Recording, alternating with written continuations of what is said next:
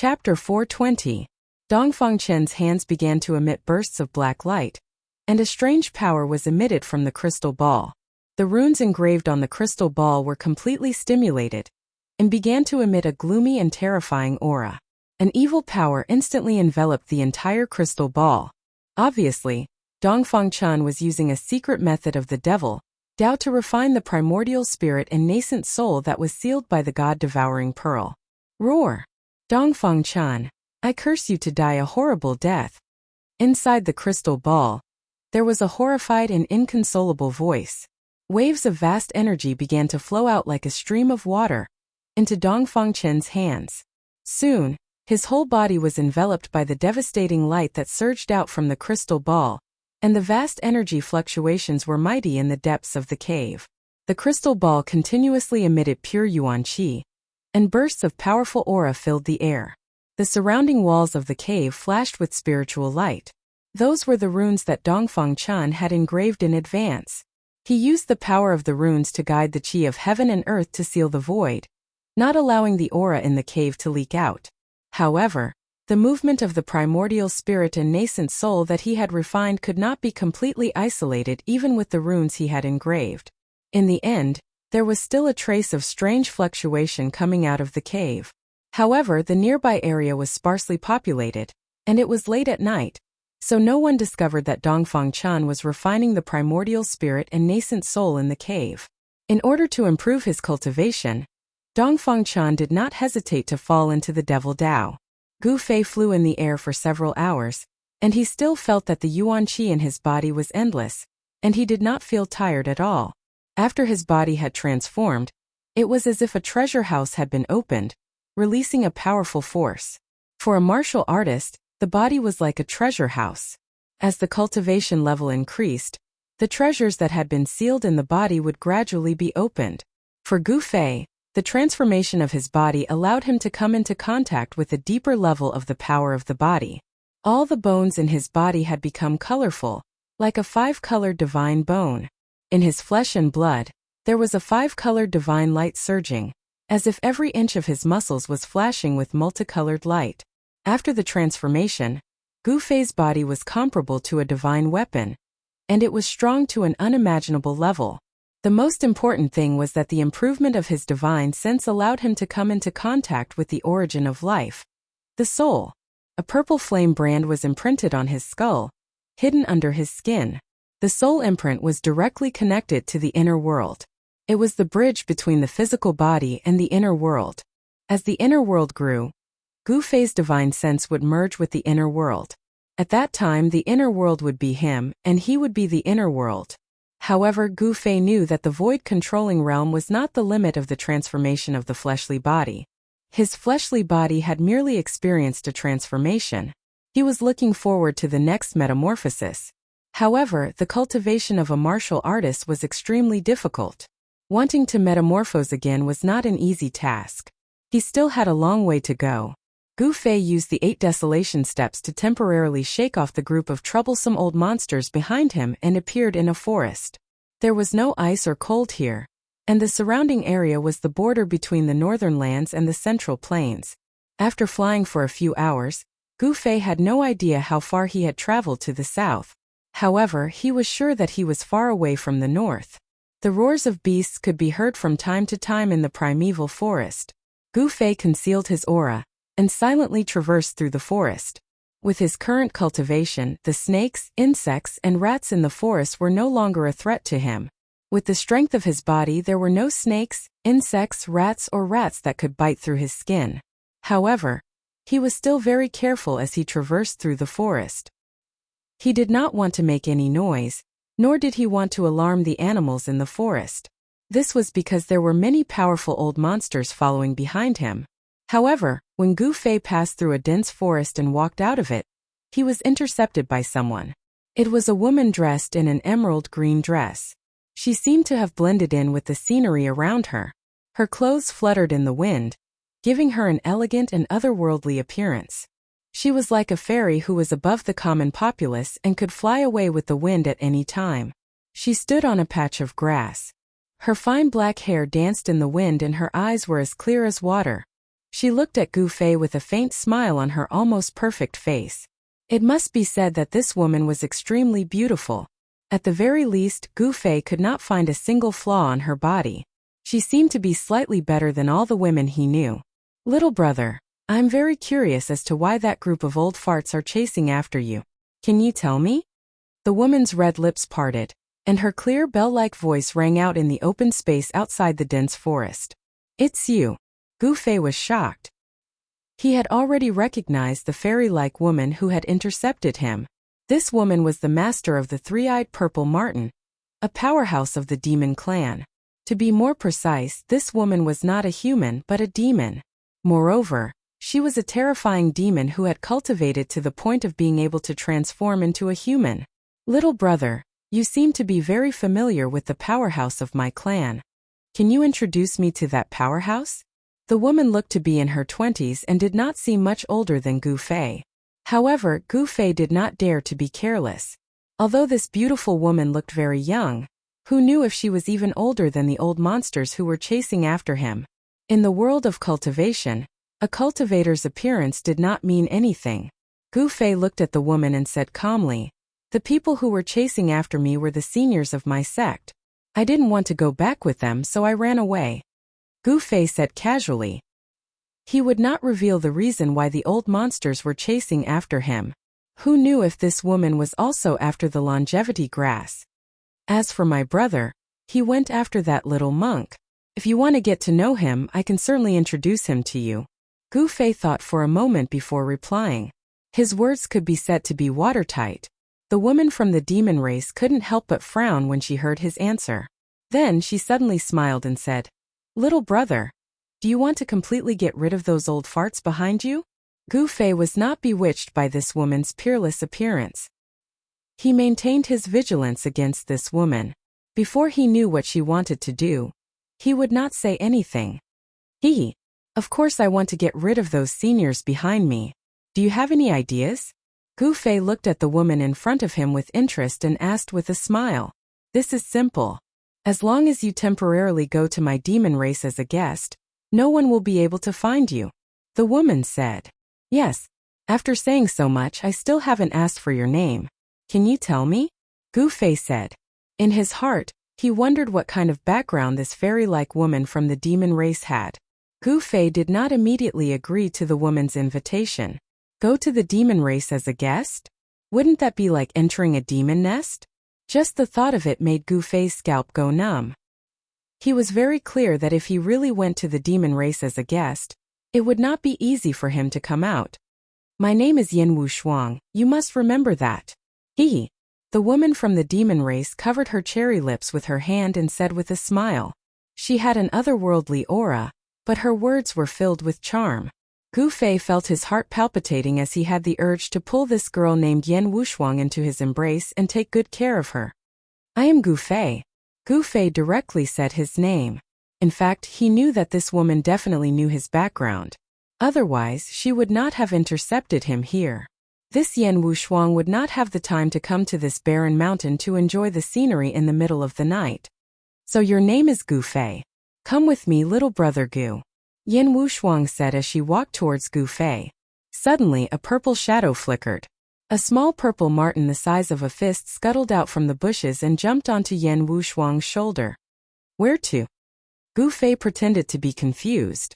He did not want to go to the demon race as a guest with Yin Wushuang. Her motive was definitely not simple. One had to know that Yin Wushuang was a greater demon that could transform. This kind of greater demon was comparable to a peerless expert of the void-controlling realm. It was extremely terrifying. A greater demon that could transform would most likely be a demon king in the demon race. "What? Are you not willing?" Yin Wushuang continued to walk towards Gu Fei step by step. Although her words were gentle, a gust of air appeared out of nowhere and swept across the dense forest. Gu Fei's expression gradually turned solemn. His eyes lit up like cold stars. He could sense a dangerous aura from the other party's body. At this moment, a sharp air-piercing sound came from the distance. Then a golden sword light like a golden bolt of lightning illuminated the night sky and rapidly approached Gu Fei and Yin Wushuang. The surrounding temperature seemed to drop rapidly as the cold sword qi arrived. Old monster Xinyuan? Gu Fei could not help but reveal a strange expression when he felt the familiar fluctuation of sword qi. This old monster of the Guangqing immortal sect was too difficult to deal with. Yin Wushuang had already stopped when the sword light appeared. She raised her head and looked at the sword light in the sky. She did not expect old monster Xinyuan to arrive so quickly. Swoosh!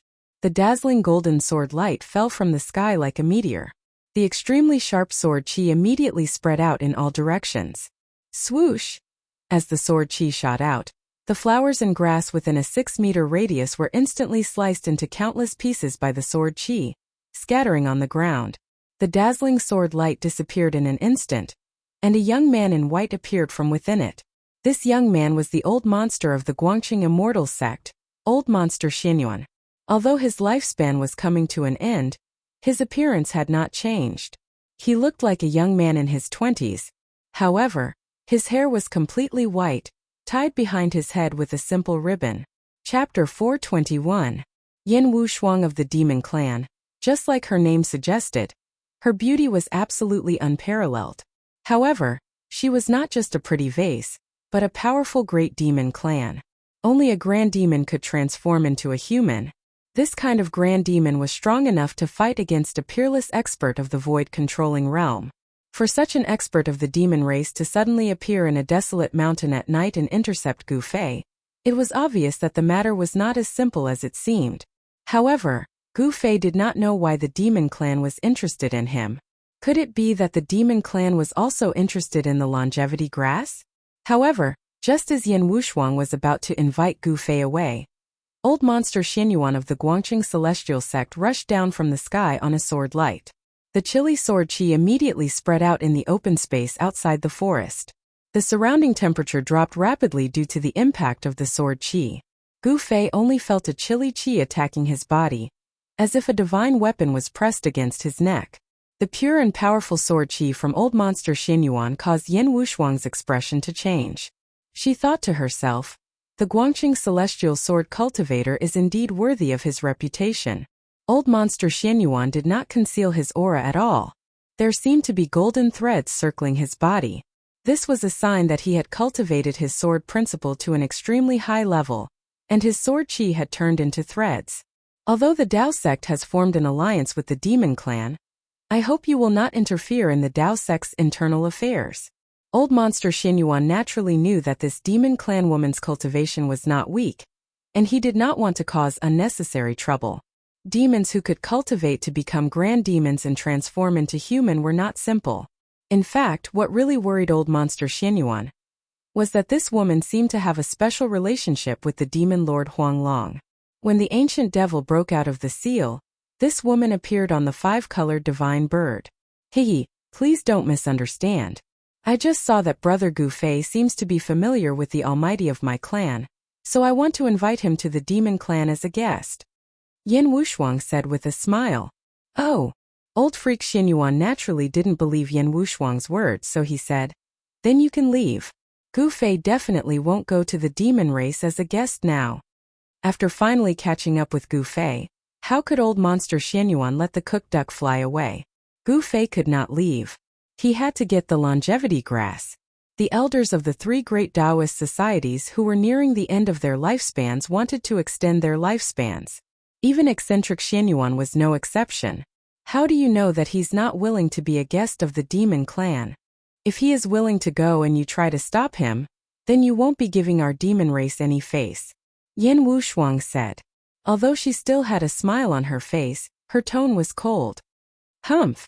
The hands of the demon race have stretched too far. It's better not to meddle in things that you shouldn't meddle in.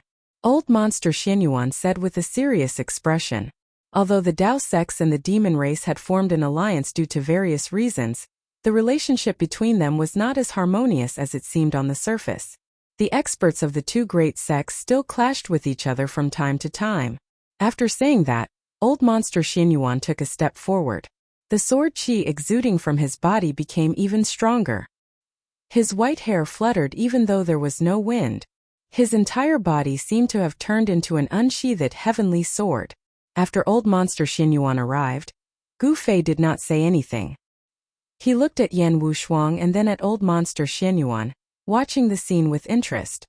In order to find out the situation of the expert of my clan, I have no choice but to ask Brother Gufei to go.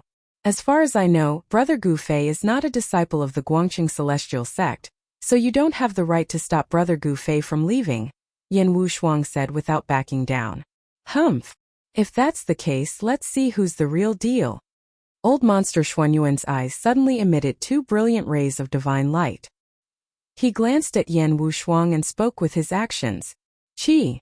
Qi. The two rays of divine light shot out from old monster Xuanyuan's body, pierced through the void, making a slight air-piercing sound. They were like two divine swords, shooting toward Yan Wushuang. When he had cultivated the way of the sword celestial to such a level, his entire body had become a sword. Every part of his body could emit an unparalleled sword qi. The cultivation world was a place where strength spoke louder. Yan Wushuang and old monster Xianyuan both knew that their opponents would not let them take Gufei away easily, so they had no choice but to fight. The one with the higher cultivation and stronger strength would be able to take Gufei away. Let's fight. I'll go with whoever wins. Maybe I'll give the longevity grass to the winner if I'm in a good mood. Gufei retreated calmly and then leaped onto the top of the tree. Old monster Xianyuan and Yan Wushuang were startled when they heard about the longevity grass, and their eyes lit up. Yan Wushuang gently waved her jade-like hands, shattering the two fierce rays of divine light. Then she grabbed at old monster Xianyuan with her right hand. Qi! Qi! Qi! Qi! Qi!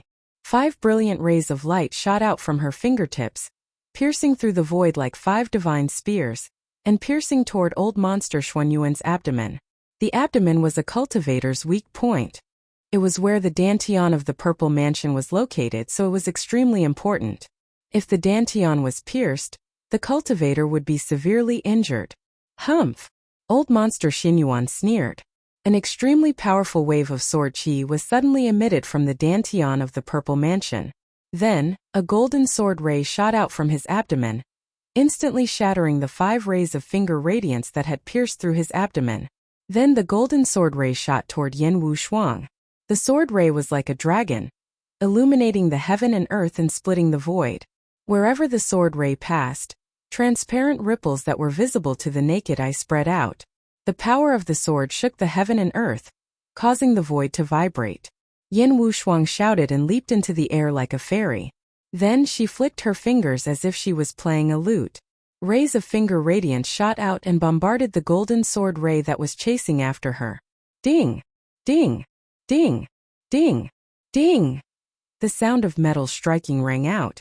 The golden sword ray was continuously shaken by the finger radiance, but it was still flying toward Yan Wushuang in the sky. At this moment, the three-eyed purple marten, who had been lying on Yan Wushuang's shoulder, was so shocked that it had burrowed into the spirit beast pouch on Yan Wushuang's waist. Heavenly monster slaughters gods. Reverse the universe. Yan Wushuang shouted in a low voice. She waved her hands, and a vast amount of medicinal power surged out from her hands. It formed a vortex in front of her, and it flew toward the sword ray that was coming at her. One sword to destroy all techniques. Old monster Xianyuan did not dare to be careless. He shouted and pointed at the flying sword in his hand. The golden sword ray suddenly shone brightly, and it suddenly grew to 10 feet long, emitting an even more powerful and fierce sword qi fluctuation. Swoosh! The 10 feet long sword ray fiercely slashed into the vortex in front of Yan Wushuang, and the sound of cloth being cut open was heard in the void. One sword to destroy all techniques? Aren't you afraid that the wind will cut your tongue? Yan Wushuang said disdainfully. Then the vortex in front of her, which was formed from endless medicinal power, emitted a terrifying energy fluctuation. The space within the vortex seemed to have been reversed, and it became turbulent. Even the void was distorted. Yan Wushuang wanted to use force to take away old monster Xuanyuan's flying sword. The 10 feet long sword ray was unable to break through the turbulent vortex, but it was not an easy task for Yan Wushuang to take away old monster Xuanyuan's flying sword. The two forces fiercely collided in the air and cancelled each other out. The sword ray, which emitted an unparalleled sword qi, tried to break through the vortex of demonic power, but the vortex of demonic power tried to devour the flying sword. For a moment, Yin Wushuang and Old Monster Xinyuan were in a stalemate, and no one was able to gain the upper hand. Just then, a few more powerful auras came from the north. Needless to say, the people from the three great Dao sects had finally caught up. Gu Fei's expression changed when he sensed those auras. Then, without thinking, he shot up into the sky and used the 8 desolation steps to fly toward the south. You guys take your time. I'm not going to keep you company. Gu Fei's voice came from afar. Old Monster Xinyuan and Yin Wushuang were in a stalemate, and they didn't dare to be careless or distracted. Otherwise, they would be seriously injured. They couldn't divert their attention to stop Gu Fei. They could only watch helplessly as Gu Fei disappeared in front of them. Old Monster Xinyuan and Yin Wushuang couldn't help but be angry. If it weren't for the other party's interference, they would have already taken away Gu Fei. At this time, the two of them were really angry. Boom! With a loud explosion, the demonic power vortex in front of Yin Wushuang shattered, and the powerful force directly sent her flying hundreds of feet away. Old Monster Xuanyuan's flying sword was also sent flying, and its light dimmed. A vast and terrifying force swept out in all directions. The flowers and trees within a radius of dozens of feet were instantly torn to pieces by the destructive force, and the mighty aftershock shook the earth. Whoosh! Yin Wushuang shot up into the sky, no longer paying attention to Old Monster Xinyuan, and directly turned into a dark green light, chasing in the direction where Gu Fei had disappeared. Preposterous! Old Monster Xinyuan cursed inwardly, and then he called back his flying sword. Then he merged with his sword, turned into a sword light, and shot up into the sky, chasing after Yin Wushuang. Gu Fei must not fall into the hands of the demon clan. After Gu Fei, Old Monster Xinyuan, and the others left, several rays of light cut through the void like meteors, flying above the place where Old Monster Xinyuan and Yin Wushuang had just fought. Chapter 422. The first rays of the morning sun shone in the boundless ancient forest. The roars of beasts and the chirps of birds echoed throughout the forest. It was a lively morning. The fog in the ancient primitive forest had not completely dissipated. As far as the eye could see, it extended to the dark green sky. Clouds and smoke floated in the air. A large river like a white ribbon separated this piece of dark green. It was a large river. The river was more than a dozen miles wide. The sound of the surging river could be heard from far away. There was a white figure sitting cross-legged on a large rock by the river. The water splashed against the rock, but the splashes were only half a foot away from the figure. However, the splashes didn't reach the figure's body. His black hair casually draped over his shoulders and back. His eyes were closed as if he was listening to the sounds of nature and feeling the pulse of the world. He sat on the large rock by the river motionlessly like a stone statue. A stone statue without any aura. There was not even a trace of life from his body. It was as if he had merged with nature and become a part of the world. If a successful cultivator saw this scene, they would definitely be moved. This was because the young man sitting on the large rock by the river had clearly entered the state of being one with the world. This state of cultivation couldn't be entered at any time. It could be said that the state of being one with the world would only appear when one had an epiphany. There were many cultivators in the world, but every cultivator only had one goal, and that was to pursue immortality.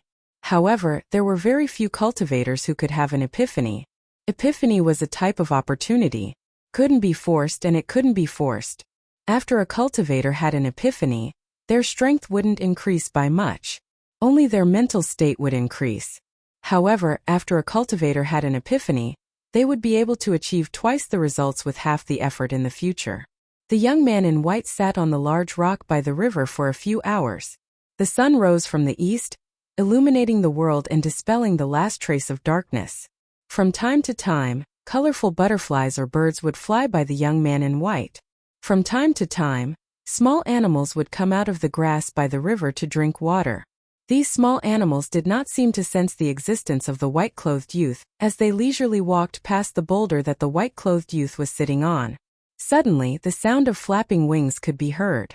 An emerald green bird flew out from the forest beside the boulder and landed on the white-clothed youth's head. The white-clothed young man remained motionless. Not even his eyelashes moved. As for the bird that landed on his head, it did not seem to feel that there was something wrong with its landing. It fluttered a few times on the white-clothed young man's head before flying back into the forest. All of this was so harmonious. When the sun was high up in the sky, sunlight shone on the white-robed young man's body, making it seem as if his body was enveloped in a layer of hazy light. It was unknown when an old man wearing a Taoist robe appeared outside the forest by the river. The old man was only 4 to 5 feet away from the white-robed youth. He was an old Taoist with a very peculiar appearance. The right side of his face was full of flesh and was as rosy as a baby's, but the left side of his face was wrinkled and stuck to his cheekbones. At first glance, he simply looked like half of a skull covered in human skin. The right side of the old Taoist's body was full of qi and blood and was full of vitality. On the other hand, the left side of his body was lifeless without a trace of vitality. Life and death, these two polar opposite forces actually appeared on the same person at the same time. Furthermore, the fact that the person was not dead seemed to have maintained the two forces in a delicate state of balance. The old Taoist was Taoist priest Ku Rong, a peerless demigod in the Tao sect. Taoist priest Ku Rong cultivated the path of life and death. Half of his body was alive while the other half was dead, so he had broken the shackles of the world and became an undead body. Needless to say, even a demigod who had broken the shackles of life and death did not have a lifespan equal to that of the heavens. Immortality was not absolute. In this world, there were still a few people who could kill demigods. For example, the old tortoise and the young monk who walked out of Lord Buddha's tomb had the ability to kill demigods, let alone Ghost Emperor Fengdu and the other ancient almighty beings. Even if those ancient almighty beings could survive hundreds of battles, some of them only had a remnant of their soul left and were not completely dead yet. They still possess great divinity and power that could easily kill a peerless demigod. Taoist priest Ku Rong stood quietly by the river. He did not go forward to disturb the young man in white who was sitting cross-legged on the big rock. His murky eyes sparkled from time to time. I didn't expect a genius to appear on Green Spirit Peak. After taking a deep look at the young man in white, Taoist priest Ku Rong turned around and walked into the forest. Following that, a dense forest about half a mile away from the river collapsed in an instant. The flowers, plants, and trees within a radius of several thousand meters turned into dust and disappeared from the world. It was very sudden, but everything happened in an instant.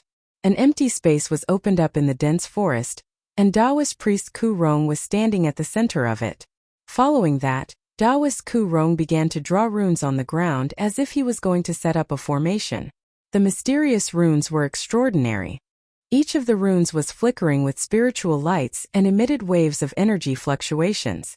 About an hour later, the ground within a radius of several thousand meters was covered with countless runes of various sizes. The runes seemed messy, but they seemed to have formed a force, which could also be considered an unpredictable force field. Whoosh! When Taoist priest Ku Rong drew the last stroke, countless runes on the ground within a radius of several thousand meters lit up at once. Following that, the heaven and earth spiritual qi gathered from all directions and merged into the runes. The formation formed by countless runes was activated. The void at the center of the formation was like a transparent water wave, ripples visible to the naked eye, and the void was distorting. Taoist priest Ku Rong seemed to be satisfied. He nodded and turned to walk toward the river. At noon, Gu Fei finally awoke from the mysterious martial realm. He had finally shaken off old monster Xin Yuan, Yan Wushuang and the others and entered the boundless forest. Following that, he sat with his legs crossed on a huge boulder beside a river. He initially wanted to comprehend the great Tao brand that the mysterious middle-aged man had branded in his heart, but to his surprise, he managed to comprehend it at that moment. The great Tao brand was a martial Tao rune that was produced when one reached the peak of the martial path. The person who was able to leave the great Tao rune behind had most likely reached the supreme martial progenitor realm. Currently, Gu Fei was still unable to comprehend it because he was not qualified to do so. He was too weak. However, even if he could not comprehend the great Tao rune, just sensing the martial Tao rune was enough for Gu Fei to enter a state of enlightenment where he was one with the heaven and man. Gu Fei felt like a long time had passed, but it also felt like he had only closed his eyes to rest for a while. He seemed to have understood a lot of things and he felt like he was enlightened. The problems that he had encountered in his cultivation seemed to have been easily solved. It was a magical feeling that made Gu Fei feel like it was unreal. He opened his eyes and rose from the boulder. At that moment he felt that his realm had completely stabilized. After the enlightenment, he was truly a void-defending realm martial artist. The Green Spirit Peak's lineage might be able to shine in your hands. Suddenly, a voice was heard coming from the side. Gu Fei was taken aback, and all the hairs on his body stood on end. He turned around abruptly and looked in the direction of the voice. He saw a Taoist standing at the edge of the forest less than 15 feet away from him, smiling at him. "You're..." When Gu Fei saw the Taoist, he was stunned. He had seen this person before. When the ancient fire god's divine palace appeared, this Taoist controlled the altar and fought endlessly with the other demigods and demigods. Once someone saw Taoist Kurong's signature look, they would never be able to forget it for the rest of their lives because his appearance was too peculiar. This Taoist was able to control the sect's altar, so he seemed to be a member of the sect. In just an instant, Gu Fei had thought of many things. He had vaguely guessed that this strange Taoist might have a deep relationship with the Taishan sect. "I'm Taoist Kurong from the Taishan sect," Taoist Kurong said with a smile. His smile made Gu Fei's hair stand on end. He saw that the right side of his face was smiling brightly, but the left side of his face looked like a half-skull. "Taoist Kurong? I've never heard of him," Gu Fei thought to himself, but he still bowed to Taoist Kurong and said, "I'm Green Spirit Peak's disciple, Gu Fei." "Greetings, Patriarch." Taoist Kurong was a peerless demigod who had broken through the hidden latch of life and death.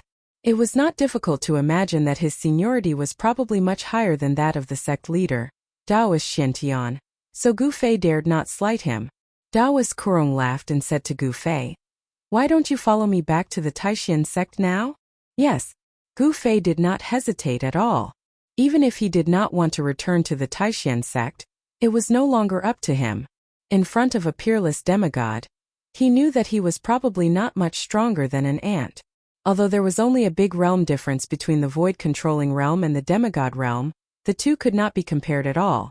A peerless demigod could kill a group of peerless void-controlling realm experts with just a wave of their hands. Gu Fei followed behind Taoist Kurong and walked through the dense forest. Soon, they arrived in front of the formation that Taoist Kurong had previously set up. Gu Fei was very surprised to see the formation. He could see that it was definitely set up by Taoist Kurong on the spot. Chapter 423. Taoist Kurong used his Tao power to carve an abstruse formation on the ground within a radius of several thousand feet. The runes could condense the world's essence and form a terrifying aura that could distort the void when Taoist Kurong poured his Tao power into them. Could it be? Gu Fei vaguely thought of a possibility, but this idea was too outrageous. The Taishan sect was definitely thousands of miles away from this endless forest. This place was still within the Northern Wei Empire's territory. According to Gu Fei's speculation, this endless forest should be between the north and the central plains. Just as Taoist Kurong was about to step into the formation, he suddenly stopped and looked at the forest on the right. "Who's there? Show yourself." As Taoist Kurong spoke, he had already pressed his right hand forward in the air. A large hand instantly condensed in front of his palm. It was as big as a small mountain and emitted a terrifying energy fluctuation. It pressed straight toward the forest on the right. Rumble! The mountain-sized palm shook heaven and earth. An endless power surged in front of the hand, causing the forest to collapse and the ground to tremble. Following that, a cry of surprise was heard from the forest. Then a green figure rushed out of the forest. Someone was really spying on them. Gu Fei could not help but feel shocked. Even though his cultivation base had broken through to the void-controlling realm, he was still weak. He could not sense that someone was lurking nearby. The figure had a slender figure and seemed to be a woman. She was shrouded by a dark green demonic cloud. She looked up into the sky and flew toward the north. A demon? Taoist Kurong seemed a little surprised. He did not attack again and let the person leave. The person rode on a demonic cloud and disappeared into the distance after a few flashes. Gu Fei did not see the person's appearance clearly, but he could vaguely guess who it was. Apart from the people from the three great Tao sects, Yan Wushuang was also following him. It seems to be his daughter. Taoist Kurong murmured as he looked in the direction where the demonic aura disappeared. He seemed to have figured out the person's origin. Taoist Kurong no longer hesitated. He led Gu Fei into the formation and used his Tao power to completely guide the formation's power. Taoist Kurong and Gu Fei stood at the center of the formation, where the runes on the ground within several thousand feet of them emitted a dazzling spiritual light. A vast energy was condensing. Gu Fei could see the space around him distorting. He could no longer see the scenery outside. At this time he already knew that this was a teleportation array. A peerless demigod had all sorts of abilities that were hard to fathom. He was actually able to set up a teleportation formation at the last minute. This really surprised Gu Fei. Swoosh! A burst of intense light burst out. The light was as bright as the sun, piercing Gu Fei's eyes and causing him to close them. Following that, Gu Fei felt the world spin around him, as if the world had been reversed in that instant. He felt as if he had nowhere to exert his strength, as if he was floating in the air, unable to touch anything. Gu Fei also felt dizzy. It was as if a huge rock was pressing on his chest, and his lungs felt like it was difficult to breathe. It was very uncomfortable. Fortunately, this situation did not last for long. After about half an hour, Gu Fei felt his body tremble, and his feet seemed to have landed on the ground. It feels so good to have my feet on the ground, Gu Fei thought to himself. He finally opened his eyes. The strong light outside made his eyes uncomfortable, but he quickly adapted to it. Nevertheless, he quickly got used to it. He looked around and saw that he and Taoist Kurong were standing on an altar with ancient runes carved on the ground. Gu Fei saw that the mysterious runes, which were emitting bright spiritual light, were quickly dimming. Soon they became dim. Where is this? Gu Fei thought to himself. Have we already returned to the Taishan sect? It was not like he had never been transported thousands of miles by a teleportation array before. Back in the southern wilderness, Gu Fei and a group of people from the Taishan sect had been transported to an important place in the 100,000 mountains. They had experienced something like this. Swoosh! Swoosh! Swoosh! Just as Gu Fei was feeling bewildered, rays of light suddenly appeared in the distant sky. Each ray of light emitted a heavy fluctuation of magical power. 18 rays of light. 18 peerless masters. Gu Fei was secretly shocked. The number of peerless masters who had suddenly appeared was even greater than the masters from the 3 great Taoist sects who had been tracking him. The ancient altar was built in a valley. The valley was not large, but it was filled with flowers and lush vegetation. The scenery was not bad. They're here. Taoist Kurong seemed to have known that something like this would happen. He was not surprised at all, and he still stood on the altar calmly. Who are they? Gu Fei thought to himself. 18 peerless masters was an extremely powerful force. In the world of cultivation, they would definitely be a superpower. The 18 rays of light flew from all directions like 18 divine rainbows. Even during the day when the sun shone on the world, they were still dazzling. Soon, the 18 rays of light flew over the valley one after another and landed directly in front of the altar. These 18 peerless masters did not seem to dare to land directly on the altar. When the person in the lead appeared from the rays of light, Gu Fei already knew who he was. The person in the lead was a Taoist with a sage-like demeanor. Gu Fei was very familiar with this Taoist. This Taoist was the leader of the Taishan sect, Taoist Xintian. Behind Taoist Xintian stood 17 men and women.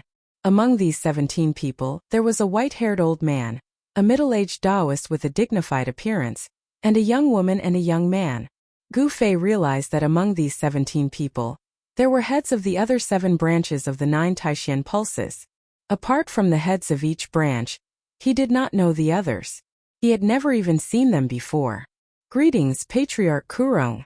Taoist Xintian led a group of Taishan sect cultivators and bowed respectfully to Taoist Kurong, who was standing on the altar. Taoist Kurong was a peerless demigod. He had already broken through the hidden latch of life and death, and was on the road to immortality. No one knew how long he had lived. In the Taishan sect, there was probably no one who had a higher seniority than him. With a peerless demigod in charge, it was no wonder that the Taishan sect had been able to survive in the world of cultivation. Although the Taishan sect had experienced several crises where they were almost destroyed, they were still safe. All right.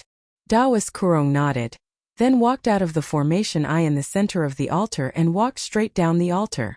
Gu Fei hurriedly followed Taoist Kurong down the altar. There was a solemn atmosphere in the quiet valley. Taoist Xintian and the others did not even dare to breathe loudly in front of Taoist Kurong. They were extremely respectful. I've brought him back, but I want to accept him as an unofficial disciple, Taoist Kurong said as he arrived in front of everyone. Taoist Xintian and the others could not help but be stunned. They never thought that Taoist Kurong would want to accept Gu Fei as an unofficial disciple, which surprised them. Patriarch this. Taoist Xintian wanted to say something but stopped on second thought. The expressions of the others also became a little strange. If Taoist Xintian accepted Gu Fei as an unofficial disciple, wouldn't Taoist Xintian also become Gu Fei's junior? Huh. Do you have any objections? Taoist Kurong uttered coldly and released a powerful and oppressive aura. The aura pressured Taoist Xintian and the other peerless powerhouses to the point that they felt suffocated. Taoist Kurong was like an unreachable ancient sacred mountain. The powerful aura that he released made everyone's hearts palpitate. Patriarch Kurong wants to accept me as an unofficial disciple? Gu Fei was also dumbfounded by Taoist Kurong's words, and his mind went blank at once. I dare not. I'll listen to your orders, Patriarch, Taoist Xintian said fearfully. The first seats and the elders behind him quickly nodded in agreement. Gu Fei, are you willing to be my unofficial disciple? Taoist Kurong asked Gu Fei with a barely noticeable flash of light in his muddy eyes. What? Be his disciple?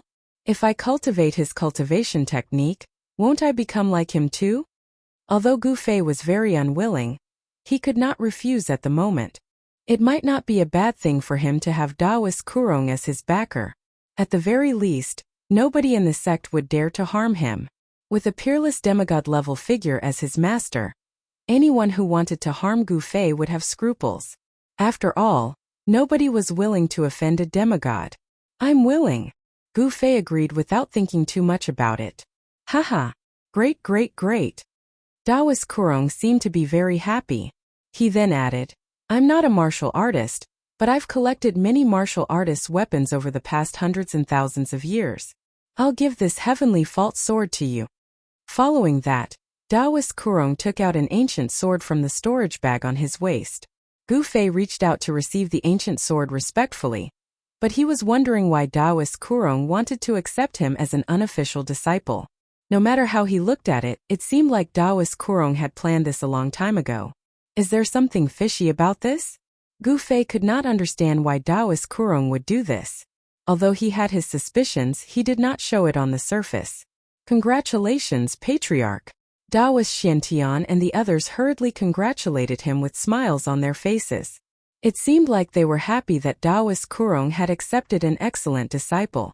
However, among the 18 peerless powerhouses from the Taishan sect, including Taoist Xintian, not many of them were truly happy about this matter. Chapter 424. Clang! When Gu Fei unsheathed the sword, the sound of the sword was clear and melodious like a dragon's roar. However, the half of the sword that was unsheathed was dull, and it seemed to be a blunt sword without a sharp edge. Good sword! Taoist Xintian, the chiefs, and the elders in the sect could not help but cheer. When the heavenly fault sword was unsheathed, a simple and unadorned aura immediately filled the air. It didn't show off its sharpness, nor did it emit any chilling sword chi. However, everyone could feel an imposing and heavy aura from the heavenly fault sword. The ancient sword was blunt, and it was precisely because there was no dazzling cold light or sharp sword chi that the heavenly fault sword was extraordinary. The gazes of Taoist Xintian and the elders were very sharp.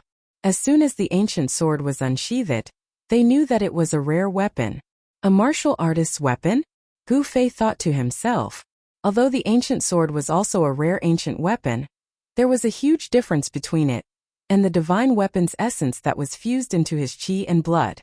Gu Fei returned the sword to its sheath and bowed to Taoist Kurong. Thank you, Master, for the sword. Good, good, good. Cultivate well in the sect. If there's anything you don't understand, you can ask Xintian and the others. Taoist Kurong helped Gu Fei up with a smile. Upon hearing that, Gu Fei could not help but think that this cheap master just wanted to establish a master-disciple relationship with him in name only. Yes, Gu Fei replied, but he wondered why Taoist Kurong did this. Gu Fei really could not understand why Taoist Kurong would do this, and what exactly did Taoist Kurong want from him? This made Gu Fei a little uneasy. Not only Gu Fei, but Taoist Xintian and the other higher-ups of the Taishan sect also did not know why Taoist Kurong suddenly wanted to accept Gu Fei as a registered disciple. Alright, I'll be returning to the innumerable mountains, Taoist Kurong said. Goodbye, master. Farewell, patriarch. Gu Fei, Taoist Xintian, and the others quickly bowed at him. Taoist Kurong's wrinkled face revealed a rare smile that was 100 times uglier than crying. Even if Taoist Kurong did not smile, he still looked very strange. When he smiled, he gave off a somewhat frightening and evil feeling. Swoosh! Taoist Kurong did not seem to want to stay any longer. He leaped onto the ancient altar and activated the transportation formation on it. A bright light flashed, and he vanished from the altar. Gu Fei threw the heavenly fault sword in his hand into his storage bag, then stood in front of Taoist Xintian and the other higher-ups of the Taishan sect, not knowing what to do. Taoist Xintian and the other elders also had a somewhat strange expression on their faces. Gu Fei had been accepted as a registered disciple by Taoist Kurong, so in terms of seniority, Gu Fei could be said to be the elder of this group of old monsters in front of them. Taoist Xintian wanted to say something but stopped. He did not know how to address Gu Fei. Should he call Gu Fei Grandmaster or something? Even the 17 elders behind him did not know what to do for a moment, let alone Taoist Xintian. Uncle Gu Fei, please come to the Taishan temple. We have something to discuss with you. Taoist Xintian hesitated again and again, but in the end, he still called Gu Fei Uncle Master. The sect master was indeed someone who knew when to yield and when to stand tall. The group of elders behind Taoist Xintian could not help but give Taoist Xintian a thumbs up. The way he addressed Gu Fei as Uncle Master was earth-shattering, and the elders behind him were full of admiration. Calling a junior, especially the youngest junior in the sect, Uncle Master required extraordinary courage and boldness. It was absolutely impossible to call him Uncle Master. Sect Master, please don't call me that. Just call me by my name. Gu Fei hurriedly waved his hands and retreated to the side. Although Gu Fei was only a registered disciple of Taoist Kurong, Taoist Xintian did not dare to slight him and still insisted on calling Gu Fei Uncle Master. Gu Fei saw that Taoist Xintian insisted, but there was nothing he could do. Thus, the group of people rose into the sky and flew out of this quiet and secluded valley. This valley was actually a forbidden area of the Taishan sect in Taishan Mountain. Usually, this valley was strictly forbidden for the disciples of the sect to enter. The ancient altar in the valley was a treasure of the Taishan sect, and there were masters guarding the valley. After Gu Fei rushed out of the valley and flew high in the sky, he could clearly see the surrounding terrain. He found that he was still in the territory of Taishan Mountain. This valley seemed to be less than 100 miles away from Taishan Peak, the main peak of the 9 peaks of Taishan. At this time, Gu Fei no longer doubted that he had really been brought back to the Taishan sect by his cheap master. The teleportation matrix that Taoist Kurong had carved could transport people thousands of miles. It was really incredible and it shocked Gu Fei. Demigods really did have unfathomable means. 19 beams of light appeared on Taishan Mountain, and it immediately alarmed the countless disciples of the Taishan sect who were cultivating on the 9 peaks of Taishan. They all came out of their cultivation places and looked at the scene in the sky in shock. Soon Gu Fei, Taoist Xintian, and the others came to the back of the Taishan temple, where Taoist Xintian cultivated. Taoist Xintian invited Gu Fei to sit down. After all the elders of the sect had sat down, Taoist Xintian could not wait to ask about the longevity grass. All the elders also looked at Gu Fei, waiting for him to answer. Taoist Qi and the other 4 or 5 elders, who were nearing the end of their lifespans, had their cloudy eyes become extremely bright at this time. They pricked up their ears to listen to Gu Fei's answer. Gu Fei did not want to take out the longevity grass immediately because he did not want Taoist Xintian and the others to know that he had an inner world. This was his big secret. The inner world could be said to be Gu Fei's trump card. He could not let people know about it easily, especially when he was not strong enough. Therefore, Gu Fei put the blame on the innocent old tortoise. He said that the longevity grass was in the hands of the old tortoise, but if he wanted it back, he could contact the old tortoise and get the longevity grass back. Daoist Xintian and the other elders did not doubt Gu Fei's words. After all, in the north, they saw Gu Fei with their own eyes with a powerful figure of the demon clan. It seemed that the relationship between Gu Fei and that powerful figure of the demon clan was not ordinary. Daoist Xintian and the other elders actually knew about some of the old ghosts' origins, so Minister Dan had already told the higher-ups of the school everything that happened in the virtual sky world in detail, no matter how big or small. They knew that the old tortoise was a character in the virtual sky world, and his cultivation was extremely powerful. He controlled the legendary inner world and was a terrifying existence that surpassed demigods. If the longevity grass was in the hands of a powerful figure of the demon clan, even Daoist Kurong would not be able to get it back. Fortunately, Gu Fei seemed to be able to get the longevity grass back from the old tortoise, which made the elders who were worried finally feel relieved. After Gu Fei promised to contact the old tortoise as soon as possible and get the longevity grass back, Daoist Xintian continued to ask Gu Fei about his experiences in and out of the virtual sky world before letting him go back to Green Spirit Peak. Chapter 425. At dusk, Gu Fei left the Taishan sect. He rose into the air and flew toward Green Spirit Peak, which was hundreds of miles away. At this time, apart from the upper echelons of the Taishan sect, the other disciples of the sect did not know that Gu Fei had returned to the Taishan sect.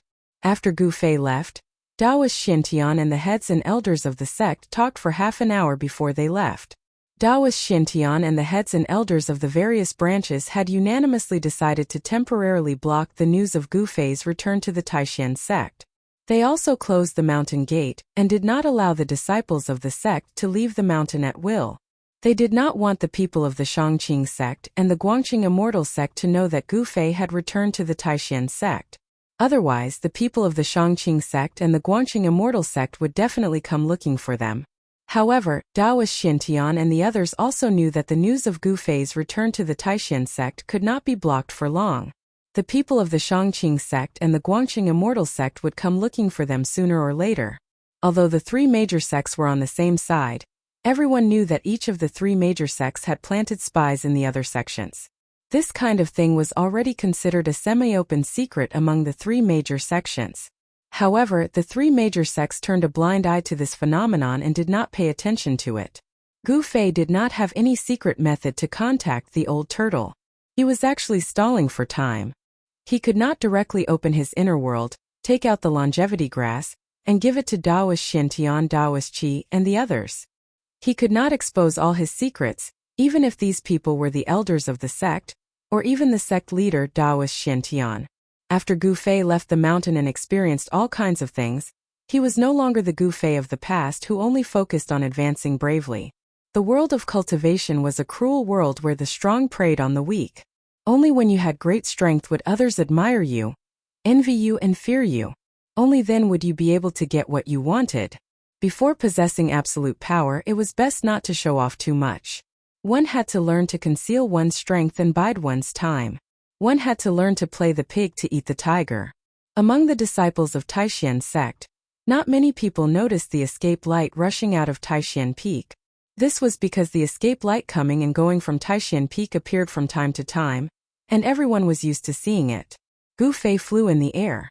He didn't fly directly to Green Spirit Peak, but landed in front of the bamboo forest at the foot of the mountain. The Green Spirit Peak seemed to be the same as before. It did not change because of Gu Fei's departure. The bamboo forest at the foot of the mountain was dyed golden by the setting sun. Gu Fei stood outside the bamboo forest and smelled the fragrance of bamboo leaves. This was the scent of nature, and it was also a scent that he was very familiar with. I'm finally back. Gu Fei looked at the familiar bamboo forest in front of him and murmured. He really couldn't describe his current feelings. The Green Spirit Peak of Taishan sect now only had one successor, Gu Fei. It could be said that this spiritual peak was actually a lonely peak with no one. Gu Fei walked into the bamboo forest, and there was a rustling sound under his feet. The bamboo path was covered with thick leaves, and when people walked on it, it was as if they were stepping on soft soil. Obviously, this path through the bamboo forest to the top of the mountain had not been used for a long time. Gu Fei was not in a hurry to return to the cave on the mountain, because there was actually nothing in the cave, and there would be no one waiting for him there. Gu Fei, who cultivated ancient martial arts, walked the path of becoming a saint with his physical body, and proved the way with his strength. He did not need the magic treasures of cultivators. The magic treasures, elixirs, and cultivation methods that Green Spirit Peak had accumulated over the generations were actually quite a lot. However, ever since one of the ancestral masters of Green Spirit Peak obtained an ancient martial arts manual, the disciples of Green Spirit Peak began to cultivate that ancient book, and from cultivation to immortality, they embarked on the path of martial arts.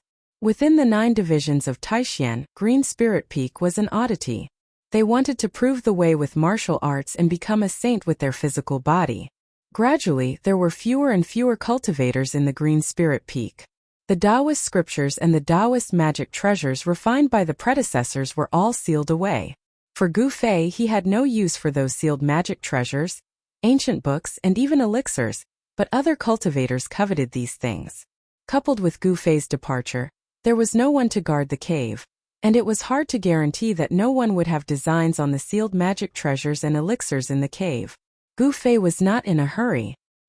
He continued to stroll through the bamboo forest, and walked up the almost unrecognizable path up the mountain unhurriedly. He did not use the 8 desolate steps, but instead walked up the mountain step by step. He did not display any power, just like an ordinary person climbing the mountain. Even so, after an hour, Gu Fei still arrived at the cave on the mountain. However, when he saw the heavy stone door that was opened, his expression immediately became extremely ugly. Gu Fei stopped in his tracks. He could vaguely hear a faint voice coming from behind the open stone door. There were actually outsiders in his cave mansion. Furthermore, there was more than one person in the cave mansion. Preposterous! Gu Fei was infuriated. He strode forward, but just when he was about to enter the cave, a voice rang in his ears. Haha!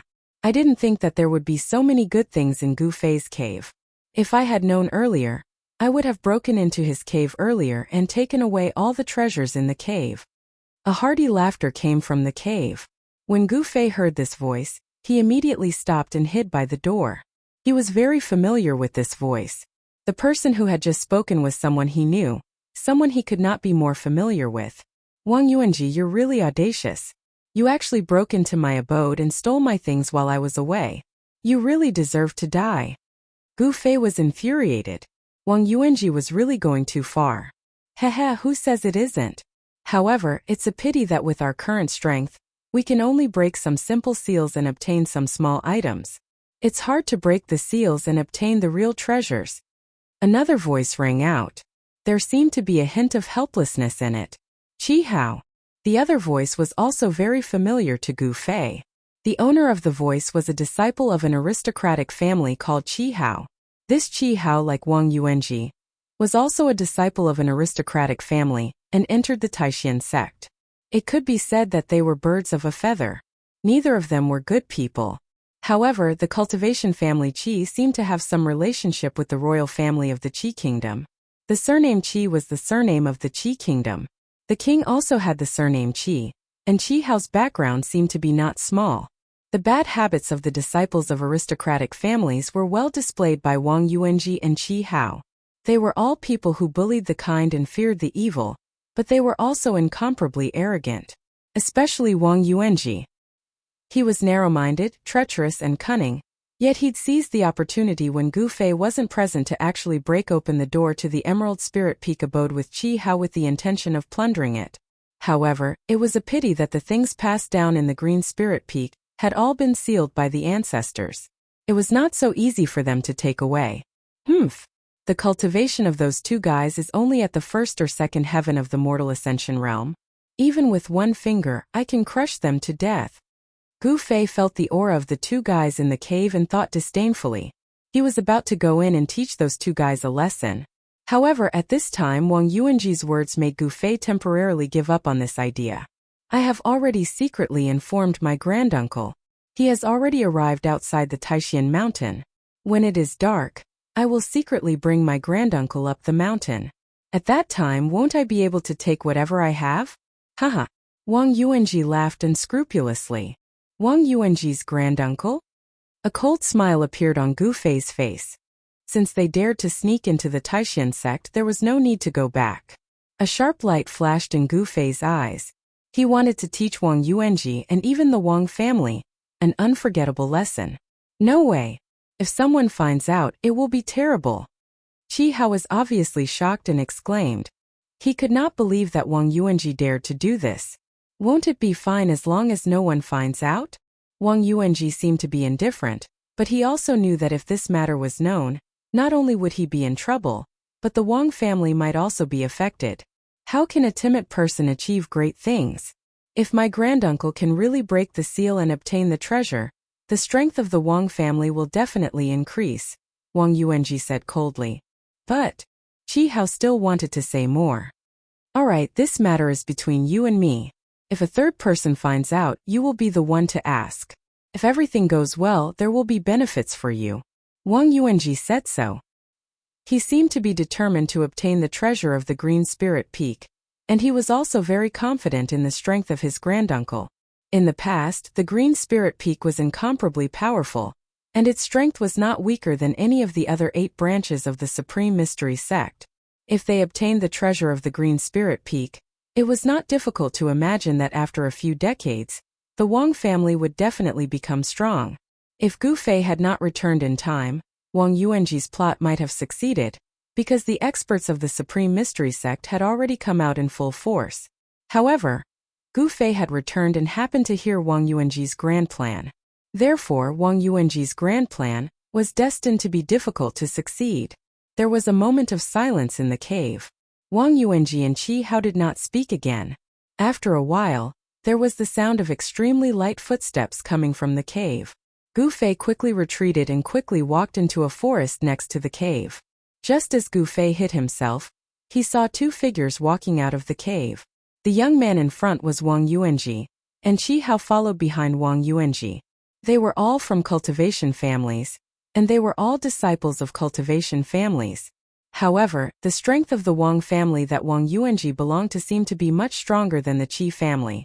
Among the disciples of the families that had entered the Supreme Mystery Sect, Dongfang Chen of the Dongfang family and Wang Yuanji of the Wang family were the leaders. Dongfang Chen was not on the mountain, so Wang Yuanji became the leader of the group of disciples on the mountain. Gu Fei saw that after the 2 of them came out of the cave, Qi Hao, who was walking behind Wang Yuanji, turned around and closed the 2 thick stone doors. He then caught up with Wang Yuanji and walked down the mountain together. Wang Yuanji and Qi Hao probably never would have thought that their conversation had all fallen into Gu Fei's ears. Humph! The things of my Green Spirit Peak are not that easy to take. Gu Fei was hidden in the forest, coldly watching Wang Yuanji and Qi Hao's figures disappear on the mountain path, and then muttered. Chapter 426. It could not be said that there were no people in the Taishan sect who had ideas about Green Spirit Peak, but those people all had scruples. After all, Green Spirit Peak was one of the 9 meridians of Taishan. Moreover, the elders of the Taishan sect knew very well what kind of treasures the Green Spirit Peak had. They knew the Green Spirit Peak like the back of their hand.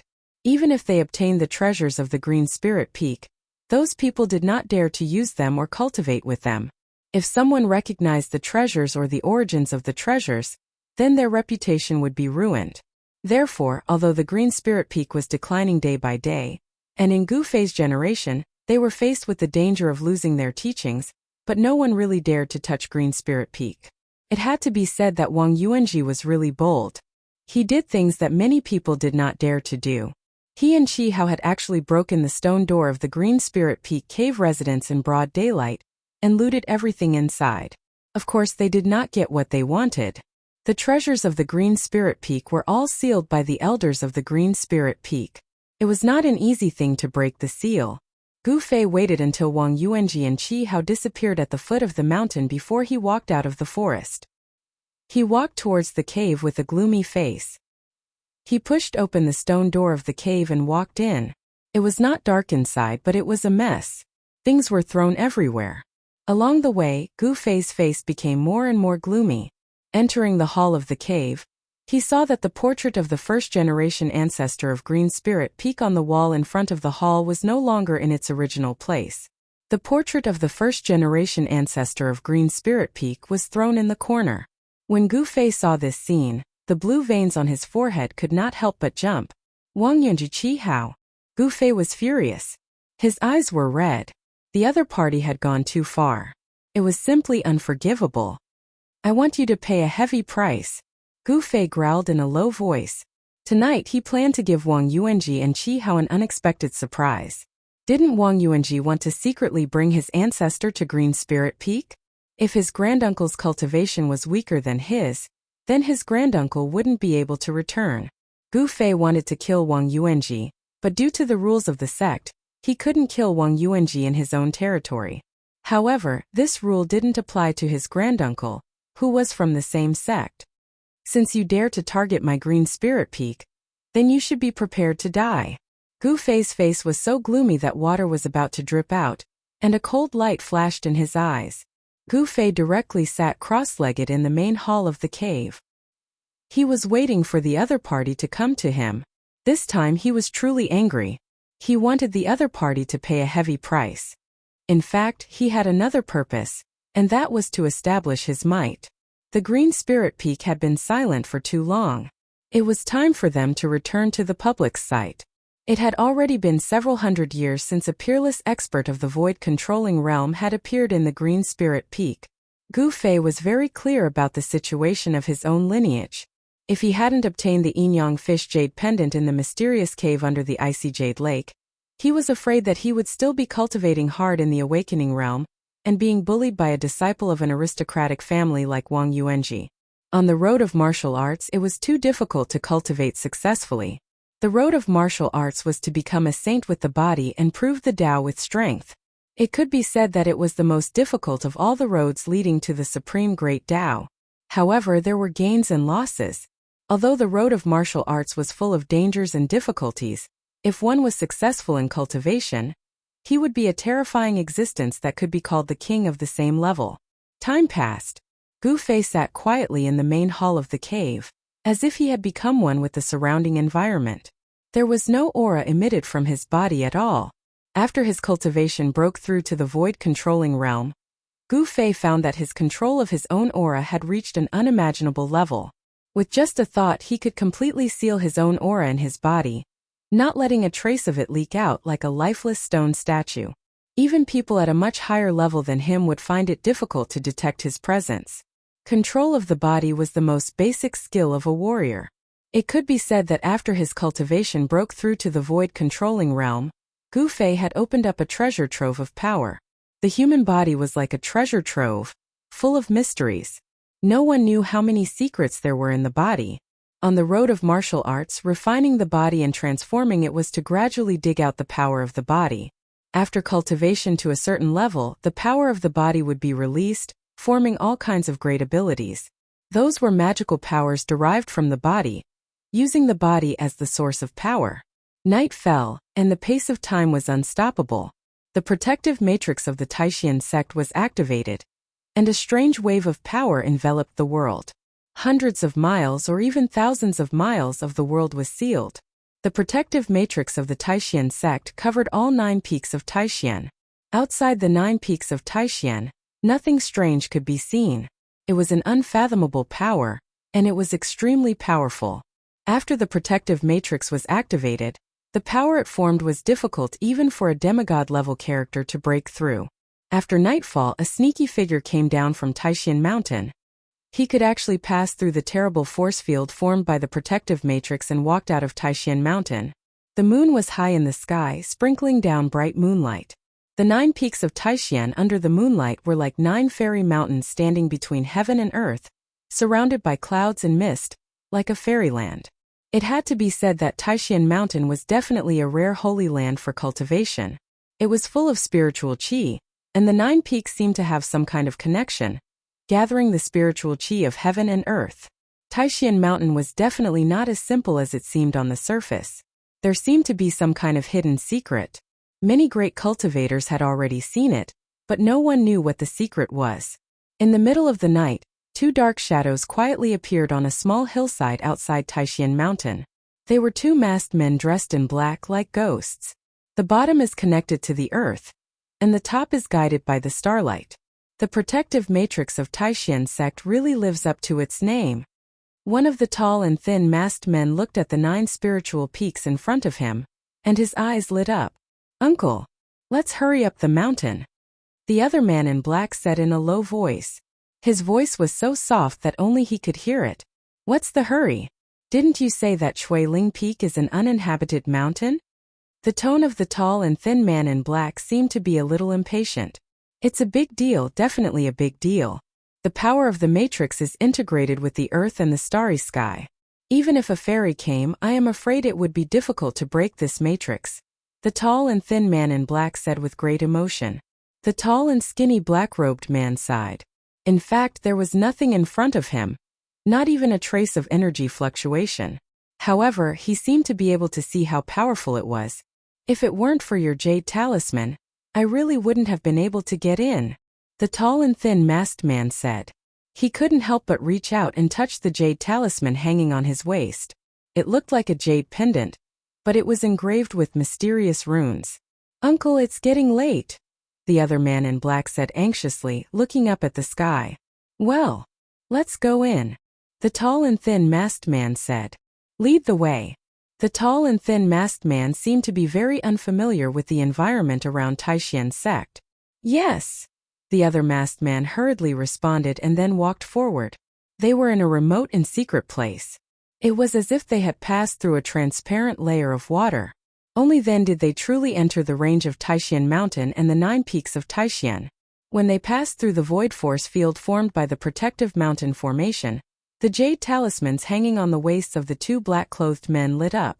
They emitted an almost transparent light curtain that enveloped them. After passing through the void force field formed by the mountain protection matrix, the jade talismans hanging on their waists immediately became dim. Not long after, in front of the cave abode on Shuiling Peak, 2 black shadows appeared.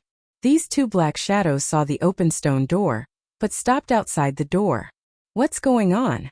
When I left in the evening, I clearly told Qi how to close the stone door." Wang Yuanji, who was wearing black tights and had his face covered with a black cloth, was obviously surprised. "It can't be that Qi Hao got ahead of us." Wang Yuanji wanted to rush in, but he didn't dare. He didn't know if there was anyone else in the cave abode. "There seems to be no one inside." As if sensing Wang Yuanji's uneasiness, the tall and thin masked man suddenly whispered. With his incomparably powerful divine will, if there was someone inside, he would be able to sense it. There was no aura coming from inside. "No one? Then should we go in or not?" Wang Yuanji whispered. He seemed to feel that something bad was about to happen. The dark entrance to the cave abode in front of him was like the open mouth of a demon, as if it could swallow him at any time. "Humph. Since we have already entered the treasure mountain, how can we return empty-handed?" The tall and thin masked man said coldly, then directly stepped forward and walked into the cave abode. Seeing this, Wang Yuanji hesitated for a moment, then gritted his teeth and quickly followed. Since his great-uncle said that there was no one inside, there should be no one inside. After walking through the pitch-black passageway, the hall in front emitted a faint light. Originally, the entire cave abode was as bright as day, but Wang Yuanji and Qi Hao had conveniently plucked many of the pearls that were embedded in the walls before they left. In the eyes of Wang Yuanji and Qi Hao, the pearls that were used for illumination were also treasures. These pearls had been refined, and each pearl could be considered a magic treasure. However, when Wang Yuanji came out of the hall, he saw his great-uncle standing outside the hall nervously, staring straight ahead. Wang Yuanji followed his great-uncle's gaze. This glance was not important, but it made Wang Yuanji's scalp explode.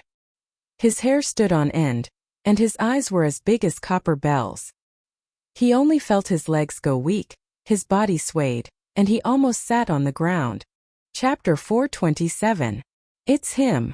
Didn't he get lost in the virtual sky world? How could he appear here? Wang Yuanji, who was wearing black tights and had his face covered, seemed to be stunned as he muttered to himself. In the dim cave residence, they saw a white figure sitting cross-legged in the hall. There was no aura coming from his body. If they hadn't seen him with their naked eyes, they wouldn't have been able to sense that there was someone else in the cave residence. Moreover, this was a person who was absolutely impossible to appear.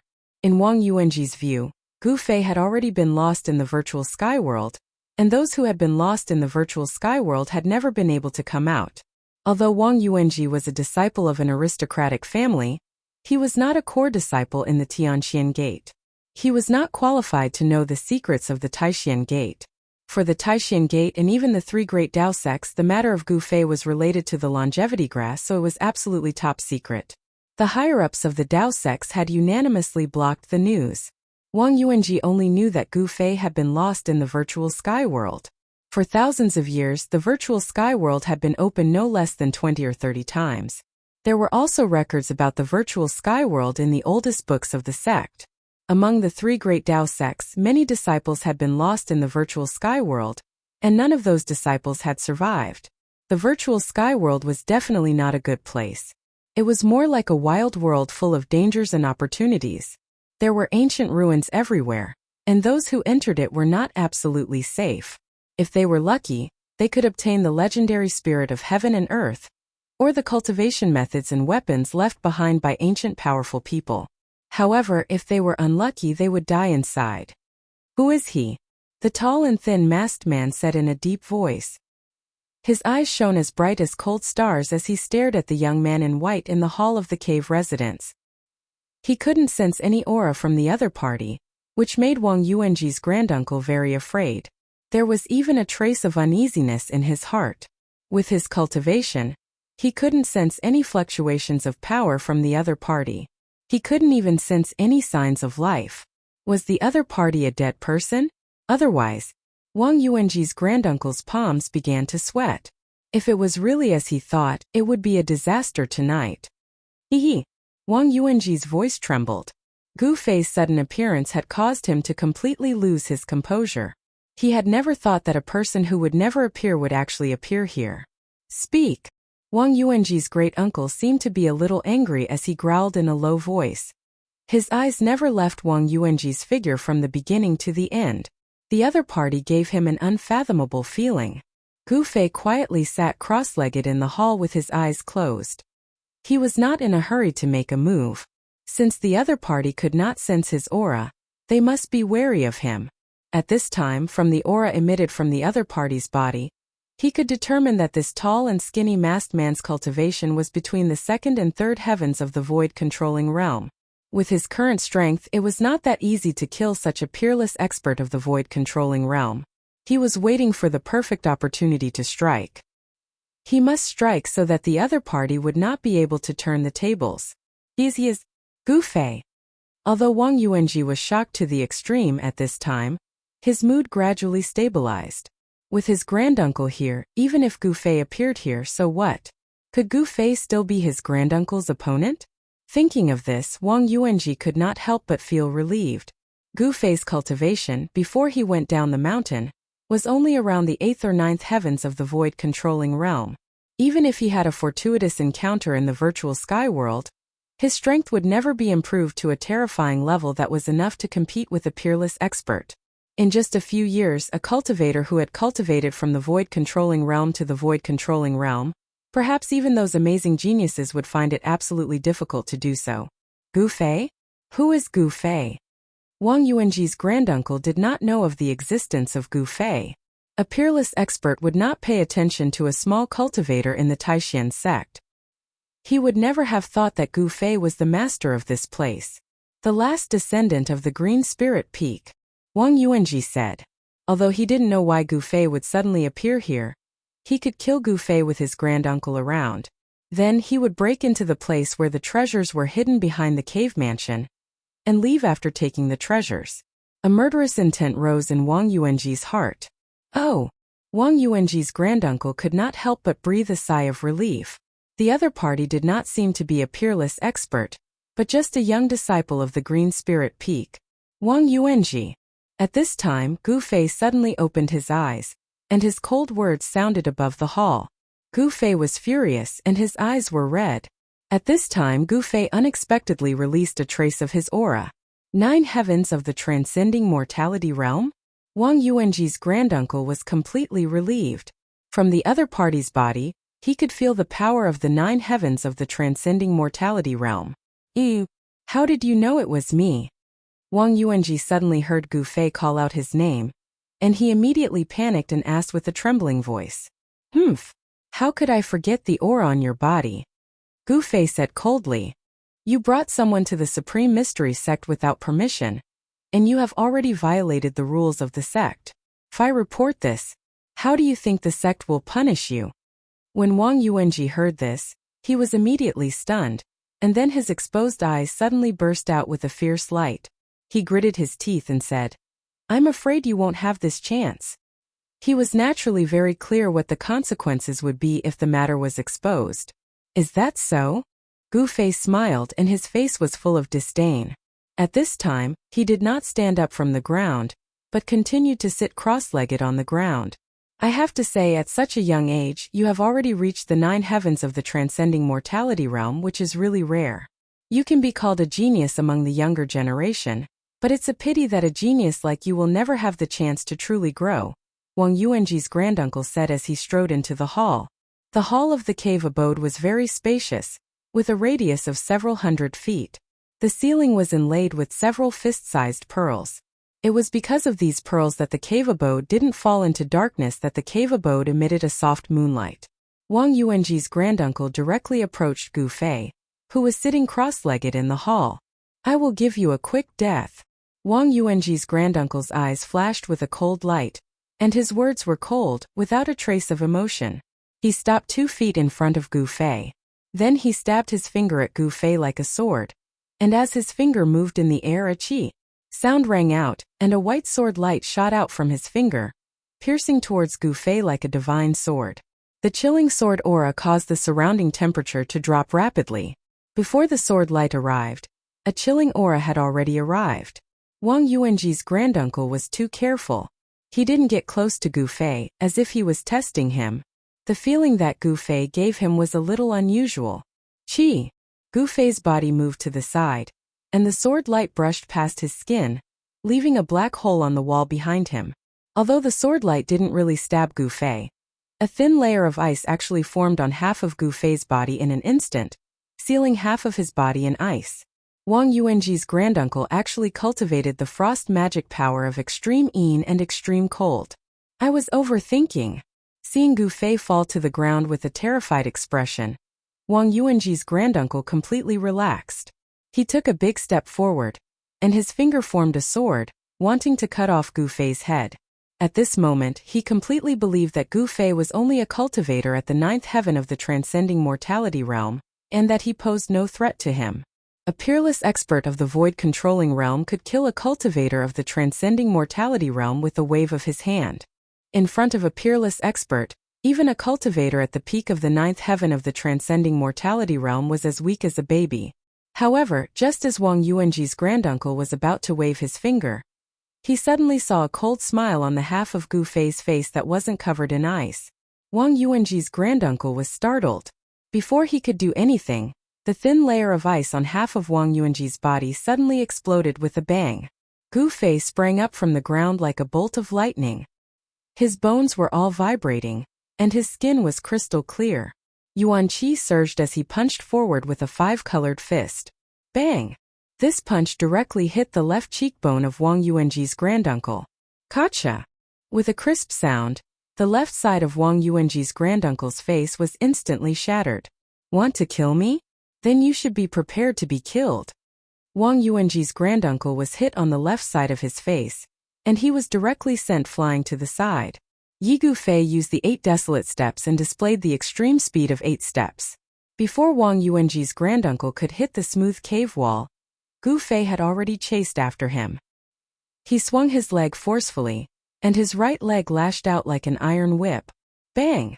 Gu Fei's right leg heavily struck the chest of Wang Yuanji's granduncle, and directly smashed him down from the air. Even though Wang Yuanji's granduncle had the cultivation base of the 2nd or 3rd heaven of the void-controlling realm, but his physical body was absolutely incomparable to Gu Fei's martial body. His sternum was broken on the spot and collapsed.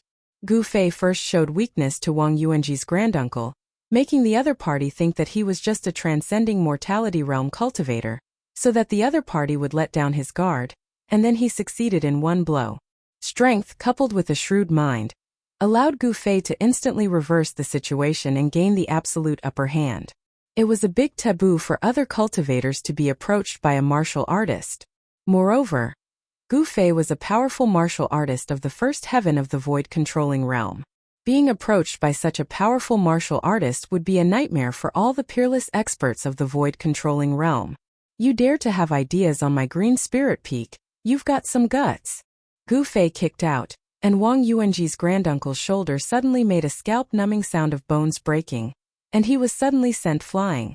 Gu Fei did not wait for him to land, and only took a step forward to chase after him. Bang! Bang! Bang! Two sounds. Gu Fei swung out both fists, directly smashing the thigh bone of Wang Yuanji's granduncle, and then with one foot, he fell heavily to the ground. Wang Yuanji, who was standing at the entrance of the cave residence, was completely stunned by the scene in front of him.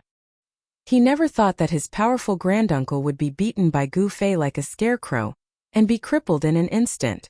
Chapter 428. Wang Yuanji's granduncle was lying on the ground like a pool of mud. His skull, sternum, shoulder bones, and leg bones were all smashed by Gu Fei's heavy hand. However, it has to be said that the vitality of a peerless master of the void-controlling realm was also extraordinary. Wang Yuanji's granduncle was still alive after suffering such serious injuries. Roar! He roared in anger, causing the entire cave abode to shake. He actually endured the intense pain and floated up from the ground. Vast waves of mana surged out from his body, and within the cave abode, a strong airflow was generated out of nowhere. The airflow rolled up the scattered debris on the ground and danced around Wang Yuanji's granduncle. The mask of Wang Yuanji's granduncle was already sent flying when Gu Fei punched him on the left side of his face. Wang Yuanji's granduncle was an old man with a thin face. The corner of his mouth was bleeding, and his face was ferocious as he stared fiercely at Gu Fei. If looks could kill, Gu Fei would have died countless times. This was the first time Gu Fei had fought with a peerless master, and the other party's cultivation was obviously higher than him, a martial artist who had just entered the ranks of the peerless masters. However, Gu Fei was pretending to be a pig to eat a tiger, and he instantly injured the old man. However, the other party seemed to be very strong, and he actually floated up from the ground. Little bastard, die! Wang Xianfeng roared angrily.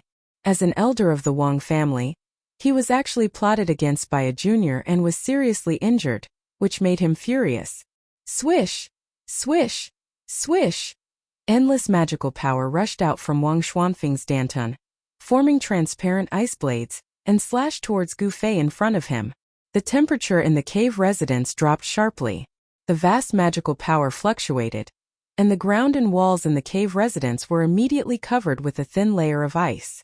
The huge cave residence seemed to have turned into an ice cave in an instant. Wang Yuanji was only at the transcending mortality stage, and it was hard for him to withstand this cold air. He hurriedly turned around and ran out of the cave. With his great-uncle's help, Gu Fei would definitely die. Wang Yuanji was very confident in his granduncle. Even if his granduncle's physical body was injured, it wouldn't affect his cultivation. This was because a cultivator's abilities were all above the nascent divinity and nascent soul. The physical body was just a bag of skin, a cauldron.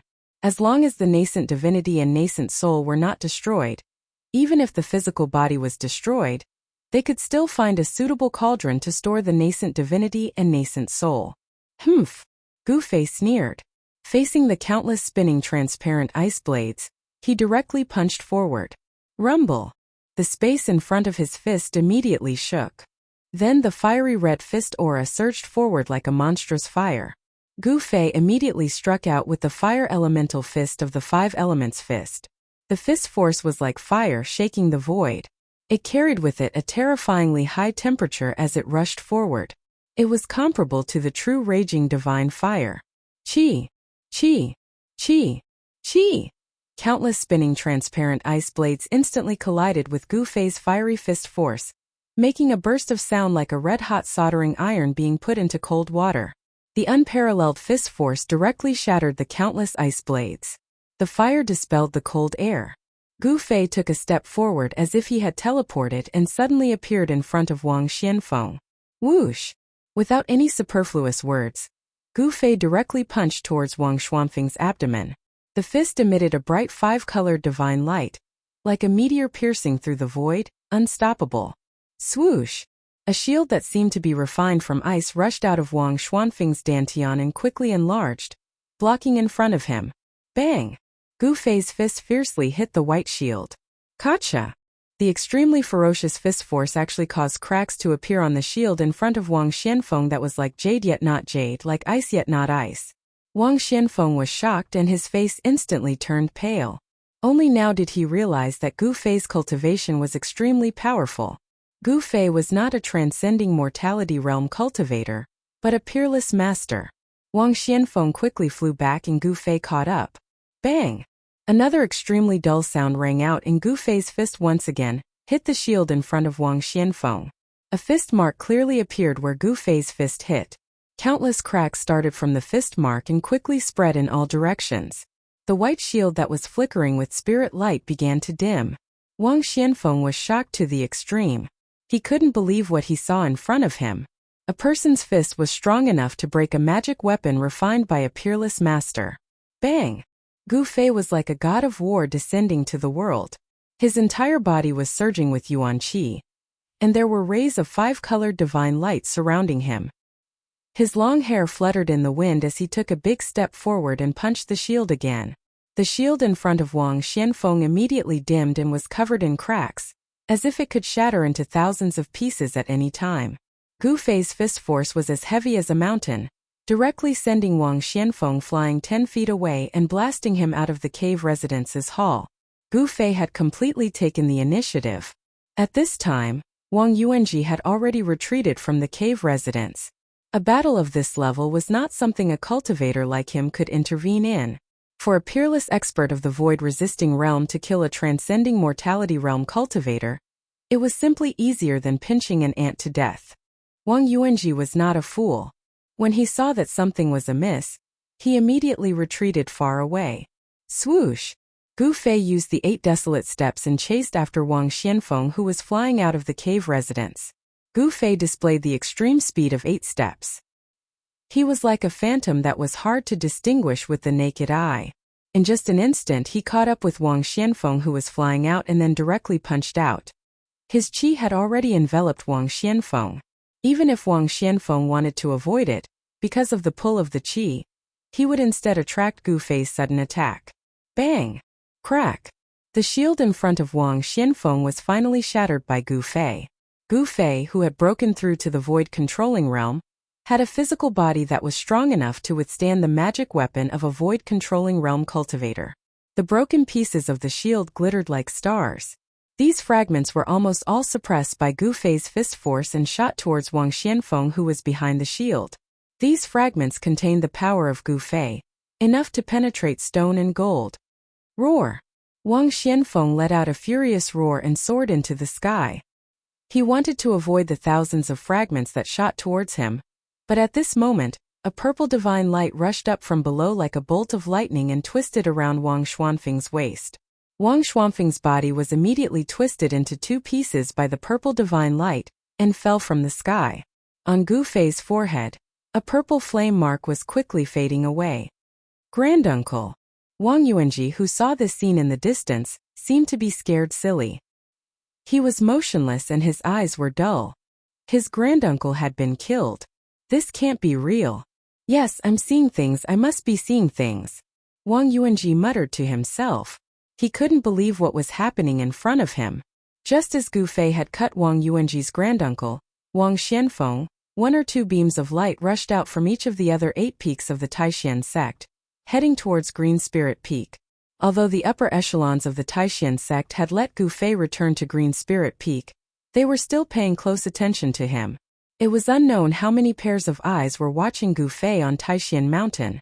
When Wang Xianfeng, Wang Yuanji's granduncle, exploded with a strong wave of magical power, the masters of the Taishan sect immediately sensed this wave. However, Gu Fei's movements were too fast. He had seriously injured Wang Xuanfeng's physical body in the blink of an eye. And now he had forced Wang Xianfeng out of the cave residence and cut him in half. Gu Fei knew that it would be difficult to truly kill a void-controlling realm cultivator with this kind of method. Sure enough, after Wang Xianfeng was cut in half at the waist, a ray of light wrapped around a tiny person that was smaller than a fist and rushed out from the upper half of Wang Xuanfeng's corpse. A vast amount of magical power surged out from the small person's body. It was as heavy as a mountain, and a bright light illuminated the world. That was Wang Xuanfeng's purple palace Dao nascent soul. The little person that was shrouded in light was like another Wang Xianfeng. After the little person rushed out from the corpse, he immediately wanted to rush into the sky, wanting to escape from the Taixian sect. However, at this time it was already too late. Gu Fei leaped up and walked in the air, chasing after Wang Xuanfeng's purple palace Dao nascent soul. The extreme speed of 8 steps was unparalleled in the world. Even with the extremely fast escape technique of the Zifu Dao nascent soul, Gu Fei was still able to catch up. The distance between the two of them was rapidly shrinking. Die! Gu Fei roared angrily before opening his mouth and spitting out a dazzling ray of sword light. Like a bolt of lightning, it tore through the void and pierced through the little person that was escaping in front of him. Don't kill me! The little person turned pale with fright. He knew that it would be difficult for him to escape. The sword light that Gu Fei spat out was the divine armament's essence energy that had been refined into his body. That sword light instantly caught up to Wang Xuanfeng's purple palace Dao nascent soul. No! Wang Xianfeng let out a loud roar. And then, the sword light that flew over from behind as if it had teleported, sliced his purple palace Dao nascent soul into 2 halves, directly causing Wang Xuanfeng's soul to scatter and his body and soul to be destroyed. Shua! Shua! Shua! At this time, the streaks of light that rushed out from the spirit peaks of the other branches had only just arrived.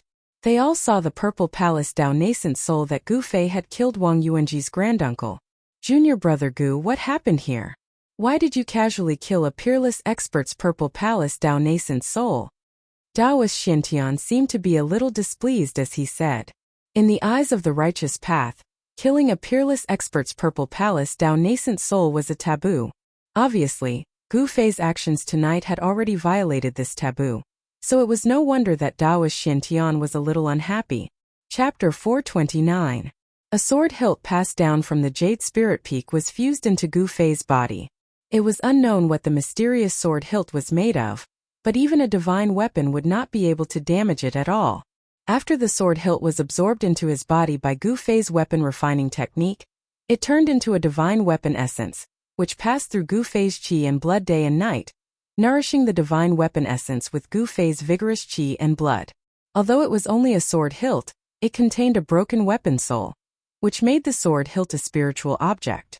If one day it could reform the sword body and condense the weapon soul, this divine sword would be a treasure not inferior to the mountain and river cauldron. This kind of spiritual object that had already formed a weapon soul could be said to be an extreme weapon. It was a treasure refined by a supreme ancient power with a supreme secret method, and it had unimaginable terrifying power. Even the current Gu Fei could not activate the mountain and river cauldron in his inner world, and the divine weapon essence in his body could only exert an extremely limited power.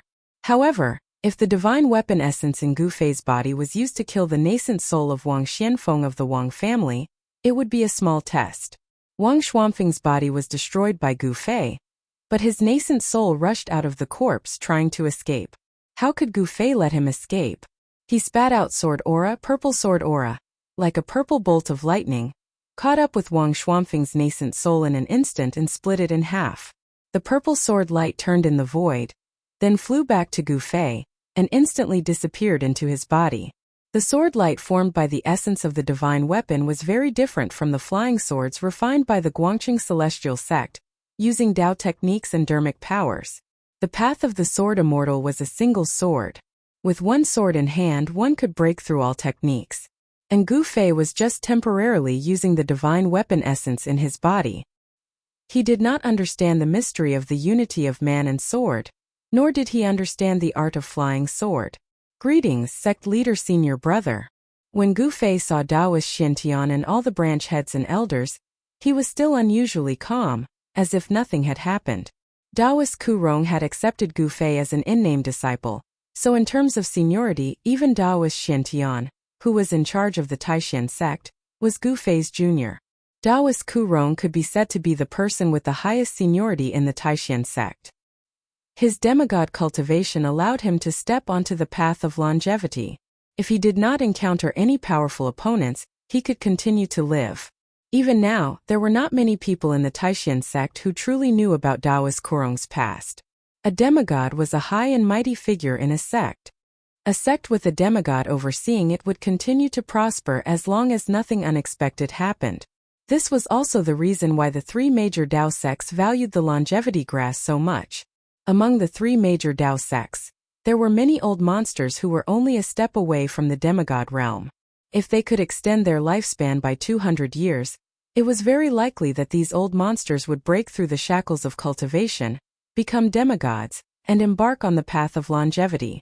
Junior brother Gu, what happened here? Taoist Xiantian and a group of elders descended from the sky and walked toward Gu Fei.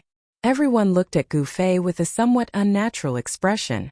Just now Gu Fei had spat out a sword light from his mouth and killed the nascent soul of a peerless master. This method seemed to be somewhat similar to the flying swords of the Guangqing celestial sect. How many secrets did Gu Fei have? No one knew. No one knew what kind of powerful martial arts techniques were recorded in the ancient martial scripture of the Jade Spirit Peak. In fact, everyone had already seen that although Gu Fei had spat out a sword light, it was not the flying sword technique of the Guangqing celestial sect. At this moment Wang Yuanji, who was already scared out of his wits, felt that his legs were no longer his own.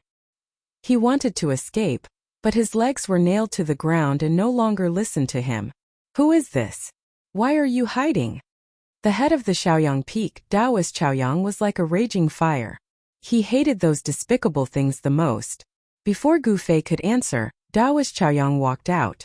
He took a step forward and grabbed Wang Yuanji with his right hand, who was standing in the distance. A powerful force was released from his right hand. That force instantly enveloped Wang Yuanji, and like an invisible hand, it pulled him into the air and flew toward Taoist Chaoyang. Wang Yuanji was instantly scared out of his wits. He wanted to struggle, but in front of Taoist Chaoyang, he was not much stronger than an ant. Taoist Chaoyang used his hand to suck Wang Yuanji, who was hundreds of meters away, over, and then smashed him heavily on the grassland in front of him. After being smashed by Taoist Chaoyang, Wang Yuanji immediately fainted. Suddenly, the head of the Great Void Peak, Yuxuzi, walked out from behind Taoist Xiantian and waved his sleeve at Wang Yuanji's face. The cloth covering Wang Yuanji's face immediately flew away. How could it be him? When Yuxuzi saw Wang Yuanji's face, even he couldn't help but be shocked. Wang Yuanji was a disciple of the Great Void Peak. Junior brother Yuxuzi, this person seems to be a disciple of your faction. At this moment, Taoist Xiantian also looked at Yuxuzi with a strange expression. Judging from the aura coming from Wang Yuanji's body, this person cultivated a cultivation method of the Great Void Peak. The other heads and elders also looked at Yuxuzi, wanting to hear what he had to say. This disciple was actually a disciple of the Great Void Peak. Could it be that Yuxuzi had reached out to the Green Spirit Peak? Senior brother sect leader, please allow me to take this evil creature back and interrogate him. I will definitely give everyone an explanation. Yuxuzi's face turned green. This? Taoist Xiantian couldn't help but look at Gu Fei. He knew that this matter involved the Green Spirit Peak, which was a bit troublesome. Putting aside the relationship between Taoist Ku Rong and Gu Fei, Taoist Xiantian had to temporarily appease Gu Fei for the longevity grass. When Gu Fei saw Taoist Xiantian look at him, how could he not understand what was going on? He quickly said to Taoist Xiantian, I will listen to senior brother sect leader. Good. Taoist Xiantian nodded, then said to Yuxuzi, take this person back. He wasn't talking about the disciple but the person. The elders of the Taishan sect were all old fellows. How could they not understand the meaning behind Taoist Xuantian's words? This disciple of the Great Void Peak had already been expelled from the Taishan sect. Yes, thank you senior brother sect leader. The head of the Great Void Peak, Yuxuzi, bowed to Taoist Xiantian, then reached out, grabbed Wang Yuanji, and flew into the sky toward the Great Void Peak. It was really too embarrassing. A disciple of his own faction was wearing night clothes and had come to the Green Spirit Peak with outsiders. It was obvious what was going on. In the Taishan sect, there were many people who coveted the treasures of the Green Spirit Peak, but no one dared to go to the Green Spirit Peak with outsiders and steal the treasures. Yakuzuzi's old face had been completely lost tonight. At this time, how could he still have the face to stay on the Green Spirit Peak? He grabbed Wang Yuanji and flew back to the Great Void Peak. Junior brother Gu, I believe that junior brother Yakuzuzi will give you and everyone a satisfactory explanation, Daoist Xintian said to Gu Fei. Thank you, senior brother sect leader. Gu Fei nodded to Daoist Xintian. Junior brother Gu. Daoist Xintian wanted to say something but stopped. The group of old monsters behind him also pricked up their ears and became a little nervous. When Gu Fei saw these old monsters looking at him with burning eyes, he couldn't help but be startled. Then he said, Senior brother sect leader, if there's anything you want to say, just say it. Haha. Junior brother Gu, when will you be able to contact that powerful monster? Daoist Xintian no longer hesitated and asked the question that everyone wanted to ask. Gu Fei thought, so that's how it is. It seems that the longevity grass is really important to those old monsters in the sect. He had only just returned to the Taishan sect. Gu Fei thought for a moment, then said, if I want to contact that old turtle guy, it will be a little troublesome. I need to make some preparations. The fastest is a few days, the latest is half a month. I will definitely invite that old turtle up the mountain. When Daoist Xintian and the others heard this, they couldn't help but reveal a happy expression. Daoist Xintian said, that's good. Then let's wait patiently. After that, Daoist Xintian and Gu Fei chatted for a while, then said goodbye to Gu Fei. More than a dozen rays of light shot up from Green Spirit Peak into the sky. All the old monsters returned to their own secluded cultivation places. After Gu Fei waited for everyone to leave, he turned around and walked into the cave dwelling. He began to tidy up the things scattered on the ground. After about half an hour, Gu Fei finished tidying up the cave dwelling. He went to the treasure room at the back of the cave dwelling. He saw that other than the outermost stone room where the miscellaneous items were stored, the doors of the other rooms were all closed. Obviously, Wang Yuanji and Qi Hao had only broken into two of the stone rooms that stored miscellaneous items. With Wang Yuanji and Qi Hao's cultivation level, it was difficult for them to break the doors of the other stone rooms and take away the things inside. The treasures of Green Spirit Peak were not stolen, so Gu Fei was a lot more relieved. Although those treasures were all Daoist treasures refined with Daoist magic, and Gu Fei couldn't use them, they were left by the previous grandmasters of Green Spirit Peak. For Gu Fei, they were of great significance. After examining the treasure room at the back of the cave dwelling, Gu Fei returned to the hall of the cave dwelling. He then sat cross-legged on the praying mat, closed his eyes, and operated the mysterious technique to enter a state of cultivation. The two longevity grasses from the virtual sky world were in his inner world. The old turtle was just Gu Fei's cover. Gu Fei planned to hand over the two longevity grasses in 10 days to half a month. Others were anxious, but he was not. At this time, the Great Void Temple on the Great Void Peak was brightly lit as if it were daytime. The head of the sect, Yakuzuzi, sat high up in the temple, and a group of people from the Great Void sect stood on both sides. Two people knelt in front of Yakuzuzi's throne. One of them was Wang Yuanji, dressed in black, and the other was a dark-faced, middle-aged Taoist. Those who could stand in the Great Void Temple were all outstanding figures of the Taishan sect and the Great Void sect. Wang Yuanji, do you know your crime? Yakuzuzi's face was so gloomy that it was almost dripping water. From his voice, it could be heard that Yakuzuzi, the head of the Great Void Peak, was really angry. Chapter 430. Destroy his cultivation and expel him from the Taishu sect. From now on, there will no longer be a person named Wang Yuanji in the Taishu sect. The authoritative voice of the first seat of the Taishu peak, Yushuzi, rang out from the Taishu temple.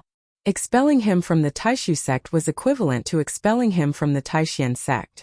The disciples of the Taishan 9 divisions had the authority to punish their own disciples.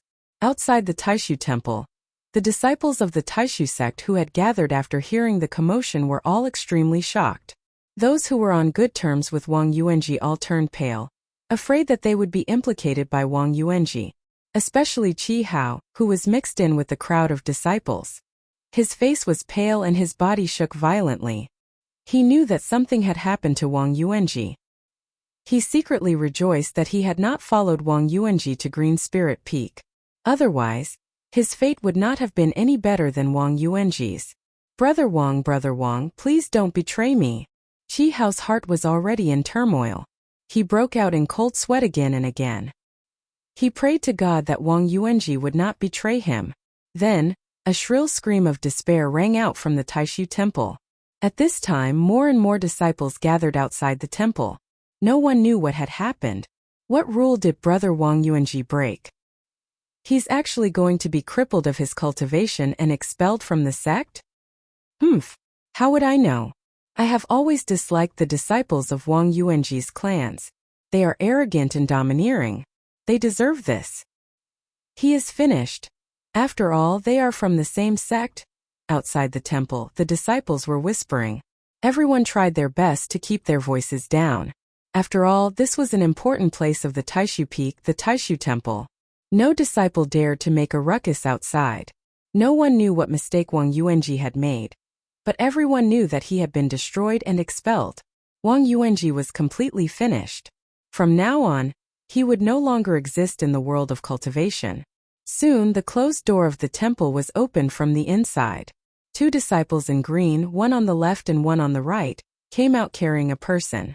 The disciples gathered outside the main hall immediately made way for them. The person being carried by the 2 disciples in green was none other than Wang Yuanji. Everyone saw that Wang Yuanji was not in a sorry state. He had only fainted. However, the crowd could no longer feel Wang Yuanji's magic power fluctuation. A transcending mortality stage cultivator has already condensed a Dao core. The magic power in his body should be very vigorous and hard to conceal. However, not only did Wang Yuanji's body no longer have any waves of magical power, even the aura that a martial cultivator should have had completely disappeared. He seemed to have become an ordinary person who could not be any more ordinary. When the crowd saw Wang Yuanji's current state, they all had different expressions on their faces. Some were gloating, some were shaking their heads and sighing. Qi Hao, on the other hand, was terrified, and there were a few times when he almost couldn't help but flee. He didn't know if Wang Yuanji had already dragged him out. He was afraid that the disciples coming out of the main hall would come to capture him. He was terrified, but the disciples who came out of the hall didn't come forward to capture him. This made him heave a sigh of relief and put down the boulder in his heart. The 2 green-robed disciples carried the unconscious Wang Yuanji down the mountain. They chased him out of the sect and sent him out of the Supreme Profound sect that night. The disciples gathered outside the Taishan temple gradually dispersed. Everyone, except for Qi Hao, was guessing what Wang Yuanji had done to be able to destroy his cultivation and be expelled from the Taishan sect. Qi Hao turned around and was about to leave, but at this moment, a voice suddenly called out to him. Qi Hao's body suddenly shook, and he almost wanted to run away. But after all, he was a transcending mortality stage cultivator. He still had some self-control. Although he had an urge to run away, he didn't really put it into action. He forcibly suppressed the panic in his heart and put on a smile. Then he turned around and saw a person striding out of the main hall towards him. "Haha, so it's Senior Brother Qin. What can I do for you?" When Qi Hao saw that the person who called out to him was Qin Daoyun, he felt even more nervous for no reason. His heart pounded like a drum. Qin Daoyun came before Qi Hao and then said in a low voice, "Junior Brother Qi, I know that you are very close to Wang Yuanji. Do you know who Wang Yuanji has seen recently? I'm talking about people from the outside." This Senior Brother Qin, although I am close to Senior Brother Wang Yuanji, I have been busy with cultivation recently. I don't know where Senior Brother Wang Yuanji is. Qi Hao replied. "Oh, I see. Then you can go," Qin Daoyun said to Qi Hao after thinking for a moment. "Senior Brother Qin, goodbye," Qi Hao said and then turned to leave. Qin Daoyun looked at Qi Hao's back thoughtfully. After Qi Hao's figure disappeared on the small path outside the main hall, Qin Daoyun turned around and walked into the main hall. The moonlight was like water, shrouding the mountains. The hazy moonlight seemed to spread a thin layer of gauze between heaven and earth. Under the moonlight, The 9 peaks of Taishan gave people a hazy and unreal feeling. After Qi Hao said goodbye to Qin Daoyun, he went to his residence. When he walked into the forest in front of his residence, a few people came out of the forest and stopped him. Those people motioned for Qi Hao to follow them. Qi Hao hesitated for a moment, but in the end he followed them. What did that guy Wang Yuanji do? In a hidden forest, there were 5 people standing and such words came out of the forest. I don't know. Then, another voice came out of the forest. Qi Hao, you should know that this is not the answer I want to hear. A tall man in green clothes stared coldly at the person in front of him and said coldly. Under the gaze of the other person, Qi Hao could not help but lower his head. He did not dare to look directly at the tall man in green clothes in front of him. He seemed to be a little afraid of the man in green clothes. Qi Hao, you have to know that Wang Yuanji is finished. Dongfangchan is not on the mountain. Among the younger generation of disciples of the aristocratic families, our young Master Long has the final say. You'd better be smart and tell us what you know. A thin young man standing next to Qi Hao said. I really don't know. Qi Hao said with a bitter face. It was not that he did not know, but he could not say it. If he did, he would be finished like Wang Yuanji. You really don't know? The young Master Long said in a deep voice. His eyes were like the cold stars in the night, shining brightly. His tall body exuded a strong sense of oppression. Young Master Long, please let me go. Qi Hao's tone sounded like he was begging. Humph. If I find out that you dare to lie to me, you're dead. Let's go. The young Master Long knew that he could not get any information out of Qi Hao. He could only lead a few people out of the forest. If I don't lie to you, who do I lie to? Qi Hao could not help but curse in his heart. Of course, even if he had eaten the heart of a bear or the heart of a leopard, he would never dare to say such words in front of the young Master Long. This was because he was very clear about the background of the young Master Long. The young Master Long could be said to be the 3rd most important person among the disciples of the aristocratic families in the Taishan sect. Among the disciples of the aristocratic families in the Taishan sect, the influence of the young Master Long was only weaker than that of Dongfangchan and Wang Yuanji. However, if one were to compare the background of the family, even the Dongfang family could not compare to the Long family. However, in the Taishan sect, strength spoke louder. This young Master Long, because his cultivation was not as good as Dongfangchan and Wang Yuanji, was the 3rd most important person. Of course, among the disciples of the aristocratic families, the young Master Long was the 3rd most important person. However, not to mention the entire Taishan sect, even among the disciples of the Taishan peak, this young Master Long was barely ranked among the younger generation of disciples. Qi Hao immediately left the dense forest and walked back to his residence.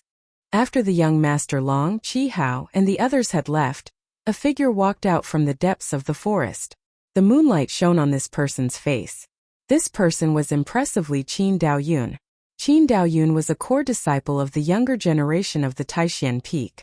He was the focus of the Taishan peak. This identity allowed him to have a standing position in the Taishan temple. He was able to find out what unforgivable crime Wang Yuanji had committed. However, Wang Yuanji was stubborn and refused to confess who his accomplice was. Thus there was the scene of Qin Daoyun calling out to Qi Hao. Qi Hao, like Wang Yuanji, was also a disciple of an aristocratic family. Usually, the two of them were inseparable, and their relationship was extraordinary. Intuition told Qin Daoyun that this Qi Hao definitely knew something that others did not. Could it be that he really doesn't know anything? Qin Daoyun murmured. He pondered for a moment, and a helpless expression appeared on his face. Then he also left the dense forest. In the next few days, Gu Fei did not go out. He closed the door of the cave house and cultivated inside. Bursts of powerful yuan qi fluctuated in the cave house. The energy fluctuations were vast and mighty. Sensing the energy fluctuations coming from above Green Spirit Peak, the old monsters in the sect all turned their eyes to Green Spirit Peak. Some people speculated that Gu Fei was using a secret method to contact the powerful demon clan. No one would have thought that Gu Fei was actually cultivating under the eyes of these old monsters. Until the 10th day outside Taishan Mountain, a group of uninvited guests came, completely breaking the peace in the Taishan sect. At noon, there were 20 or 30 bright beams of light, one after another, like divine rainbows, flying across the sky and landing outside the gate of the Taishan sect. The group of uninvited guests outside the gate seemed to be demonstrating their power. They did not hide the vast magical power fluctuations coming from their bodies at all. The elders of the Taishan sect were the first to be alarmed. Xinyuan Lycan of the Guangqing Celestial sect has come to visit the sect. A vast voice sounded from outside the mountain. In an instant it spread throughout the area of hundreds of miles around the 9 peaks of Taishan, mighty between heaven and earth. Just as the voice was still echoing in the mountains, another voice, no weaker than the previous one, came from outside the gate. Lin Outsong of the Shangqing sect has come to visit the sect. Chapter 431. At noon, the masters of the Shangqing sect and the Guangqing Celestial sect gathered outside the gate of the Taishan sect. The old monster of the Guangqing Celestial sect, Xinyuan, and the elder of the Shangqing sect, Lin Outsong, were communicating with each other. Although it was said that they had come to visit the mountain, they had the intention of demonstrating to the Taishan sect. The arrival of 20 or 30 peerless masters had indeed made the Taishan sect very nervous. Swish! Swish! Swish! Above the 9 peaks of Taishan, brilliant beams of light rushed out one after another. Waves of vast magical power surged between heaven and earth. Each beam of light was a peerless master. More than a dozen beams of light emitted terrifying energy fluctuations. They flew directly in the direction of the mountain gate, like a divine rainbow crossing the sky.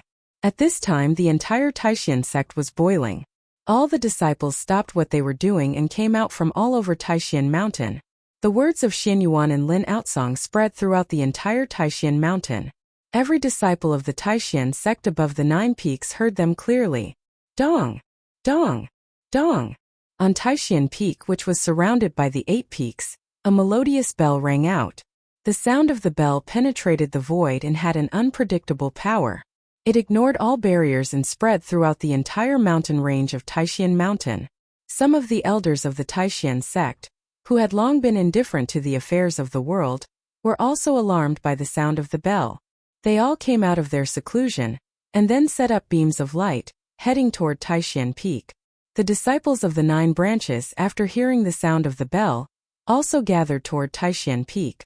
The bell on Taishan Peak would only ring when something of great importance happened. It was a signal to summon all the disciples of the sect. When the disciples of the Taishan sect heard the bell, no matter what they were doing, they must immediately put down what they were doing and gather at Taishan Peak. The beams of light that rushed out from the 9 peaks of Taishan quickly came to the sky above the gate of the Taishan sect. The Taishan sect Lord Taoist Xintian led the other heads of the 8 branches descending from the sky. Brother Xinyuan, Brother Lin, I hope you will forgive me for being late to welcome you. Taoist Xintian descended and led his junior brothers to greet Xinyuan, Lin Outsong, and the others who were gathered outside the mountain gate. The expressions of the 7 chiefs behind Taoist Xintian did not look so good. The people of the Shangqing sect and the Guangqing Celestial sect had clearly made an agreement beforehand to take the Taishan sect down a notch. Old monster Xinyuan wore a white robe and was a white-haired, cold-looking young man. The elder of Shangqing sect standing next to old monster Xinyuan was a middle-aged Taoist with 3 strands of black beard in front of his chest. He had a clear appearance. Whether it was old monster Xinyuan or Lin Outsong, both of them had started their careers earlier than Taoist Xintian, so no one felt that it was inappropriate for Taoist Xintian to refer to himself as little brother. After all, the world of cultivation was a place where strength was everything. Although Taoist Xintian was the sect master of the Taishan sect, his cultivation was still weaker than that of Xinyuan and Lin Outsong. Old monster Xinyuan and Lin Outsong did not have much lifespan left. If they did not break through their current cultivation shackles, they would only have 10 or 20 more years to live. Taoist Xintian was well aware of how terrifying people who were at the end of their lifespans were. They were not afraid of death and could do whatever they wanted without any qualms. What kind of people were the most terrifying? People who were not afraid of death and had no qualms were the most terrifying. Fellow Taoist Xintian, I believe you know why we are here. Old monster Xuanyuan's cold face revealed a faint smile as he looked at Taoist Xintian meaningfully. Taoist Xintian and the 7 chiefs stood inside the mountain gate. They did not walk out, but old monster Xinyuan, Lin Outsong, and the others were outside. The elders of the Shangqing sect and the Guangqing celestial sect were separated from the experts of the Taishan sect by a white jade gateway. Why do you say that, Brother Xianyuan? How would I know why you are here? Daoist Xuantian's face was calm and did not reveal any emotion. Outside the mountain gate, the experts of the Guangqing celestial sect and Shangqing sect heard this and immediately became a little restless. They all glared at Daoist Xintian and the others, seemingly very agitated. Humph! Lin Outsong, the elder of the Shangqing sect, sneered and stepped forward. He looked coldly at Daoist Xintian and said, "Fellow Daoist Xintian, this is your fault. Since you have already found that person and brought him back to the Taishan sect, you did not inform us. Did you want to keep that thing for yourself?" "That's right. The Taishan sect has gone too far." "Humph. What did they say about the three great Taoist sects being on the same side?" "It turns out that they were all *t. It looks like the alliance of the three great Taoist sects can no longer be maintained. The Taishan sect better explain this." Outside the White Jade Archway, the elders of the Guangqing celestial sect and Shangqing sect were all very agitated. Some of them even directly criticized Daoist Xintian and the others. At this time there were many beams of light in the sky behind Daoist Xintian. Some of the elders of the Taishan sect heard the bell ringing to summon the disciples, so they flew to the Taishan temple on Taishan Peak, while others came directly to the mountain gate. However, these elders were not willing to come out. They just stayed in the air and closely watched the mountain gate. If something really happened, they would immediately help Daoist Xintian and the others. The moment the bell on Taishan Peak rang, the disciples of the 9 peaks and 9 branches immediately gathered at Taishan Peak. From time to time, one could see rays of light shooting up from the surrounding spirit peaks and flying towards Taishan Peak, which was surrounded by the 8 peaks. What, at this time, does Daoist Xintian still not open the protective array and let us in? Old Monster Xuanyuan's white hair moved even though there was no wind. Then, an extremely obscure but frightening sword chi emanated from his body. Daoist Xintian and the heads of the 7 branches couldn't help but be moved when they saw this. Old Monster Xianyuan and Lin Outsong were not easy to deal with, let alone the 20 or 30 masters of the Shangqing sect and the Guangqing celestial sect. Old Monster Xianyuan and Lin Outsong were both cultivators at the peak of the Royal Void Realm, who had dominated the world for 700 or 800 years. Their cultivation was even more terrifying than that of an ordinary cultivator at the 9th level of the Royal Void Realm, because they were only one step away from the demigod realm. It could be said that Old Monster Xianyuan and Lin Outsong were old monsters who already had one foot in the demigod realm. "Senior brother, what do we do now?" Daoist Zhaoyang transmitted his voice to Daoist Xintian. The other heads of the branches also transmitted their voices to Daoist Xuantian's ears. Daoist Xintian couldn't help but frown. What was going to happen was going to happen. Daoist Xintian knew very well that the news of Gu Fei's return couldn't be completely blocked. Each of the 3 great Daoist sects had planted informants in the other sections. Although the 3 great Daoist sects were on the same side, they had to be vigilant. This was not a secret in the 3 great Daoist sects. The people of the Guangqing celestial sect and the Shangqing sect swore not to let it go today. Daoist Xintian pondered for a while, then waved his sleeve and said loudly, "Open the gate and welcome our honored guests." Daoist Xuantian's voice spread far and wide. Rumble. Then there was a thunderous roar in the void. The white jade memorial outside the gate emitted a dazzling spiritual light. Space started to tremble as numerous ripples that were visible to the eye surged out mightily from the white jade memorial arch. After that, a door that seemed like a spatial door appeared beneath the memorial arch, and then a strand of strange energy surged out mightily from the white jade memorial arch. There seemed to be nothing in the void, but in fact, there was a great invisible force that kept Xianyuan out of the mountain gate. Otherwise, Xianyuan and Lin Outsong would have led the masters of their sects to Taishan Peak. Why would they gather outside the gate of the Taishan sect? The protective formation of the Taishan sect was one of the best in the Taoist sects. It was connected to the qi of the earth and the power of the stars. Even a demigod would have a hard time shaking it. Just as Daoist Xintian was welcoming the people of the Guangqing celestial sect and the Shangqing sect into the Taishan sect, the door of the cave on Green Spirit Peak was slowly opening. The sound of the bell to summon the disciples had an unfathomable penetrating power. Even cultivators who were deep in meditation would wake up from their state of cultivation. Gu Fei was no exception. He was in the middle of comprehending the mysterious supreme imprint of the great path in his heart. He was in a half-awake state. The sound of the bell was like a morning bell. It awakened Gu Fei from his mysterious state of martial arts. Then Gu Fei walked out of the cave. In the past 10 days, he had constantly tried to comprehend the supreme imprint of the great path in his heart. However, he did not know if it was because his cultivation level was not high enough, but it seemed that he could not truly touch the supreme imprint of the great path.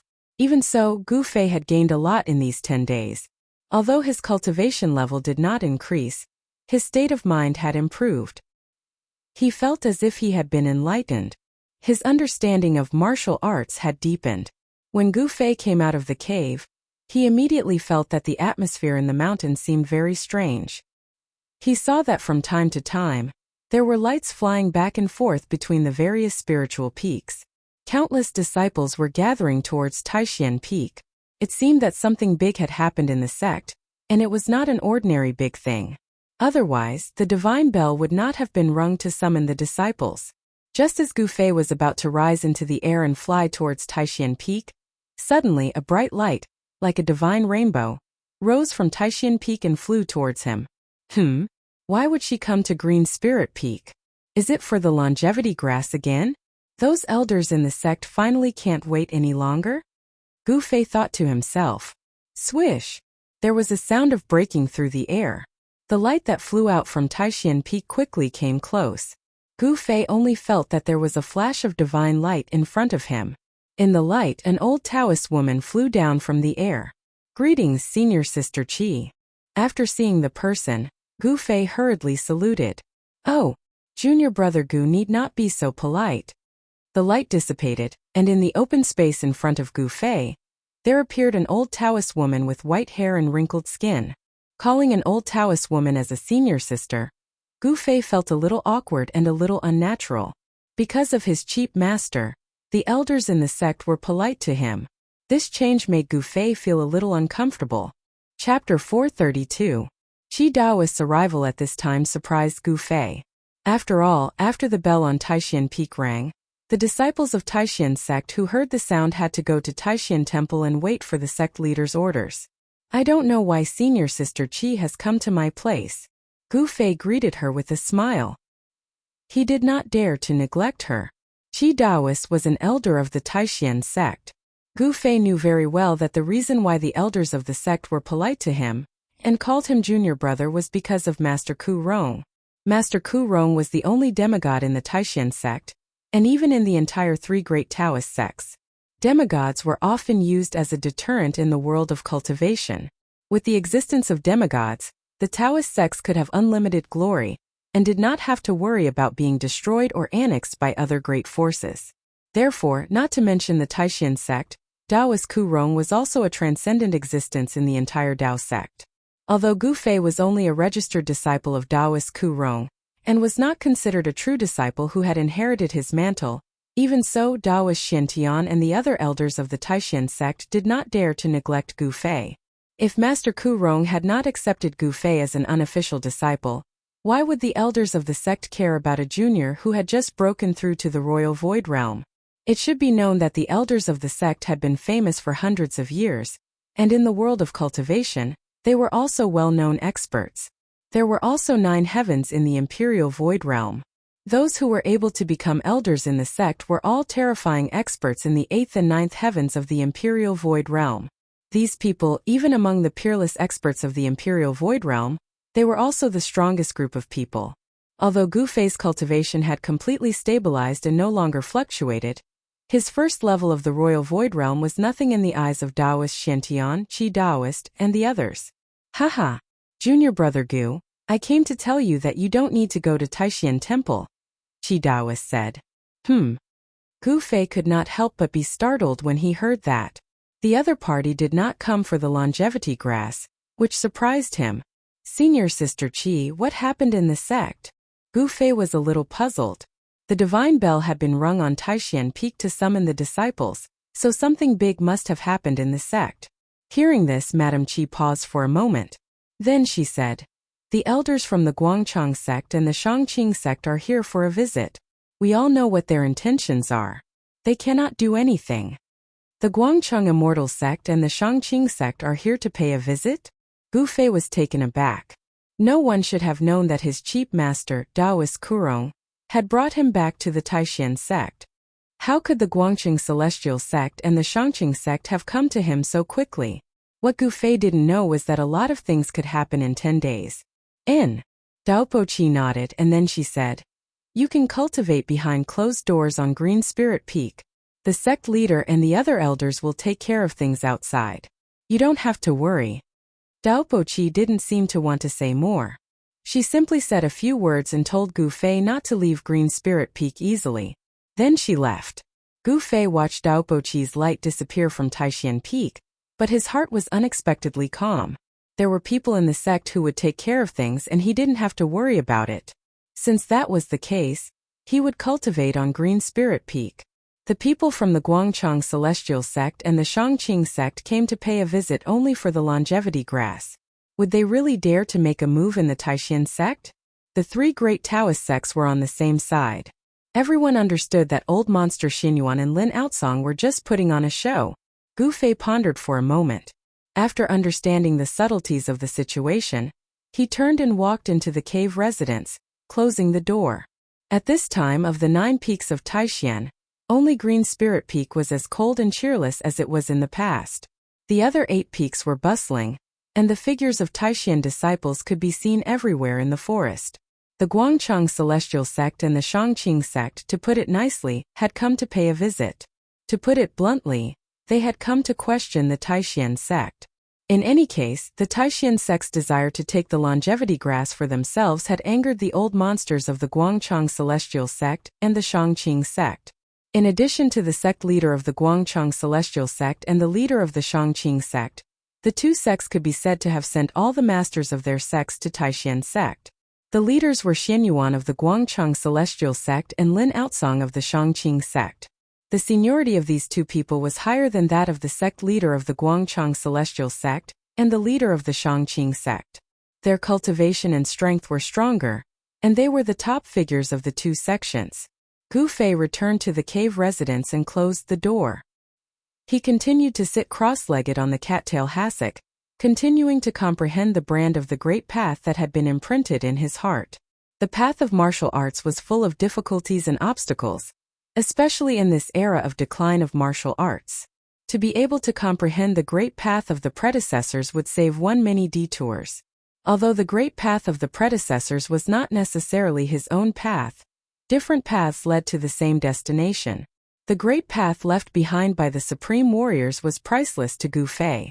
If he could comprehend the great path, Gu Fei believed that even if he could not surpass the predecessors, his achievements would definitely not be any worse than those of the predecessors. Another 3 or 4 days passed and surprisingly, no one came to disturb Gu Fei. Gu Fei also continued to cultivate in the cave residence. Inside the cave residence, there were many elixirs left by the ancestors of the Green Spirit Peak. Gu Fei did not care about the other elixirs, but there was one elixir that he liked the most. This elixir was very common, and it could be found in large quantities. This elixir could not increase Gu Fei's cultivation, nor could it increase his realm. This elixir only had one function, and that was if an ordinary person took one, that person would not need to eat or drink for 3 or 4 days. The pill of fasting was a type of elixir that almost any cultivator who knew a little about alchemy could refine. Gu Fei only took one pill of fasting, and during these 3 or 4 days, he did not need to eat or worry about food, so he could cultivate in the cave residence with peace of mind. The people of the Guangchang Celestial sect and the Shangqing sect did not appear at the Green Spirit Peak. Old monster Xinyuan and Lin Outsong were in the Supreme Mystery Temple. It was unknown what kind of agreement they had with Taoist Xiantian, but the masters of the Guangchang Celestial sect and the Shangqing sect were staying at the Supreme Mystery sect. The people of the Guangchang Celestial sect and the Shangqing sect were well behaved, and did not do anything that would embarrass the Supreme Mystery sect. They seemed to have some misgivings, but it was more like they were waiting. The Supreme Mystery sect returned to peace, and the disciples of the 9 branches returned to their respective cultivation areas to meditate on the true path of immortality. On the 5th day, Gu Fei woke up from his meditation. Then, he felt a familiar wave of spiritual power outside the door of the cave residence. Feeling this wave of spiritual power, Gu Fei could not help but have a strange expression on his face. "Why is she here?" he muttered to himself. Gu Fei stood up from the praying mat, straightened his clothes, and walked out of the cave residence. "Brother Gu, it's really you. Are you really back?" Before the door of the cave residence was fully opened, a voice full of surprise and excitement came from outside. "Sister Zhao." Of course, Gu Fei recognized this familiar voice. The person outside the door was Zhao Ziru, a female disciple of the Purple Bamboo Peak of the Taishan Nine Peaks. Gu Fei did not have many friends in the Taishan sect, and Zhao Ziru was one of them. Moreover, when it came to Zhao Ziru, Gu Fei had a strange feeling that he could not explain. At first, Gu Fei did not know what this feeling was, but since he saw Li Mengyao again in the northern lands, he suddenly understood what this feeling was. It was liking someone was a really wonderful feeling. It was no wonder that since ancient times, there was a sage who said that one would only envy a mandarin duck, not an immortal. Gu Fei was a warrior, and he was very particular about freedom. He was not one of those cultivators who had a pure heart and few desires. He would not, and did not, bother to hide his temperament. "Brother Gu." Outside the entrance of the cave, stood a woman in a light green dress. This woman was like a lotus flower that had just emerged from the water. Her skin was so delicate that it seemed as if it could be broken by the slightest breeze. Her black hair casually draped over her shoulders. This woman was staring blankly at Gu Fei as he walked out of the cave residence. Her bright eyes seemed to be shrouded in a layer of mist. "Sister Zhao, what's wrong?" Gu Fei saw that Zhao Ziru was about to cry, and he could not help but feel his heart tighten. He quickly asked, thinking that Sister Zhao could not have been wronged in some way. As soon as Gu Fei asked this question, a line of clear tears finally flowed from Zhao Ziru's bright eyes. Then, like a light breeze, she jumped into Gu Fei's arms. This sudden change caused Gu Fei's mind to go blank in an instant. He actually temporarily lost the ability to think. His nose smelled the faint fragrance on Zhao Ziru's body. Unknowingly, Gu Fei felt his heart beating faster and faster, becoming stronger and stronger. Thump, thump, thump. It was like the beating of a drum. Junior Sister Zhao. Gu Fei was at a loss. He wanted to hug Zhao Ziru, but he was also a little afraid. He wanted to move away from her, but he was also a little unwilling. The warm and fragrant body in his arms caused ripples in Gu Fei's heart, giving him a wonderful feeling as if he was in a dream. Zhao Ziru was undoubtedly a beautiful woman. Although she was not as breathtakingly beautiful as the demonic clan princess Yan Wushuang, she had a temperament that Yan Wushuang didn't have. Zhao Ziru was elegant and otherworldly, like a moon fairy who walked out of the moon palace. "Senior Marshal Brother Gu, I thought you were in the virtual sky world. I thought I would never see you again." At this time, Zhao Ziru revealed her true feelings. It turned out that unknowingly, Gu Fei's shadow had appeared in her heart. Moreover, this shadow seemed to be branded in her heart. No matter how hard Zhao Ziru tried, she couldn't erase it. She was a cultivator, and what she cultivated was Taoist power and spells. What she walked was the supreme immortal path. Although there were no rules in Taishan sect that forbade disciples from falling in love, cultivators paid particular attention to purity of heart and few desires, wholeheartedly pursuing the Tao. Although Zhao Ziru knew that if her desireless state of mind was disturbed, it would inevitably affect her cultivation, she was helpless. If one wasn't the supreme being, how could they forget their feelings? How could they stop loving? When she heard that Gu Fei was lost in the virtual sky world, Zhao Ziru was sad, in pain, and at a loss. However, in the end, she wholeheartedly focused on cultivation, turning her sadness into strength. Gu Fei's shadow was deeply buried in the depths of her heart. When she found out that Gu Fei didn't die and had already returned to Taishan sect, she was instantly stunned, and then she burst into tears. In the end, she cried loudly and walked down Purple Bamboo Peak that night, arriving in front of the cave on Green Spirit Peak. Seeing that the door was closed, she waited outside. She waited like this for 3 days and 3 nights. She didn't take a single step away, always hoping that the closed stone door in front of her would suddenly open, and then the person she thought about day and night would come out. Zhao Ziru imagined all kinds of scenes of meeting Gu Fei, but when she really saw Gu Fei, she still somewhat lost control and directly threw herself into Gu Fei's arms. In the distant sky, the two people hidden in the clouds were greatly surprised when they saw this scene. One of them, an old Taoist woman with white hair and wrinkled skin, sighed softly, and said to the beautiful middle-aged Taoist nun beside her, "Little Yen, are you taught a good disciple?" "Grandmaster." When the middle-aged Taoist nun heard this, her expression suddenly changed, and her voice began to tremble. She was about to kneel to the old Taoist woman in the air. The old Taoist woman flicked her sleeve, and the middle-aged Taoist nun could no longer kneel.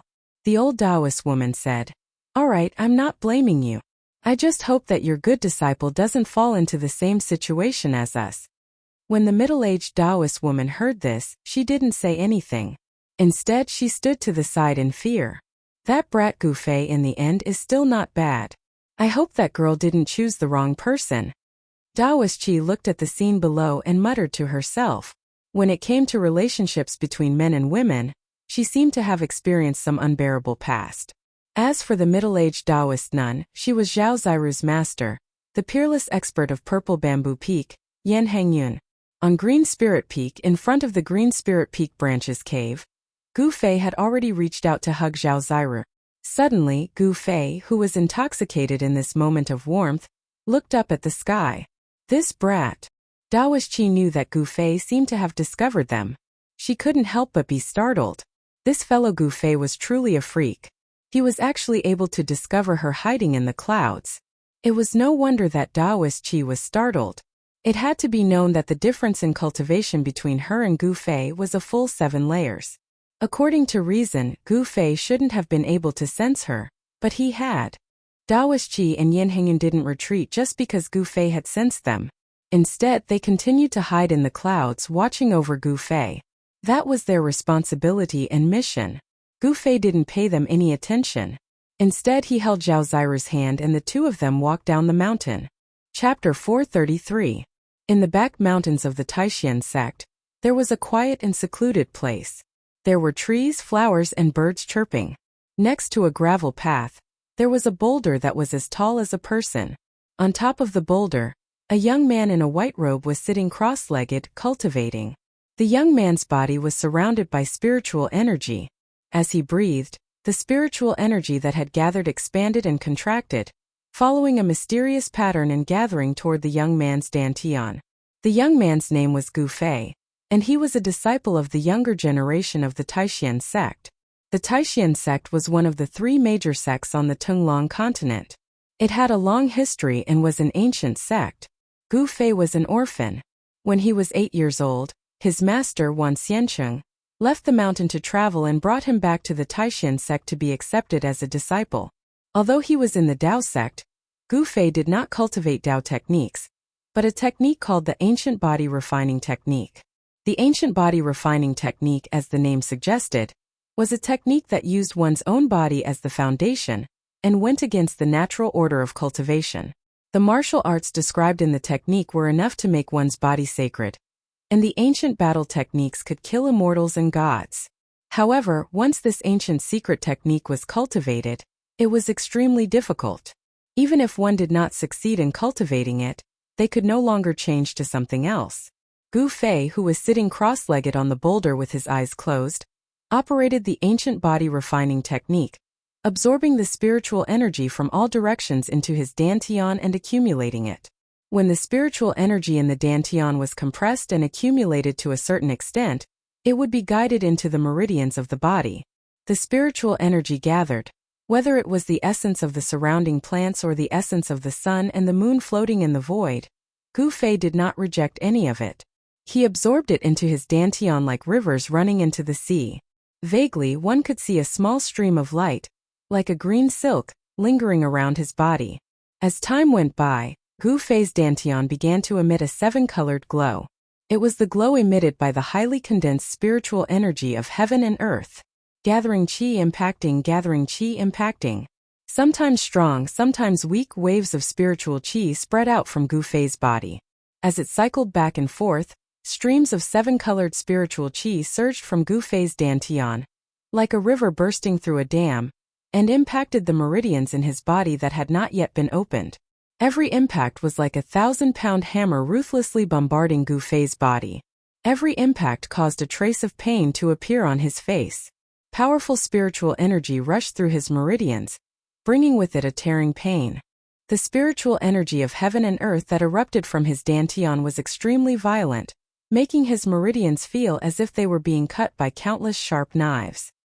He gritted his teeth and was sweating profusely. His hair was stuck to his face by the sweat, and his white shirt was soaked and stuck to his body.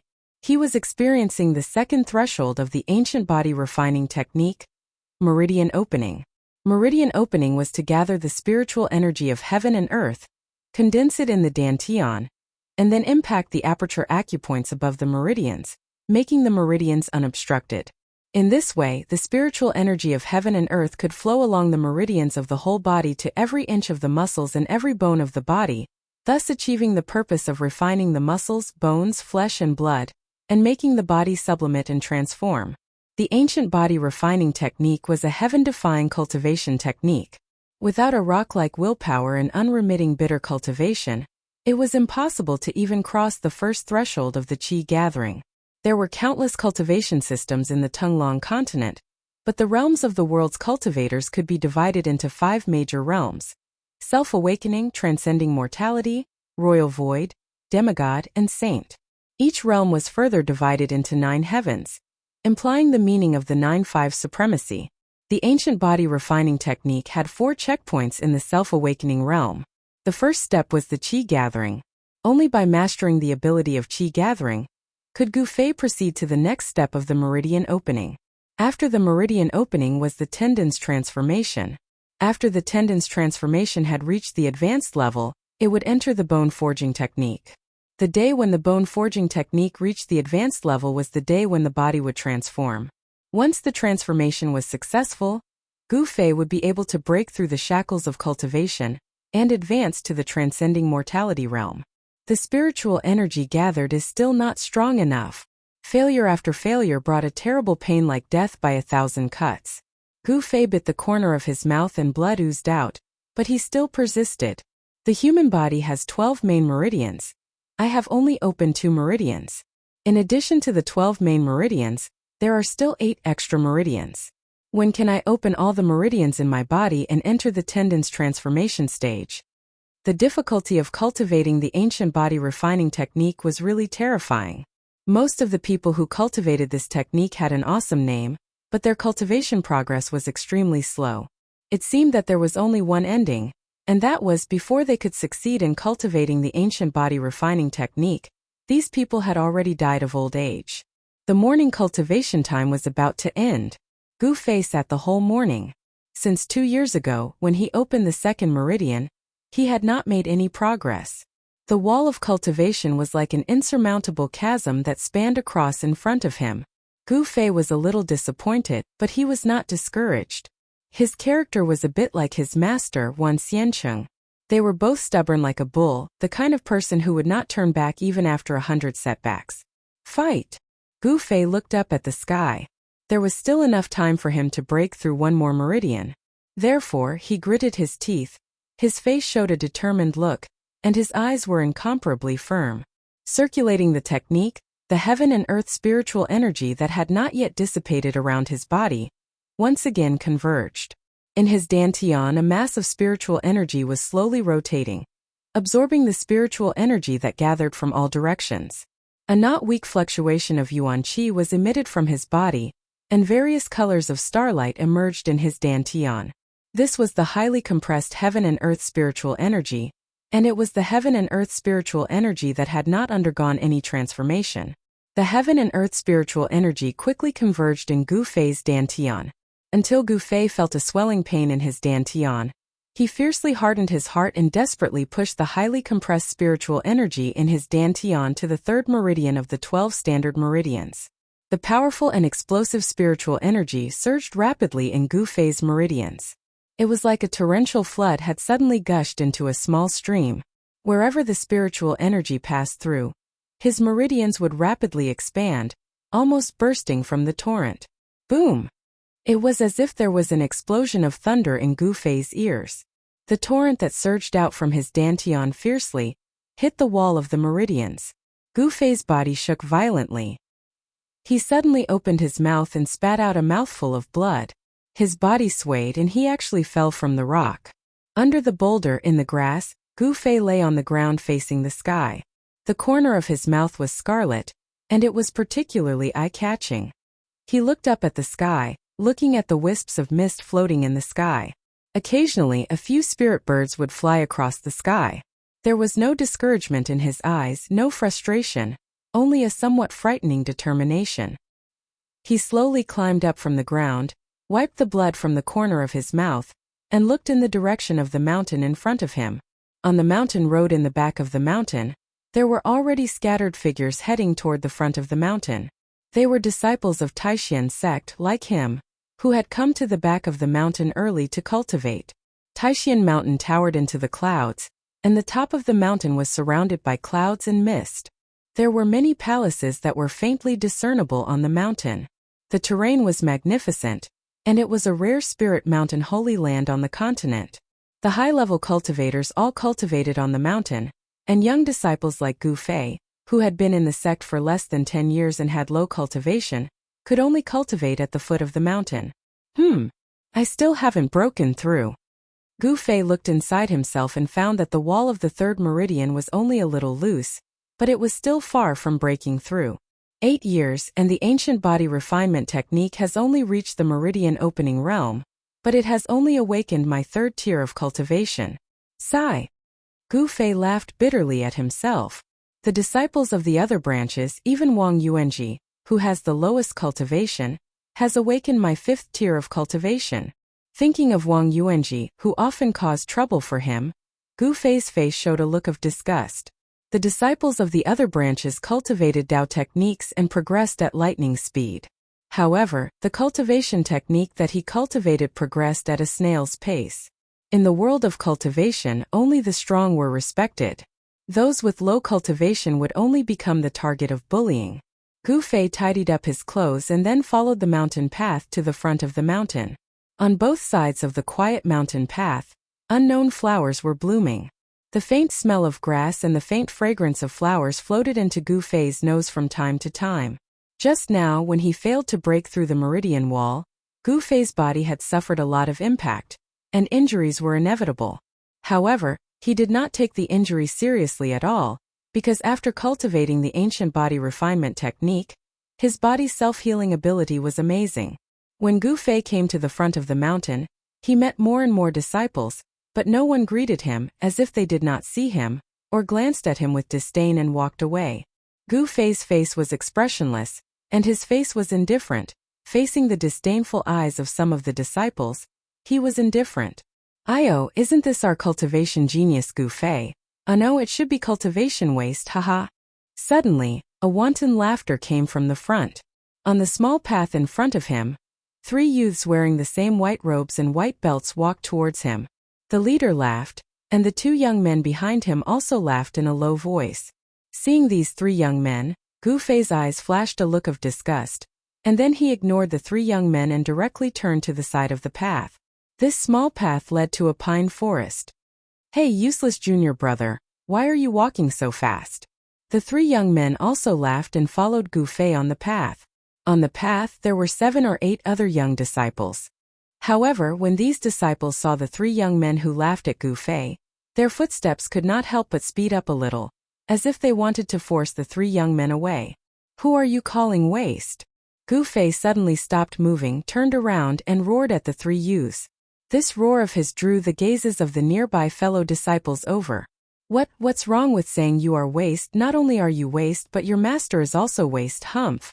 What ancient body refining technique, what sage body, it is just a garbage thrown on the ground and no one will pick it up, but you two master and disciple treat garbage as treasure.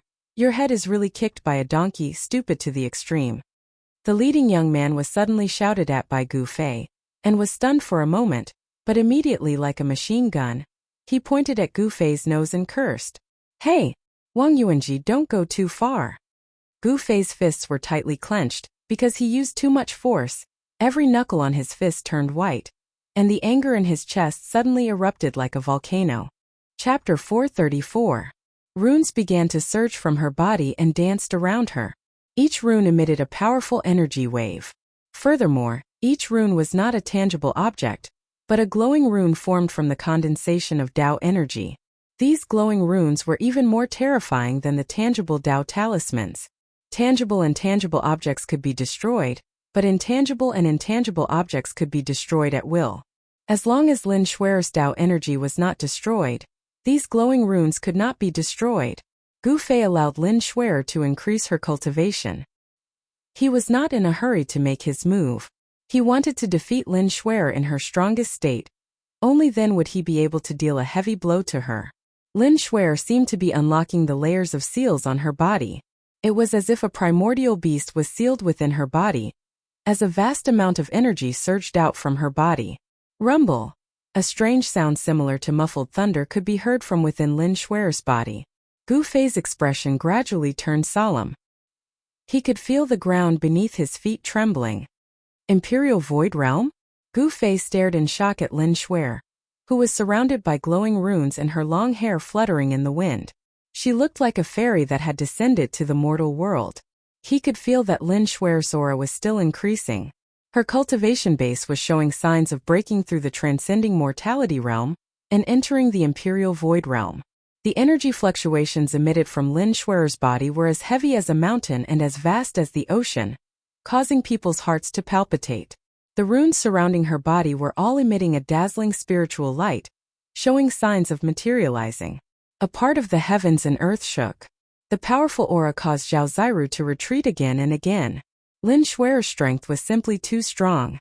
The terrifying aura she emitted was too much for her to handle. As for Gu Fei, he was like an ancient godly mountain, standing unmoving in the midst of the energy storm. The vast and mighty energy waves could not move him at all. In the end, Lin Shuer's body burst forth with a resplendent glow. Within her body there seemed to be the sound of something shattering. It was as though she had broken some sort of seal. In that instant, all of her power erupted forth like a volcano. At this moment Lin Shuer's strength had reached its peak. Countless runes danced around her, and the spiritual energy of heaven and earth from all directions frantically gathered towards her. The dazzling light gradually faded away, and Lin Shuer looked like a goddess of war. Her entire body was surrounded by lightning-like spiritual light, and countless runes appeared and disappeared on her body.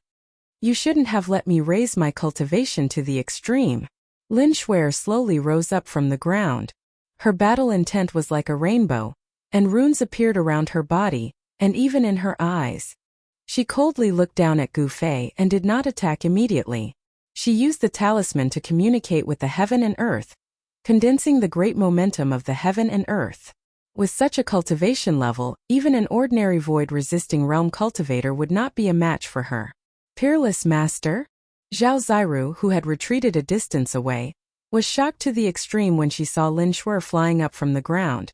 She could not believe that Lin Shuer's cultivation had actually reached such a terrifying level. One should know that when Lin Shuer and her uncle Master Ding Yongzi came to the Taishan sect to join the sect, her cultivation level was already one of the best among the younger generation, and even Dongfang Chan was not a match for her.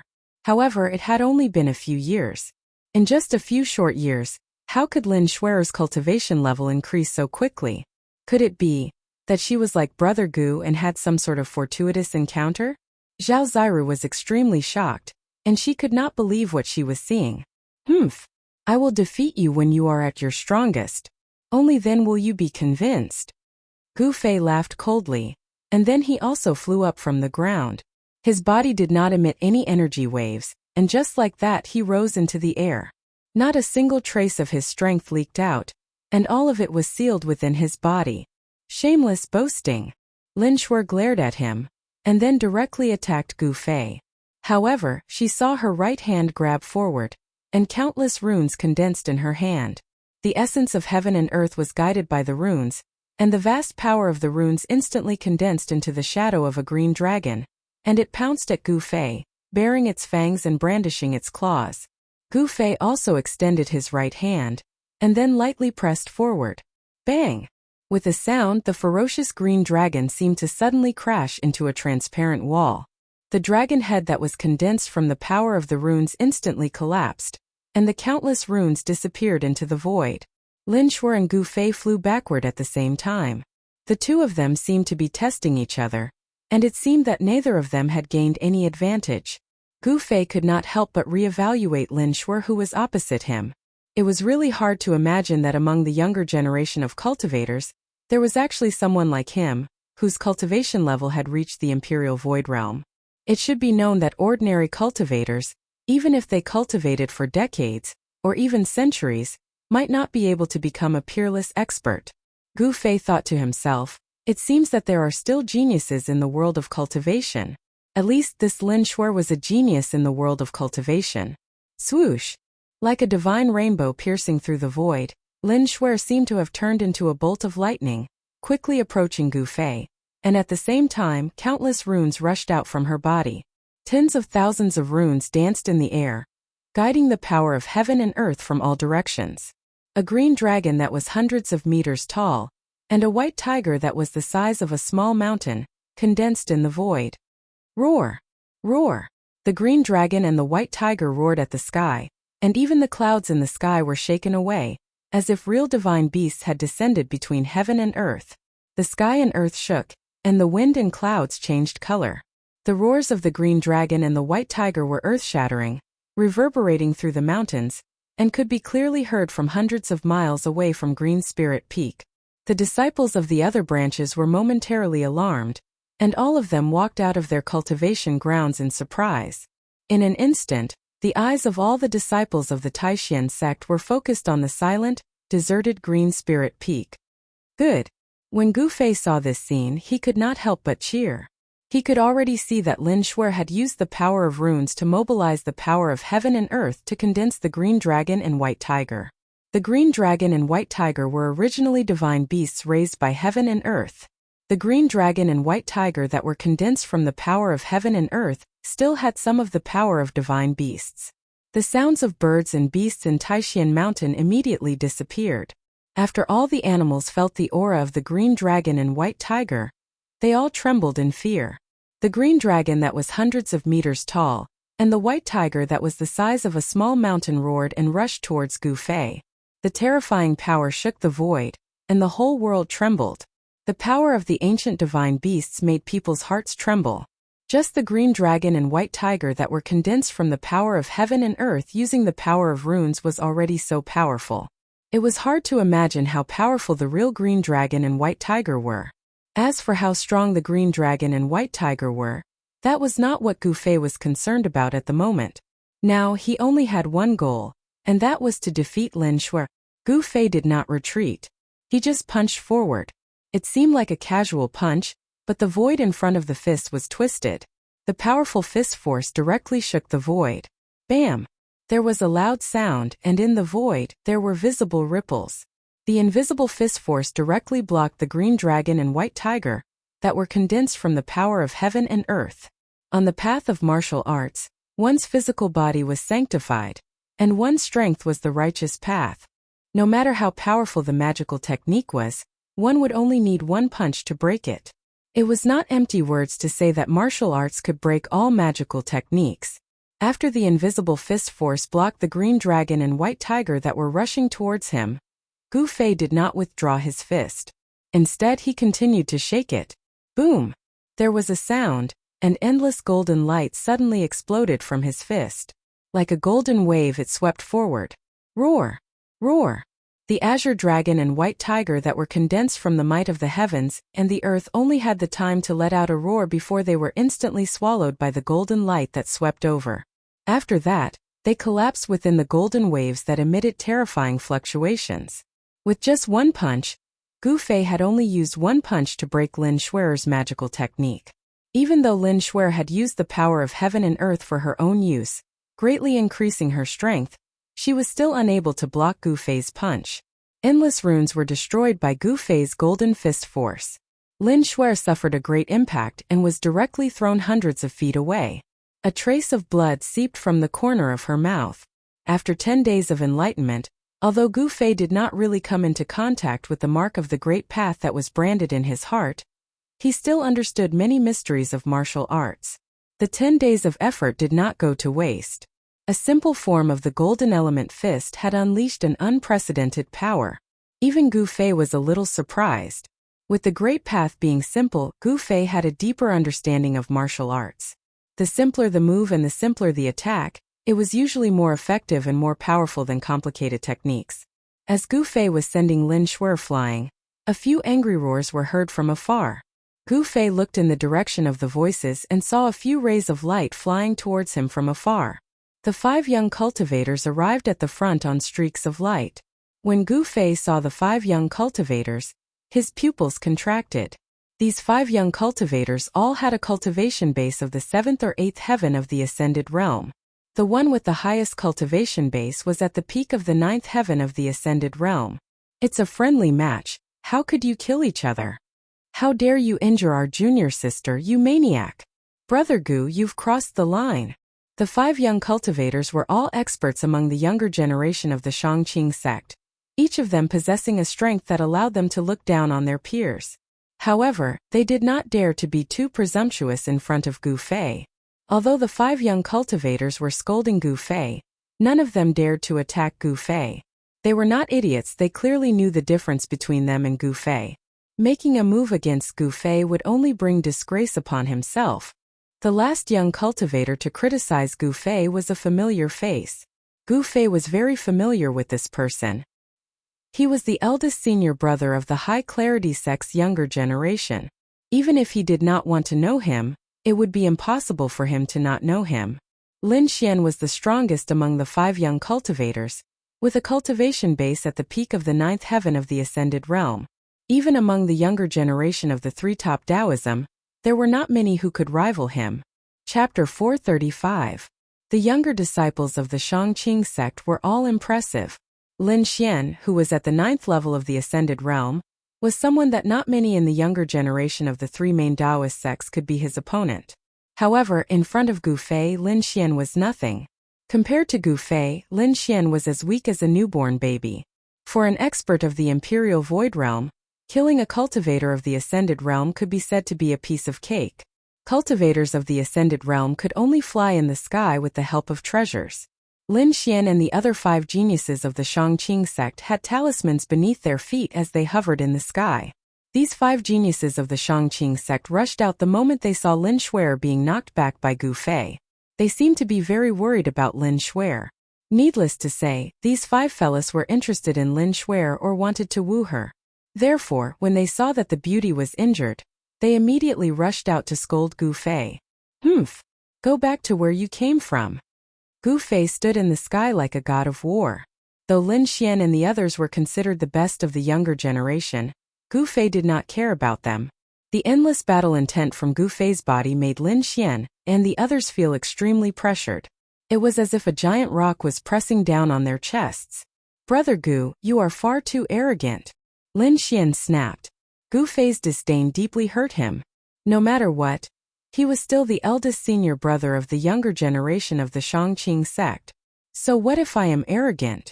Gu Fei snickered coldly as his cold gaze swept across Lin Xian and the others. He did not care about the weak. The cultivation world was a world where the strong preyed on the weak. Only the strong could be respected. Gu Fei's eerily cold gaze caused the hearts of Lin Xian and the others to palpitate. At this moment, they recalled that the other party was a peerless expert of the Void Imperial Realm, and he definitely had the qualifications to be arrogant. Lin Xian's forehead could not help but be covered in cold sweat. Lin Xian, who asked you to be a busybody? Get out of here. I don't need you to interfere in my affairs. Lin Shuer had already caught her breath. She immediately shouted at Lin Xian and the others when she saw them. Little junior sister. Lin Xian still wanted to say something. Scram. Get lost. Get lost. All of you get lost. Lin Shuer's face was flushed red. She was too ashamed to show her face. These senior brothers had really embarrassed her. Lin Shuer was truly enraged. It was one thing if she couldn't beat them, but now she had to ask Lin Xian and the others to stand up for them. Wasn't that just making them a laughing stock? If you don't get lost, I'll beat you up too. Seeing that Lin Xian and the others were still hesitating, Lin Shuer frowned. Her spiritual energy exploded and was about to explode. All right, let's scram. Let's scram. Lin Xian and the others seemed to be very afraid that Lin Shuer would get angry. They hurriedly stepped on talisman lights and retreated into the distance. Haha. Look at their cowardly faces. Ah, so these are the disciples of the Shangqing sect. Laughter came from around the green spiritual peak. At this time, many disciples of the Taishan sect had arrived and witnessed this scene. Lin Xian and the other four most talented disciples of the Shangqing sect heard the mockery coming from all around them and felt their faces heat up. They were too ashamed to show their faces and wanted nothing more than to dig a hole in the ground and hide inside it. This was not the Shangqing sect, where they could not do as they pleased. They were guests of the Taishan sect, and every word they said represented the face of the Shangqing sect. This time it was too embarrassing. Lin Xian and the other 5 most talented disciples of the Shangqing sect, who had just woken up from their stupor, were filled with regret. They shouldn't have been so impulsive. Now, not only did they lose face, even the elders of the Shangqing sect who were watching everything from the shadows felt ashamed as well. It was not a coincidence that Lin Shuer went to the green spiritual peak to challenge Gu Fei. Without the tacit approval of the elders of the Shangqing sect and Taoist Xintian of the Taishan sect, how could Lin Shuer dare to go to the green spiritual peak and challenge Gu Fei? Among the younger disciples of the Shangqing sect and the Guangqing celestial sect, only Lin Shuer's cultivation had broken through to the void-controlling realm. The cultivation of the others were all at the transcending mortality realm. In other words, among the younger disciples of the 3 major Taoist sects, only Lin Shuer had the ability to challenge Gu Fei.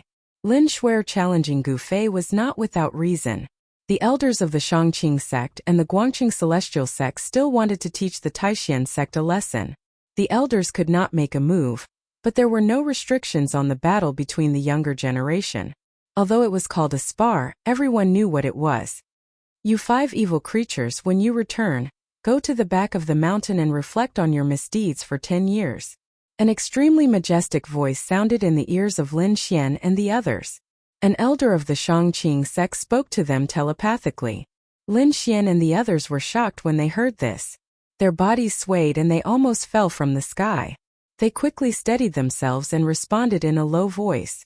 10 years. Lin Xian and the others could not help but feel their hearts bleed. The back of the mountain was not a place for people to stay. They would have to face the wall there for 10 years. Just thinking about it made them shudder. Lin Xian and the others hated Gu Fei.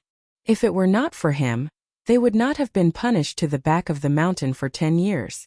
The battle between Lin Shuer and Gu Fei did not end because of Lin Xian and the others. The two stood in the sky, separated by only 200 feet. Everyone looked at the 2 people in the sky. This was a battle between the younger generation of the 3 major Taoist sects. This was no longer a matter between Gu Fei and Lin Shuer. The outcome of this battle would affect the reputation of the Shangqing sect and the Taishan sect. At the Taishan peak, on top of the steps outside the Taishan temple, stood no less than 20 or 30 cultivators. They were either wearing robes or were dressed like commoners. Among this group of cultivators, there were old Taoists with white hair, toothless and hairless old women, young men and women, and burly middle-aged men and women. There were 3 people standing in front of the crowd. One of them was Taoist Xintian, who wore a Taoist crown and a Taoist robe and had a sage-like demeanor. As for the other 2, one of them was a white-haired young man with a cold face and eyes that were like cold stars. The other was a middle-aged Taoist who was also wearing a Taoist robe. Brother Lin, the disciples of the Shangqing sect live up to their reputation. Xintian Taoist smiled at the middle-aged Taoist next to him. Some of the elders behind Xintian Taoist chuckled at this. Others' faces turned ugly. Everyone could tell that Xintian Taoist was mocking the Shangqing sect. Oomph! Lin Outsong snorted. He did not say anything, but his eyes flashed with an almost imperceptible coldness. Xintian Taoist, the battle is not over yet. I hope you can have the last laugh. Xinyuan Taoist said indifferently. His eyes were as deep as a bottomless abyss as he stared straight ahead. From the top of the steps of the Taishan temple, one could see everything that was happening below the Green Spirit Peak. These people were extremely powerful and their eyes could see through the void. 100 or 200 miles was nothing to them. Oomph! If you knew what Gu Fei was cultivating, You would not have sent Lin Shuer to challenge him. Xintian Taoist said confidently. I have long heard that the disciples of the Green Spirit Peak of the Taishan sect are all strange. They want to become saints with their physical bodies, but it is difficult for them to succeed. Is this Gu Fei a rare genius? Has he cultivated the legendary supreme physical body? Lin Outsong asked. The Buddhists have the Vajra real body, and the Taoists have the Daoyuo body. They are both supreme techniques for cultivating the physical body, but what Gu Fei cultivates is not one of them. Xintian Taoist said.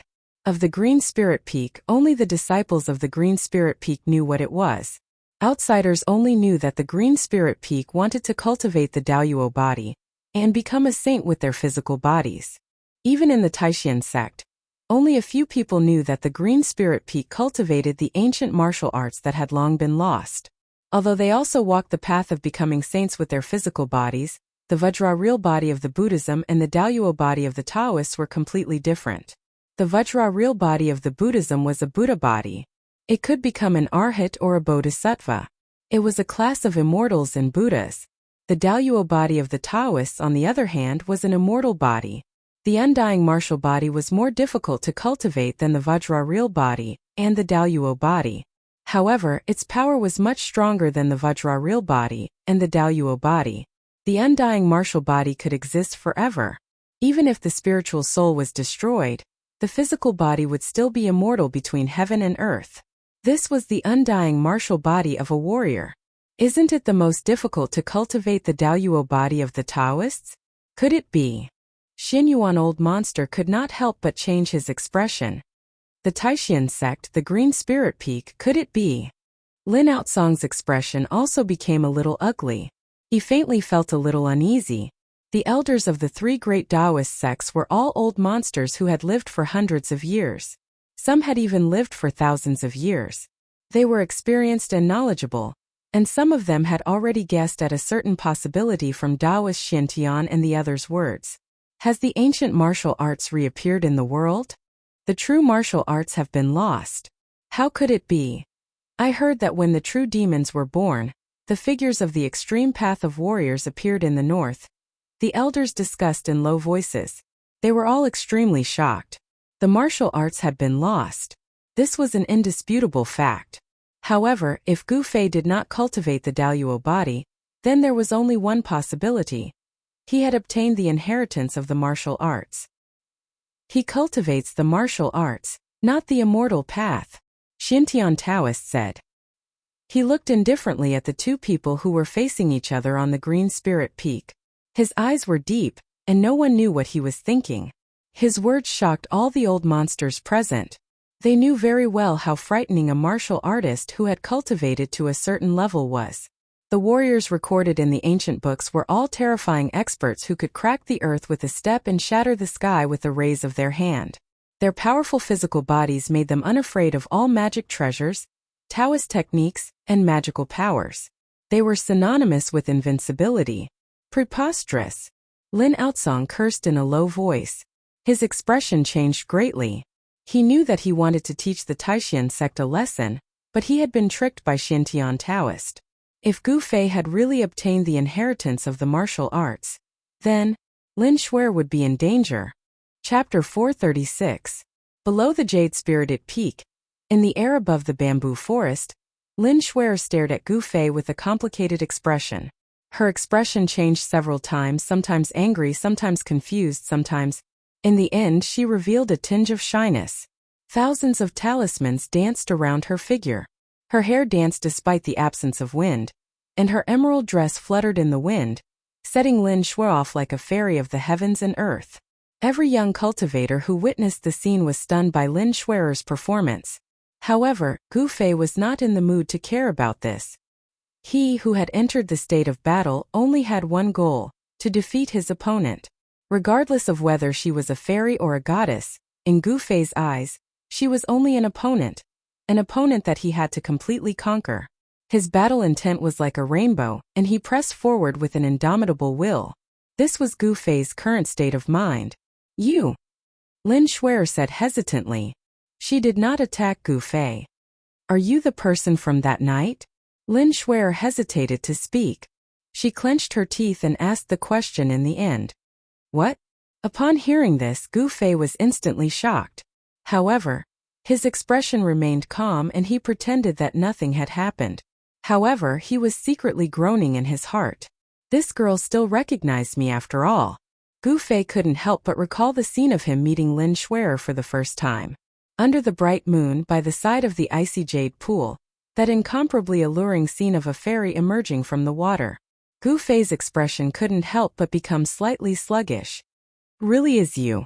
Your punch just now. Lin Xuer seemed to be very excited. Her delicate little face was flushed red, making her look extremely adorable. It was unclear whether she was feeling shy because of the alluring scene from that night, or because she was burning with anger. Either way, when Gu Fei saw Lin Xuer's expression, his heart skipped a beat. He knew that he was in trouble. On the night he met Lin Xuer, Gu Fei had destroyed Lin Xuer's Dao Talisman technique with a punch. It was obvious that Lin Xuer had recognized the person from that night from Gu Fei's punch. It was Gu Fei. Even though it had been a few years since the incident and Gu Fei's aura had changed a lot, Lin Xuer still remembered the punch from that night. The memory of Gu Fei breaking her talisman technique with one punch was still fresh in her mind. Even if Lin Xuer couldn't recognize Gu Fei, she could recognize Gu Fei's punch. I don't know what you are talking about. Of course, Gu Fei wasn't stupid enough to admit that he was the one who saw her bathing in the icy azure lake that night. Gu Fei was playing dumb. Lin Xuer was extremely intelligent. How could she not tell that Gu Fei was playing dumb? She said fiercely. Very well, today we will settle that muddled account. With that said, boom! Thousands of runes abruptly surged out from Lin Xuer's body and shot out in all directions. The void within a radius of several hundred meters was immediately enveloped by countless runes that emitted dazzling divine light. Runes trap in all directions. Lin Xuer cried out loudly. The thousands of runes were immediately activated. The mysterious runes attracted the spiritual chi of heaven and earth, and formed a talisman formation in an instant. Gu Fei was shocked. The glowing runes contained Taoist force, but their target wasn't him. Instead, they had set up a talisman formation to trap him. The void within a few hundred meters was completely enveloped by thousands of runes.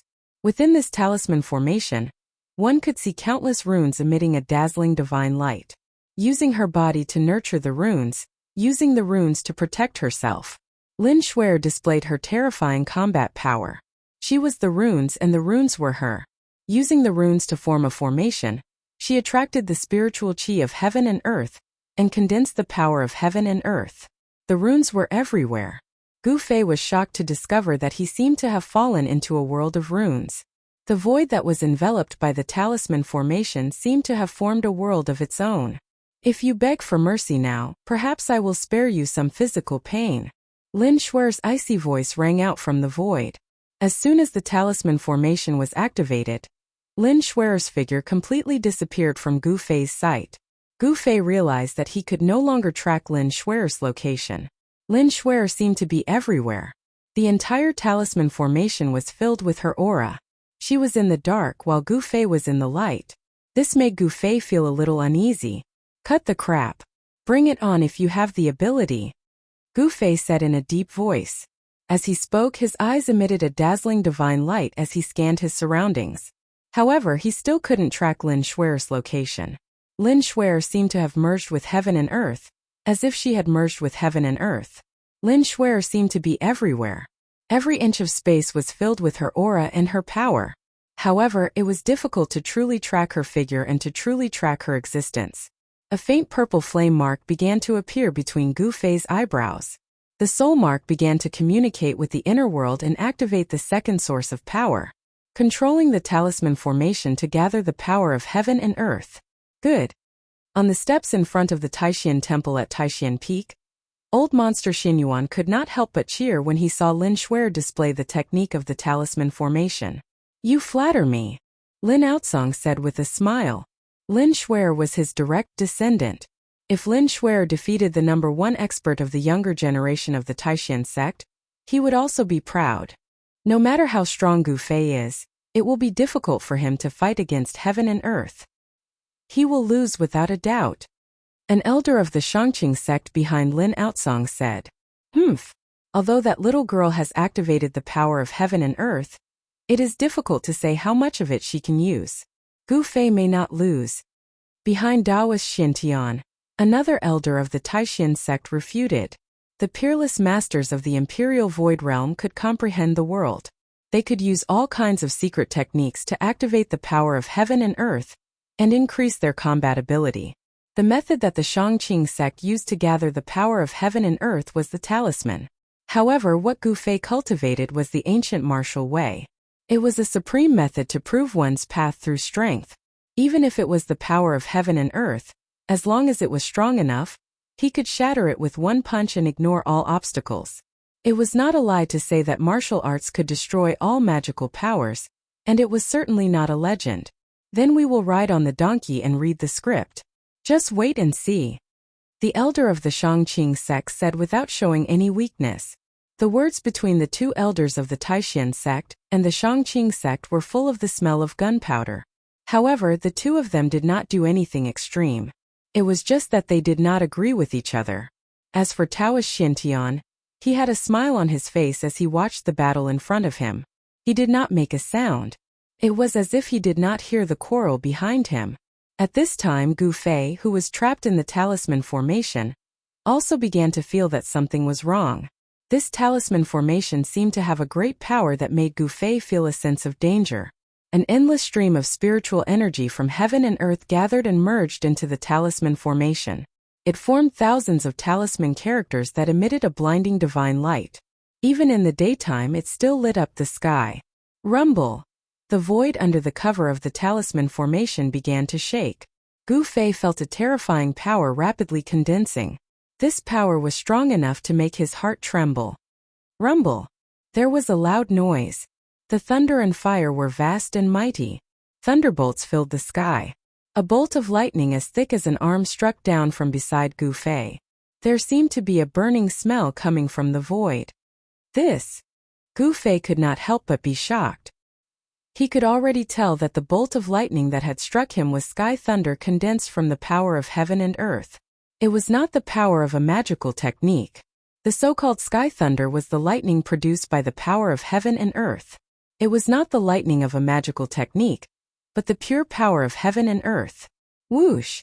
A gust of astral wind suddenly appeared without warning, rushing toward Gu Fei. Gu Fei felt a faint pain in his flesh. He could barely open his eyes, and his long hair danced wildly behind him. The astral wind was like a knife cutting through flesh. Rip! Rip! The clothes on Gu Fei's body were torn into two pieces. What kind of wind is this? Gu Fei was secretly shocked. Fortunately, the astral wind did not last for long. It disappeared in a few breaths' time. However, when this astral wind blew on his body, Gu Fei actually felt a faint pain in his flesh that was blown by the wind.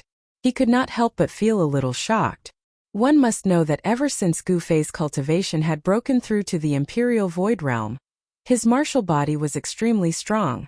Even the magical treasures refined by the peerless masters of the Imperial Void Realm would not be able to hurt him in the slightest.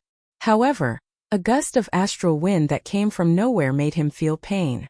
This talisman array was not simple. It definitely had unimaginable power. Endless talismans sealed the sky and trapped the earth. Gu Fei was in the middle of the array. He felt a great pressure as if the whole world was collapsing. At this moment he suddenly felt a wave of heat coming down from the sky. He quickly looked up. It was not a big deal, but it gave him a big fright. Unbeknownst to him, a monstrous fire had appeared in the sky above his head. That fire was sweeping towards him in an overwhelming manner. Lightning, astral wind, raging fire. Gu Fei's expression became extremely grave. Just as the terrifyingly high temperature, which caused the air to distort, was about to burn his body, Gu Fei used the 8 desolate steps in an attempt to charge out of the fiery clouds descending from the sky. However, as he moved, he felt that something was wrong. He felt as if he was trapped in a swamp. There was a force in the surrounding void that was binding him, preventing him from moving in the void. Roar! Gu Fei roared. His body emitted a dazzling 5-colored aura that protected his body. The fire that descended from the sky immediately drowned him in the sea of fire. The divine fire burned the sky and boiled the sea. Even the void was burning and twisted. Gu Fei was in the middle of the sea of fire. Although his protective astral energy blocked the divine fire, the terrifying heat still passed in. He felt unbearably hot and sweated profusely. It was as if all the water in his body was about to evaporate. The talisman array was operating, triggering the forces of heaven and earth. It evolved into various forces of heaven and earth that attacked Gu Fei. After the fire there was a flood. Endless water vapor condensed into transparent water blades that slashed towards Gu Fei. After the water blades attacked, the temperature of heaven and earth dropped rapidly. Then, in the area that was covered by the talisman array, snowflakes began to fall. The terrifying cold seemed to even freeze the void. However, it still could not hurt Gu Fei at all. Gu Fei was not afraid of the various forces of heaven and earth. Like a martial god, he stood between heaven and earth. Even the forces of heaven and earth could not shake him. Good, good, good. Lin Shuer's cold voice echoed in the surroundings. Endless runes formed into a talisman array and changed again. In the void, 108 dazzling stars appeared. The 108 stars emitted a terrifying energy. Like 108 mountains, they pressed down on Gu Fei's heart. This was the most direct manifestation of the forces of heaven and earth. Rumble. The stars were falling. The sky and earth were collapsing. 108 stars seemed to have triggered the forces of the universe. It was as if the sky and earth were collapsing. Thousands of runes emitted a dazzling light that had never been seen before. A destructive force surged. 108 stars fell towards Gu Fei. Lin Shuer attacked with all her might, intending to thoroughly defeat Gu Fei. However, after unleashing such a powerful attack, even Lin Shuer found it difficult to completely control this terrifying force. After unleashing her ultimate move, it was difficult to retract it. If Gu Fei could not stop the stars from falling, he would be completely crushed by the falling stars. Seeing this, even old monster Xin Yuan, Lin Outsong, Taoist Xin Tian, and the other powerhouses could not help but change their expressions. If Gu Fei was killed, then they would completely offend the Supreme Mystery Sect. Moreover, Gu Fei seemed to be on good terms with the demon. If the demon pursued this matter, the entire Shangqing sect would be in endless trouble. Whoosh! Lin Outsong's figure disappeared from the steps outside the Supreme Mystery Temple. The next moment, he appeared in the sky above the talisman array 100 miles away. Boom! At this moment the entire talisman array shook. 108 dazzling stars exploded. Endless power transformed into a terrifying energy storm that swept out in all directions. Countless talisman inscriptions were collapsing. The power of the heavens and the earth quickly disappeared. The talisman array that Lin Shuer had set up with her great power was collapsing from the inside. At this moment, within the talisman array that had not completely collapsed, another terrifying wave of energy was emitted. A dazzling 5-colored light shot out from the talisman array as if it was going to pierce through the heavens and the earth, illuminating the world. Rumble. The heavens and the earth were shaking. The entire space was shaking. A giant 5-colored palm of light shot out from the talisman array and imprinted itself on the vast sky. Lin Outsong was so shocked that he had to retreat. The 5-colored palm of light split apart the thousands of talisman inscriptions and shot into the sky. In the end, it grew larger and larger until it was hundreds of meters wide. It was as if it was going to cover the heavens and the earth. It was as if it was going to cover the entire sky and hold it in its hands. Everyone who witnessed this scene had their mouths wide open in shock. They could not believe what they were seeing was real. The giant 5-colored palm of light emitted an enormous amount of pressure. Terrifying vibrations rattled the entire sky above the capital and dyed the sky with a layer of 5 colors. A slender figure flew out from the rune array that had completely collapsed. When Lin Outsong saw the figure, he was shocked. Then, he stretched out his hand and pulled the person who had flown out from the array over to him. Roar! The Shangqing sect's techniques are just SOS. After a furious shout, Gu Fei, like an undefeatable god of war, rushed out from the energy storm. Chapter 437. Lin Shuer used the talisman array to trigger the power of the heavens and earth, summoning 108 stars. She aimed at Gu Fei with the force of the falling stars. She was staking it all on this one attack to completely defeat Gu Fei. 108 stars fell with an earth-shattering force that shook the heavens and earth. It was extremely terrifying. However, Lin Shuer was able to draw upon the forces of heaven and earth for her own use, allowing her battle prowess to skyrocket. Gu Fei was able to do the same as well. After 10 days of comprehension, his comprehension of martial arts had deepened to the next level. With just a lift of his hand, he was able to shake the void and draw upon the spiritual qi of the area. Different from Dao techniques where qi from the heavens and earth entered the body and exited the body to form a terrifying combat skill, Gu Fei used his body as a medium to summon the power of the heavens and earth, displaying a terrifying combat skill. With one palm he broke through Lin Shuer's talisman array. What an arrogant kid! Lin Outsong lowered his head and saw that Lin Shuer, who was in his arms, had fainted. There was blood at the corner of her mouth, and her emerald green shirt was stained with blood. It was obvious that her injuries were not light. Lin Outsong couldn't help but fly into a rage. His right hand directly pressed down on the insufferably arrogant Gu Fei without the slightest bit of anger. Rumble! With this simple press, the space in front of Lin Outsong's palm began to vibrate. Ripples that could be seen with the naked eye spread out. A vast amount of magical power surged in front of his palm, like layers upon layers of energy waves, rushing towards Gu Fei. With a casual press, it directly shook the heaven and earth. An old monster at the peak of the 9th heaven of the royal void realm was really terrifying. Roar! Gu Fei let out a furious roar. His long hair danced in the wind. He could feel the danger. The qi in his body surged violently. He used his own strength to summon the power of the heavens and earth. An endless amount of qi from the heavens and earth gathered toward him. Both of his hands drew a mysterious path, absorbing the qi of the heavens and earth. An illusionary figure of a mountain appeared above his head. Then it charged toward the terrifying energy that was rushing toward him. Rumble. The endless qi of the heavens and earth formed a giant illusionary figure, emitting terrifying vibrations as it pressed forward with unstoppable force. Bam! The shadow of the mountains collided with Lin Outsong's palm force and instantly collapsed in the void. Gu Fei suffered a great impact and was sent flying hundreds of feet away. Brother Lin, what is the meaning of this? A voice rang out. Daoist Xintian flew over angrily. Humph!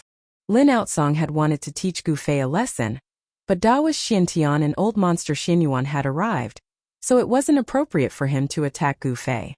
At the same time, he was shocked that the ancient martial path was truly powerful. His attack hadn't even managed to injure Gu Fei. He carried the unconscious Lin Shuer and flew directly to Taishan Peak. Gu Fei was sent flying hundreds of feet away by Lin Outsong's seemingly casual attack. He was extremely shocked, as if he had been struck by a 10,000 caddy hammer. He felt a surge of energy drilling into his body, trying to penetrate it. This middle-aged Taoist seemed to be very powerful. If it was an ordinary person, this attack would have left internal injuries in their body. It might not be a problem for a while, but after a long time the internal injuries would act up, and it would be very troublesome. However, Gu Fei's body was extremely strong. His flesh, internal organs, and bones were all refined like refined gold. He was simply a human-shaped spirit treasure. Lin Outsong wanted to ambush Gu Fei, but he couldn't do so. The hidden force that entered Gu Fei's body was forcefully withstood by Gu Fei's powerful physical body. Swoosh! Daoist Xintian appeared beside Gu Fei and looked him up and down, then said, "Junior brother Gu, do you feel any discomfort?" Lin Outsong wanted to plot against Gu Fei. How sharp was Daoist Xintian's gaze? How could he not see it? Daoist Xintian was afraid that Gu Fei had suffered internal injuries and did not know it, so he asked. Gu Fei was startled when he heard this, but then he knew why Daoist Xintian asked this. Lin Outsong's attack just now seemed strange. A hidden force had penetrated his body, but it was dissolved by the extremely vigorous Yuan Qi in his body. He was not injured at all. "I'm fine. Thank you for your concern, senior brother," Gu Fei said. He could see that Daoist Xintian really cared about him, and was not acting like the others. "That's good. You should go back to your cave abode to cultivate," Daoist Xintian said to Gu Fei. Now that the masters of the three great Taoist sects had gathered in Taishan, there was only one goal, and that was the longevity grass. No one wanted to see any accidents happen at this critical juncture. Gu Fei's safety was number one. Whether they could obtain the longevity grass or not, Gu Fei was the key. Yes, Gu Fei replied, then flew into the air toward Zhao Ziru in the distance. Zhao Ziru was anxiously waiting for Gu Fei. The battle just now had been thrilling, and Zhao Ziru had been frightened for a long time. Fortunately, Gu Fei had not been defeated by Lin Shuer. After this battle, Gu Fei's name spread throughout the three great Taoist sects. Everyone knew that a young master had appeared in the Green Spirit Peak, a peerless master. Those who had once looked down on Gu Fei, who had once asserted that Gu Fei would be like his master, Wan Xiancheng, who had achieved nothing, found it difficult to improve his cultivation, and finally died of depression, were now shocked to the extreme. Gu Fei, who was a cultivation waste and whose cultivation was at the bottom among his peers, had become the #1 master of the younger generation of the Taishan sect. Even among the younger generation of disciples of the entire Taoist sects, he was probably an invincible existence. Gu Fei had used his powerful cultivation and terrifying battle skills to prove to everyone that he was not a waste. He was more talented than those so-called geniuses. Gu Fei's achievements had really given those who had looked down on him a loud slap in the face. The Green Spirit Peak had finally produced a peerless master of the void-controlling realm. This was something that had never happened in the Green Spirit Peak for hundreds of years. The hope of the declining Green Spirit Peak had once again appeared on Gu Fei. The elders of the other 8 sects could already predict that in a few decades, or even 100 years, the Green Spirit Peak would perhaps rise again and reappear in its former glory. Gu Fei and Zhao Ziru returned to the cave residence. The disciples of the Taishan sect who were watching the battle nearby also dispersed, but there were a few people who did not leave. Instead, they walked up to the Green Spirit Peak. Li Lingfeng, as the eldest disciple of the younger generation of the sect leader, could barely be considered a friend of Gu Fei. The handsome man Ziyu was also a friend of Gu Fei's in the sect. When the crowd dispersed, Li Lingfeng, Ziyu and Qin Daoyun passed through the bamboo forest together, following the inconspicuous mountain path, heading up the Green Spirit Peak.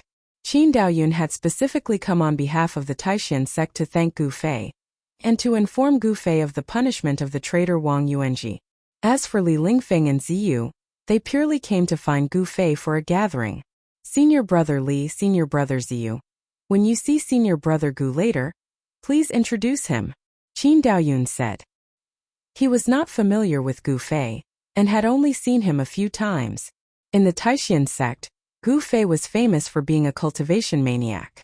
Any spare time was used by him to cultivate. Before he obtained the Yin-Yang fish jade pendant, Gu Fei's cultivation was the lowest among the younger generation of the Taishan 9 sects. No one was willing to pay attention to this fellow sect member, whose cultivation was at the bottom. And in the Green Spirit Peak, when it came to Gu Fei's generation, there was only one disciple. His master, Wan Xiancheng, only accepted him as a disciple. In the huge Green Spirit Peak, there were only the 2 of them. Therefore, it could be said that in the Taishan sect, Gu Fei had no friends at all. Other than Zhao Ziru, Li Lingfeng and Ziyu, the only people he could talk to were Dongfang Chan, Wang Yuanji and a few others. But now it was different. Gu Fei's cultivation had already broken through to the void-controlling realm, and because of the longevity grass and the fact that Taoist Ku Rong had accepted him as a disciple, Gu Fei had become popular in the Taishan sect. Not to mention the disciples of the younger generation of the other branches, even the elders of the sect would fight to get to know Gu Fei and be on good terms with him. Some people even had the idea of letting the children of their families enter the Green Spirit Peak. However, not everyone had the opportunity to be on good terms with Gu Fei. Qin Daoyun had this opportunity. He wanted to seize this opportunity to make the Great Void Peak and Gu Fei reconcile. After all, the actions of the traitor Wang Yuanji had caused the relationship between the Great Void Peak and the Green Spirit Peak to fall to the bottom. This made the old monsters of the Great Void Peak very uneasy. When Li Lingfeng, Ziyu and the others arrived at the Green Spirit Peak, they just happened to see Zhao Ziru walking out of the cave. Junior sister Zhao. Li Lingfeng smiled and greeted her. Ziyu and Qin Daoyun followed closely behind Li Lingfeng. They all knew that Zhao Ziru and Gu Fei's relationship was not shallow. Senior brother Li, senior brother Ziyu, senior brother Qin. Are you here to look for senior brother Gu? As soon as Zhao Ziru saw them, she said such words. Haha. We just want to meet up with junior brother Gu. Li Lingfeng directly stated the purpose of his visit. He and Gu Fei could be considered to be gentlemen's acquaintance. Coming to pay a visit was nothing. Qin Daoyun and Ziyu both looked at Zhao Ziru. When Zhao Ziru heard that, she couldn't help but frown and then said, "Senior brothers, you came at the wrong time.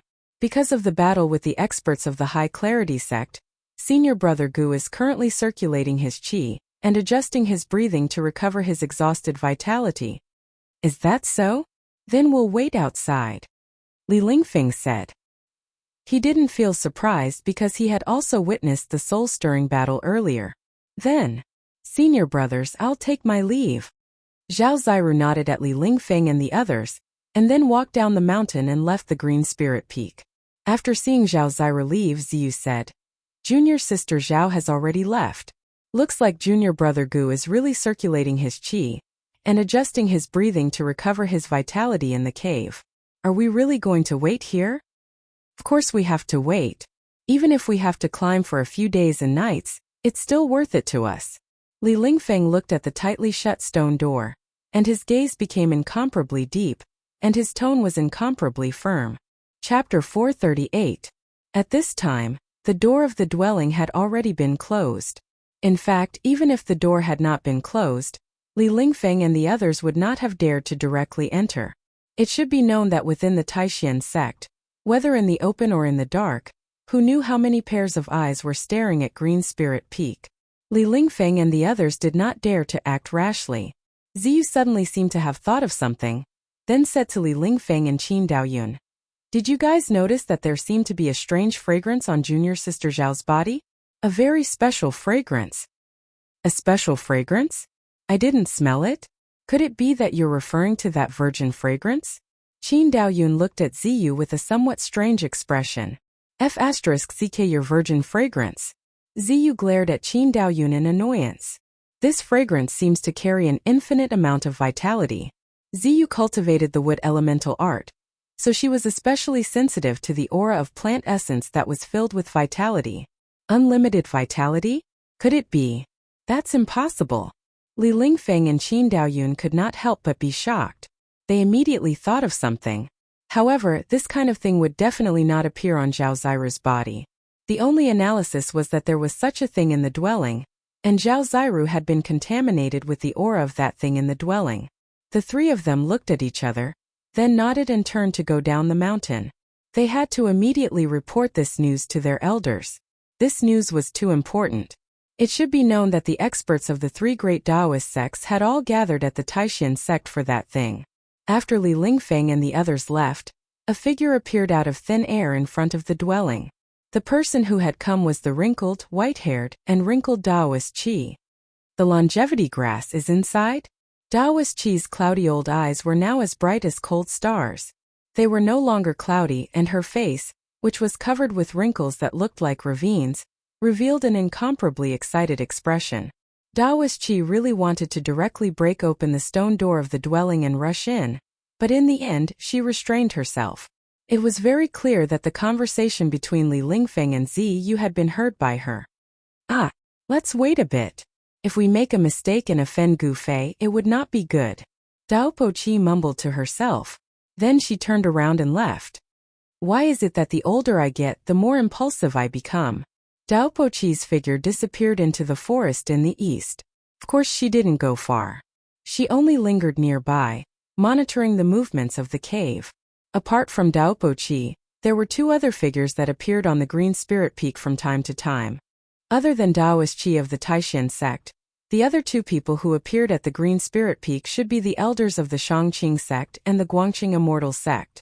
Even though the Guangchang Celestial sect, the Shangqing sect, and the Taishan sect had made some sort of agreement, this matter was still related to the rise and fall of the three main Taoist houses.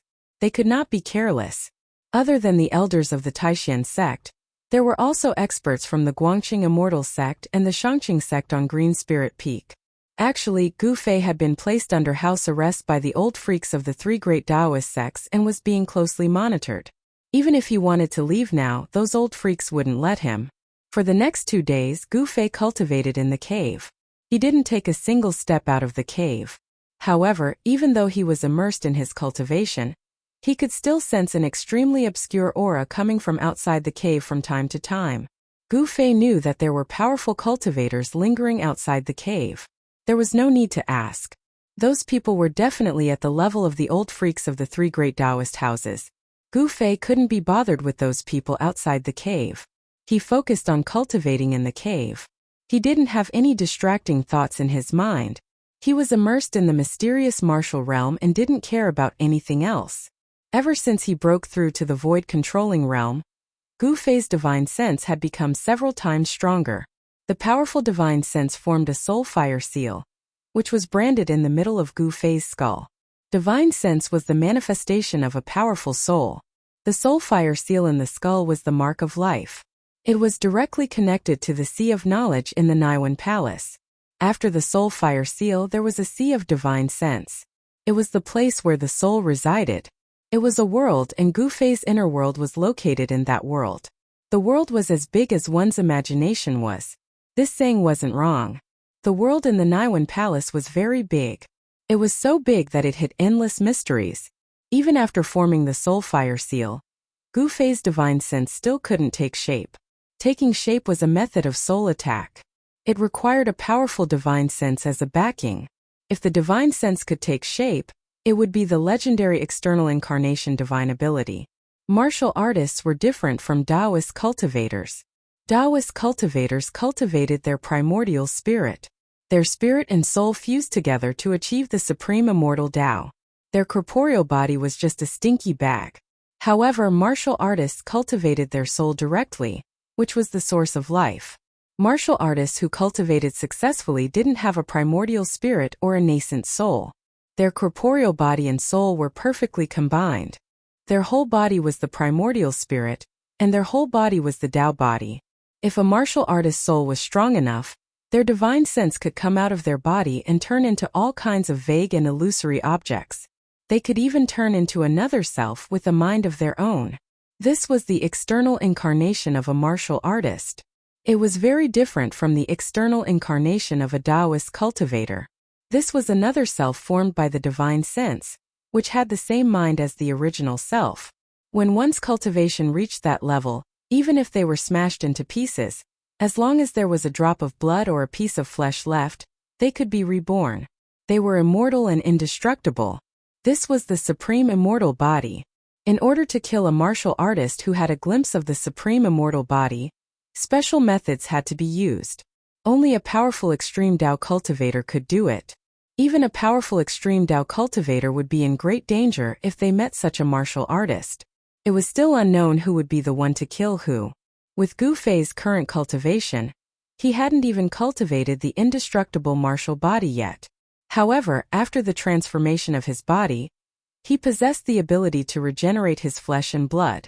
Life was like a treasure trove. As his fleshly body continued to transform, Gu Fei had unlocked yet another treasure trove of his fleshly body. The recovery and regeneration of his fleshly body gave Gu Fei an almost immortal body, allowing him to gain the upper hand when fighting others. Immortality was relative. Even immortals and gods would fall one day. Right now, Gu Fei was merely a void-controlling realm martial artist. He could be considered to have just stepped onto the supreme immortal body. In the eyes of others, a void-controlling realm martial artist might be very powerful and could dominate those of the same level. However, in reality, Gu Fei had only just entered the path of martial arts. The supreme immortal body of martial arts was broad and profound. The mark of the great path that was imprinted in his heart was something that Gu Fei was not even qualified to touch. He could only sense a trace of the great path that the mark of the great path emitted. Even so, he had already benefited a lot. 3 days had passed since the battle between Gu Fei and Lin Shuer. The Taishan sect had gradually returned to its former tranquility. However, news of the battle spread very quickly.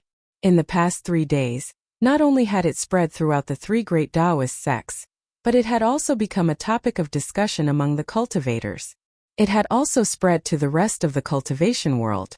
Many people and forces already knew that an extraordinary genius had appeared in the green spirit peak of the Taishan sect. That genius was named Gu Fei. The people of the Dongfang family and the Beitang family of course also knew about this matter. Some people in the 2 families began to feel uneasy. They did not want to see Gu Fei truly become powerful. Some people in the Dongfang family and the Beiteng family felt threatened. The speed at which Gu Fei grew was too shocking. In just a few years, Gu Fei's cultivation had reached a level that others could reach in decades, or even centuries. What did this mean? In addition to showing that Gu Fei was a monster, it also showed that this monster was actually a genius among geniuses. Only such an analysis could make sense. The Dongfang family was a super cultivation force in the eastern region of the Tonglong continent. The reason why it was called a super cultivation force was because this family had a long history. It had once had an incomparably glorious history in the eastern region. In the Dongfang family, there had once been an amazing and peerless figure who had dominated the eastern region for thousands of years. No one knew what had happened to that peerless figure. However, the peerless figure who had pushed the Dongfang family to its peak had already disappeared for thousands of years. No one knew whether that peerless figure was still alive, and no one knew what had happened to the Dongfang family. This was an ancient family. Even before the appearance of the three great Dao sects, this family was already a powerful force in the eastern region. The appearance of that peerless figure made the Dongfang family dominate the eastern region even more. However, with the rise of the Dao sects, this ancient family in the eastern region began to gradually decline. The disappearance of that peerless figure was the direct cause of the decline of the Dongfang family. Now, although the Dongfang family still stood tall in the world of cultivation, it was far from what it had been in the past. The eastern region of the Tonglong continent was very big. The 10,000 miles of territory of the Qi kingdom only occupied a very small part of it. However, it had to be said that only the region known as the Central Plains by the people of the secular world was the most flourishing region in the Tonglong continent. The Central Plains was just the name given to the region inhabited by humans in the secular world. In fact, the so-called Central Plains of the secular world was just a drop in the ocean of the Tonglong continent. In the eastern region, there were spiritual lands that were like fairyland. There were terrifying swamps that were shrouded in black fog. There were barren lands where not even a blade of grass grew. In the depths of the eastern region, there were even ancient ruins. In the eyes of cultivators, the Tonglong continent was vast and boundless. From the east to the east there was no end. From the south to the south there was no end. From the north there was no end. From the west there was no end. To the south of the southern wasteland, there was the 10,000 Great Mountain. To the north of the northern region there was the Devil's Land. To the east of the eastern region, it was incomparably complicated. No one dared to go deep into it. Of the four great creatures of the Tonglong continent, two were in the eastern region. If one were to ask which part of the Tonglong continent was the most terrifying and dangerous place, any cultivator who had some understanding would definitely say that it was the four great creatures. The region was limitless. No one could say for sure what kind of unknown world there was in the Tonglong continent, because no one who had entered the depths of it had ever come out alive. Because it was unknown, everything was terrifying. It was difficult for even immortals to enter and guess what was inside. Although the eastern region was complicated and had all kinds of secrets, there were also spiritual lands that were rarely seen in the Tonglong continent. The place where the Taishan sect was located was a rare spiritual land. The 9 peaks of Taishan seemed to have formed some kind of natural force that could automatically gather the spirit qi of the world. Above the 9 peaks, waterfalls and flowing springs dotted the area. White clouds lingered around, making it seem like a fairyland. The place where the Dongfang family was located was not any worse than the Taishan sect. However, the area where the Dongfang family was located was beyond the territory of the Qi kingdom. The Dongfang family was located in a spiritual mountain somewhere in the eastern region. It was a place that was rarely visited by people, and a matrix had been set up. If one was not a disciple of the Dongfang family, it would be difficult to enter the Dongfang family. In the endless territory of the eastern region, there was a spiritual land. In the spiritual land, there were many spiritual peaks, and a thin mist lingered. Waterfalls and flowing springs could be seen everywhere. Pavilions and towers were hidden between the mountains and rivers. It was like a fairyland on earth. Halfway up one of the spiritual peaks, there was a spiritual spring that looked like a pearl. Mist lingered above the spring, as if there was a layer of spiritual mist floating in the air. Several small waterfalls like jade ribbons poured down from the spiritual peaks. The sound of gurgling water lingered in the mountains. Next to the spiritual spring there was a pavilion. In the pavilion there were two people sitting.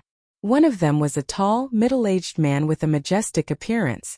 The other person sitting opposite the middle-aged man was a black-haired young man with a sword hanging from his waist. This black-haired young man's body was surging with an extremely obscure and overbearing sword chi. However, the sword hanging from his waist was somewhat different.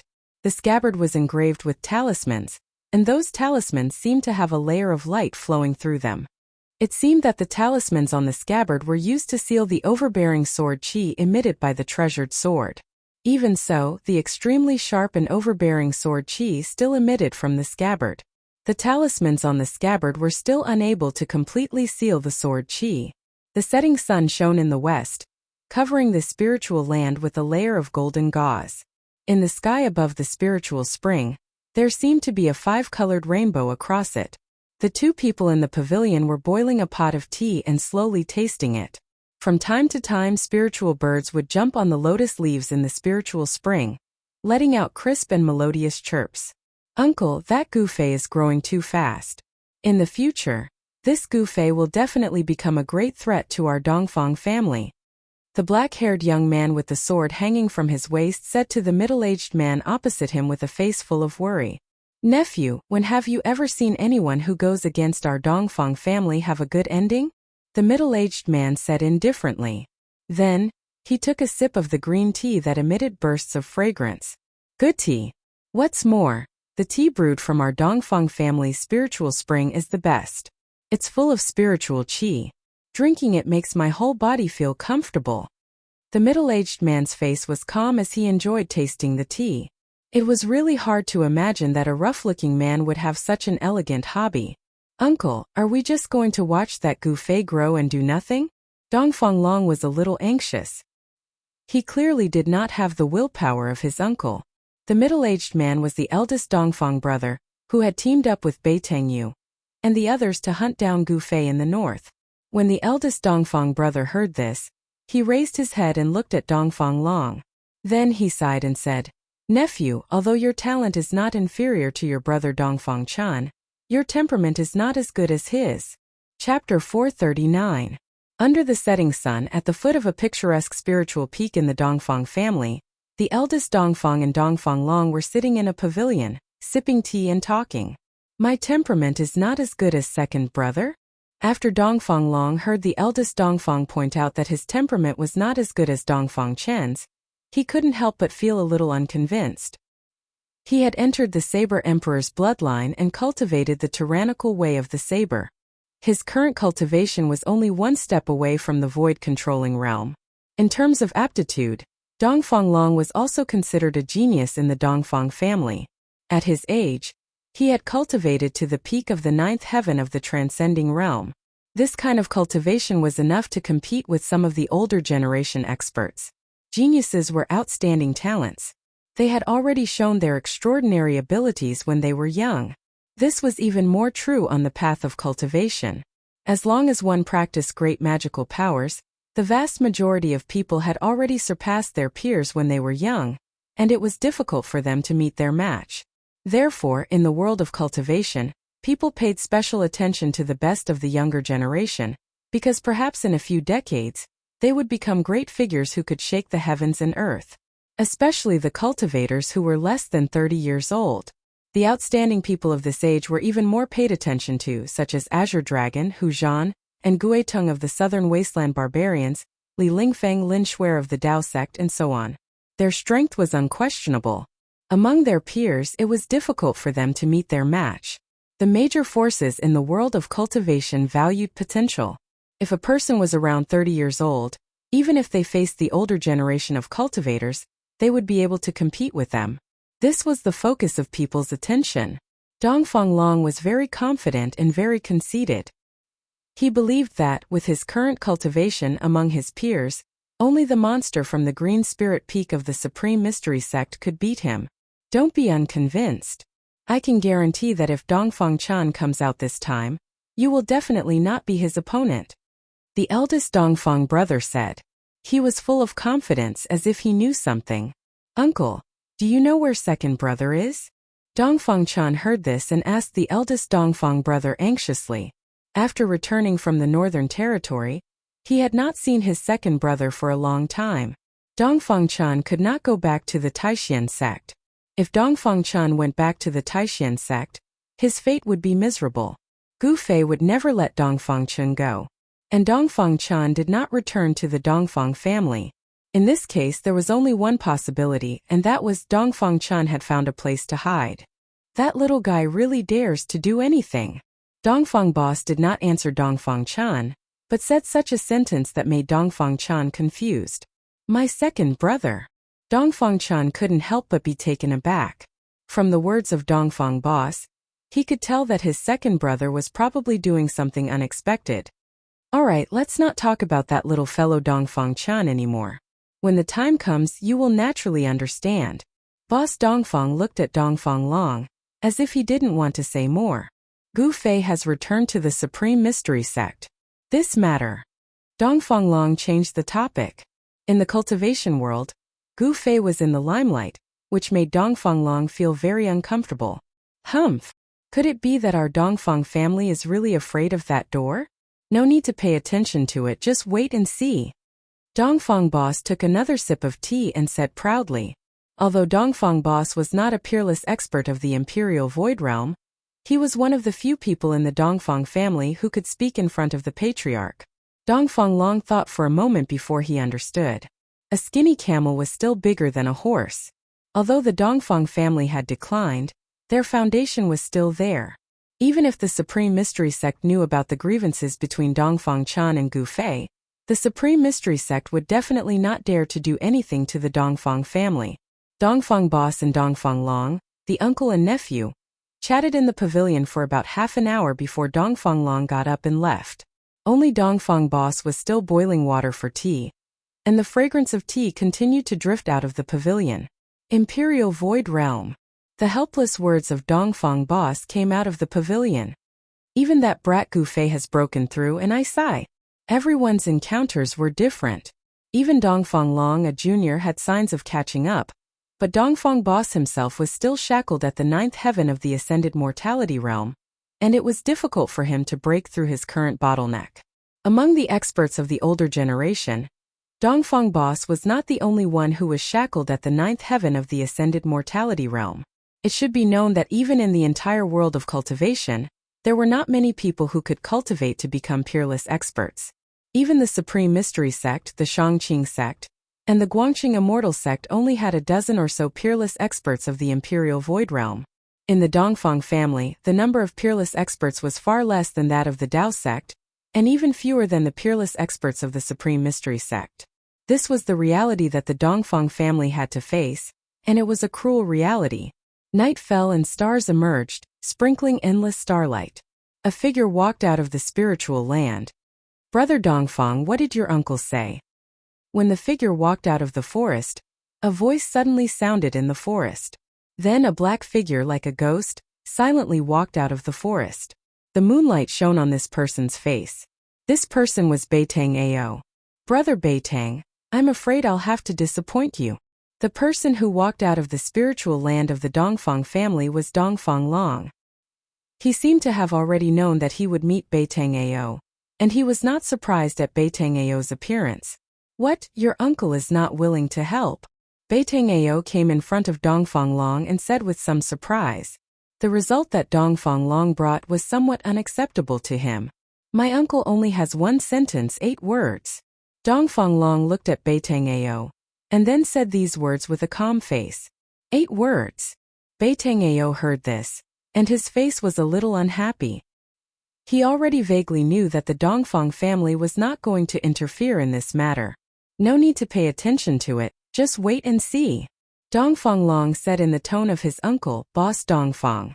Dongfang Long's indifferent and disdainful expression fell into Beitang Ao's eyes, and it made Beitang Ao feel extremely irritated. The Dongfang family was too much. Thinking back, it was you, Dongfang Long, who wanted to put Gu Fei to death. In the Bluestone town in the southern wasteland, you poisoned Gu Fei's wine. I just happened to be there, but I was dragged into the water by you. Now, you actually want to destroy the bridge after crossing the river. Your Dongfang family is certainly not afraid of Gu Fei, not afraid of the Taishan sect, but my Beitang family is not comparable to your Dongfang family.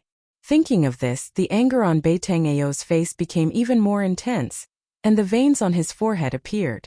However, he knew that now was definitely not the time to shed all pretense of cordiality with Dongfang Long. The grudge between Beitang Ao and Gu Fei could have been resolved, and it did not reach the point of a life-and-death battle. However, because of Dongfang Long's interference, the grudge between Beitang Ao and Gu Fei became deeper and deeper, and finally, they became mortal enemies. Brother Dongfang, you are too unkind. Beitang Ao forcibly suppressed the monstrous anger in his chest, and with a gloomy face, he coldly stared at Dongfang Long and said, "What kind of person was Dongfang Long?" He had already seen that Beitang Ao was on the verge of exploding, and he actually did not want to lose Beitang Ao as an ally. Hehe. Brother Beitang, you don't need to be like this. My uncle only said to wait and see. He did not say that he will not make a move. Even if my uncle does not make a move, those people in my sect will also make a move. Dongfang Long wanted to stabilize Beitang Ao, so that he could continue to use Beitang Ao as a spear. Preposterous. If I still believe you, then I am the world's biggest idiot. Beitang Ao's heart was filled with resentment, but he had nowhere to vent it, and it was hard to bear. Beitang Ao was able to cultivate to the transcending mortality realm at such a young age. He was not a simple-minded, well-developed fool. He had already seen that Dongfang Long wanted to use him as a spear. However, understanding was one thing, but Beitang Ao would never say what was in his heart. Although he could not wait to tear Dongfang Long to pieces, he had to continue to deal with Dongfang Long. With your words, I feel a lot more at ease. Beitang Ao said. Let's go. We will talk after we leave the mountain. Dongfang Long stepped forward, put his hand on Beitang Ao's shoulder, and walked forward. The two of them were like close friends who had known each other for decades. They seemed to be incomparably close, talking about everything, as if they were life-and-death brothers. But who knew that these two people were actually carefully guarding against each other? Soon, the figures of Dongfang Long and Beitang Ao disappeared in the mountains under the moonlight. The Supreme Mystery Sect had been very lively these past few days. Within the Supreme Mystery Temple, there was one big news after another. This news was enough to shock the younger generation of disciples. In the Supreme Mystery Sect, from the sect leader, the heads of the 8 branches, a group of elders, and the disciples of the younger generation, their topics could not be separated from one person. That person was Gu Fei. The upper echelons of the Supreme Mystery Sect had unanimously decided to make Gu Fei the head of the Jade Spirit Peak. As soon as this news spread, the entire Supreme Mystery Sect was in an uproar. Head of the sect. In the Supreme Mystery Sect, the position of the head of a branch was almost equal to that of the sect leader. In the sect, under the sect leader and a group of supreme elders were the heads of the various branches. Moreover, Gu Fei was only in his early 20s. It could be said that since the founding of the Supreme Mystery Sect, he was the youngest peerless master of the void-controlling realm, and also the youngest head of the sect. Countless disciples were extremely envious and talked about this with relish. After all, the Supreme Mystery Sect had produced a young great master. As a disciple of the Supreme Mystery Sect, they also felt proud. Less than a day after Gu Fei was made the head of the Jade Spirit Peak, the upper echelons of the Supreme Mystery Sect announced another piece of news. The 7 branches of the Supreme Mystery Sect, along with the sect leader's branch, began to select disciples with superior aptitude who were less than 20 years old to join the Jade Spirit Peak. As soon as this news was announced, the young disciples who had just entered the sect all sharpened their heads and drilled into the Jade Spirit Peak. They all wanted to join the Jade Spirit Peak. However, not all young disciples were qualified to join the Jade Spirit Peak. Only those young disciples who were tested to be suitable for practicing body techniques could join the Jade Spirit Peak. After all, the cultivation methods of the Jade Spirit Peak were not Taoist techniques. In the eyes of the upper echelons of the Supreme Mystery Sect, ancient martial arts were not something that everyone could practice. In the end, among the disciples of the 8 branches, only 12 young disciples who were less than 20 years old were selected. These 12 young disciples all had strong bones, strong backs, and a bear's waist. They were full of energy, and the surging blood in their bodies was much more vigorous than that of ordinary disciples. However, all of this happened in the Supreme Mystery Sect was not known to Gu Fei. The door of the cave residence on the Jade Spirit Peak had been closed. Gu Fei seemed to be in seclusion. Since the battle with Lin Shuer, he had not taken a step out of the cave residence. Chapter 440. Taishan Sect, Purple Bamboo Peak. As its name suggested, this peak was covered with purple bamboos. It was one of the wonders of the 9 peaks of Taishan. Most of the disciples of Purple Bamboo Peak, who cultivated on the peak, were women. However, in the past 200 or 300 years, the number of male disciples on Purple Bamboo Peak had increased. This was because the head of Purple Bamboo Peak was a man. Long Hongxue was not the first male head of Purple Bamboo Peak. However, the head of Purple Bamboo Peak had always been a female cultivator. This was an indisputable fact.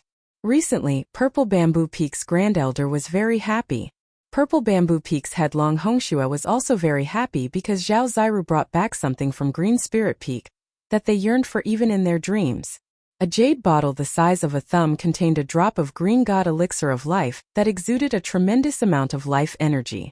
The moment the jade bottle was opened, a tremendous amount of life energy burst out of it like a volcanic eruption. If not for the fact that the spell formation had been activated beforehand, this extremely powerful essence of life would definitely have rushed out of Purple Bamboo Peak and been detected by the masters of Taishan Sect. Even so, the plants in Purple Bamboo Mountain Manor on Purple Bamboo Peak grew rapidly under the influence of this essence of life. The entire Purple Bamboo Mountain Manor was full of vitality. There were no palaces or caves on Purple Bamboo Peak. There was only a Purple Bamboo Mountain Manor in the middle of the Purple Bamboo Forest. The Purple Bamboo Forest on the mountain was not simple. Endless amounts of purple bamboos were scattered all over the Spirit Peak. The previous generation of Purple Bamboo Peak had used the purple bamboos on the Spirit Peak to set up a spell formation that condensed the power of heaven and earth and isolated all auras. There was a legend in Taoism that there was a divine bamboo on Purple Bamboo Peak. It was precisely because of the existence of this divine bamboo that there were so many purple bamboos on Purple Bamboo Peak. The cultivation methods of Purple Bamboo Peak could be divided into 2 main categories. One was the water elemental cultivation methods, and the other was the wood elemental cultivation methods. The essence of plants on Purple Bamboo Peak was far more abundant than that of the other 8 peaks. Cultivating wood elemental techniques on Purple Bamboo Peak could achieve twice the result with half the effort. Thus, when accepting disciples, Purple Bamboo Peak would usually accept disciples with wood elemental spiritual roots or water elemental spiritual roots. In the depths of the Purple Bamboo Manor, there was a bamboo building made entirely of purple bamboo. 2 white-haired old Taoist women and Long Hongxue were sitting on the highest seats.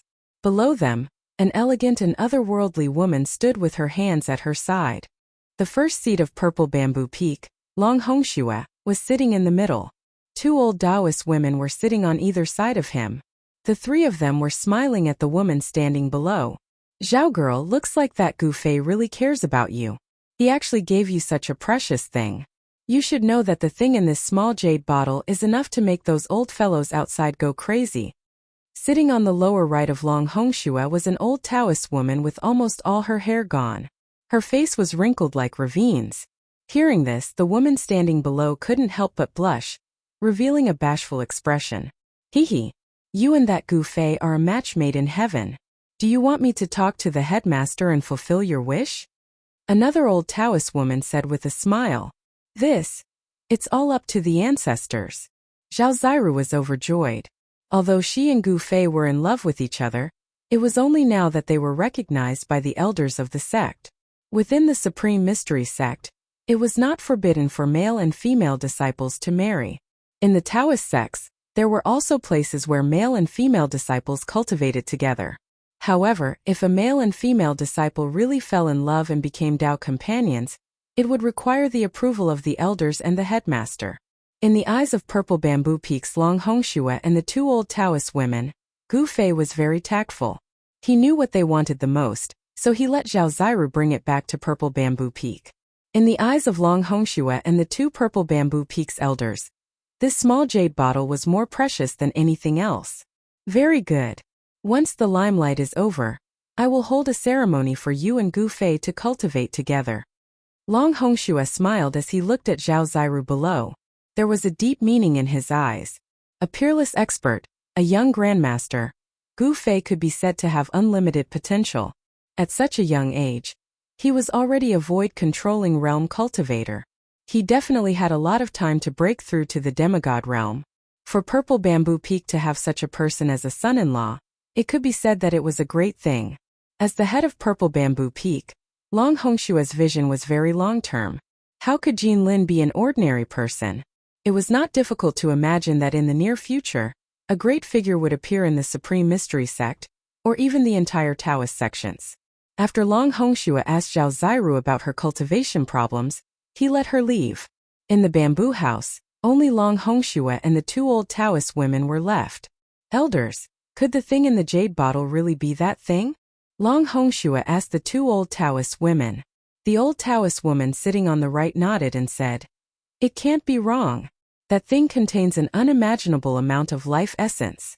It is not something that any other spiritual essence of the world can compare to." Then, can we start the furnace to refine the longevity pill? After Long Hongxue received the affirmative answer, he could not hide the excitement on his face. Only one drop is a little too little. The old Taoist woman sitting on the left of Long Hongxue said. She seemed to have some concerns. It should be known that if a furnace of pills was ruined, then their hope of prolonging their lifespan would be shattered. Then is Gu Fei lying to us? Is the longevity grass on him? The words about it being with the great figure of the demon race, could it be that he is evading the responsibility? Long Hongxue was able to become the head of Purple Bamboo Peak, so he was also very shrewd. If it is on him, where did he hide it? The old Taoist woman sitting on the right of Long Hongxue revealed a thoughtful expression, her eyes constantly flickering. It is impossible for him to hide the longevity grass on him. This is absolutely certain. The old Taoist woman on the left said with a very certain tone. If Gu Fei really did hide the longevity grass on him, it would definitely not escape the fiery eyes of these old monsters. Therefore, these old monsters could be sure that the longevity grass was not on Gu Fei. If these old monsters felt the aura of the longevity grass on Gu Fei's body, they would have already swarmed over and robbed Gu Fei until not even his underwear was left. The old monsters who were at the end of their lifespan could be said to have no scruples. As long as they could extend their lifespan, they had even considered becoming demons or cultivating the ghost Tao.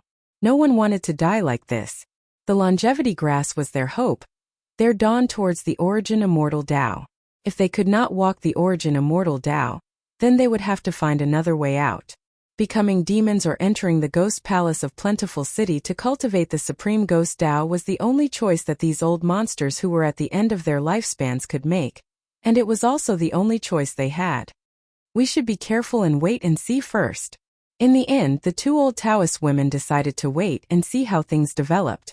After all, the current Supreme Mystery Sect had gathered the old monsters of the Guangqing Immortal Sect and the Shangqing Sect. If they were not careful, these old monsters could see something. At that time, Purple Bamboo Peak would never have a day of peace. Time passed. The sun rose and set. It was as if in the blink of an eye, more than half a month had passed. There was still no movement on the Green Spirit Peak. The door of the cave was tightly shut. From time to time, there would be white-haired figures wandering around, and there were also some seemingly young figures walking around the cave from time to time. The old monsters of the three great Taoist sects seemed to be waiting impatiently. The number of people appearing on the Green Spirit Peak became more and more frequent, but everyone was still watching, not daring to act rashly. Even the head of the Supreme Mystery Sect, Taoist Xintian, came 3 times. Every time he came, he only saw the tightly shut door of the cave and returned disappointed. The old monsters of the 3 great Taoist sects had some misgivings. After all, Gu Fei had been accepted by Taoist Ku Rong as an unofficial disciple. An unofficial disciple was still a disciple.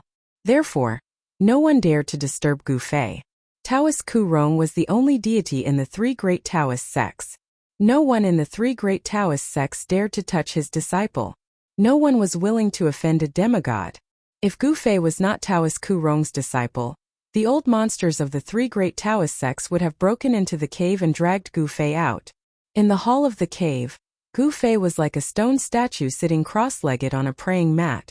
There was no aura coming from his body, and all the functions of his body were silent. It was as if he was a lifeless corpse. The primordial qi in his body seemed to have completely dried up and disappeared, and his skin had lost its luster. After an unknown amount of time, Gu Fei's body began to emit a faint aura. It was very weak, and if one did not look carefully, it would be difficult to notice. Then Gu Fei's withered body began to glow with vitality like a dead tree, and the aura on his body began to gradually become stronger. In the end, not only did Gu Fei's skin become translucent again, but he was also meditating quietly. The blood and qi in his body surged, and his bones kept making sounds as if they were reshaping his body. Multicolored light flowed all over Gu Fei's body. Later, a 5-colored divine light shot up into the sky from his body. At the same time, a majestic pressure spread out with Gu Fei as the center. It was as if a tsunami had occurred, and incomparably terrifying spiritual waves erupted and surged in all directions. Rumble! The entire cave shook violently. A purple flame brand appeared on the skin between Gu Fei's eyebrows. It emitted a dazzling purple divine light and pierced through the void. The entire cave began to emit runes to resist the terrifying energy waves that erupted from Gu Fei's body. Each rune emitted a bright light and condensed the power of heaven and earth to counteract the terrifying power that erupted.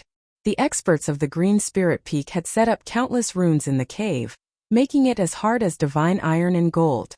Otherwise, the entire cave would have collapsed and turned into ruins. Chapter 441. The cave abode on Green Spirit Peak produced a strange phenomenon. There was a 5-colored glow looming over Green Spirit Peak, accompanied by rumbling sounds. It was like the sound of 10,000 horses galloping, and it immediately alarmed the group of old monsters gathered in the Taishan sect. Swish! Swish! Swish! There was a divine rainbow-like escape light that rushed out from the Taishan temple at the top of the Taishan Peak, and then crossed the sky, heading for Green Spirit Peak that was hundreds of miles away. There was a swordsman who rode on a sword light, like a heavenly sword immortal. His clothes fluttered in the wind, and he flew elegantly towards Green Spirit Peak. There was a Taoist who walked directly in the void, with runes under his feet, walking towards Green Spirit Peak. There were constantly experts coming out from all over the Taishan sect, flying towards Green Spirit Peak.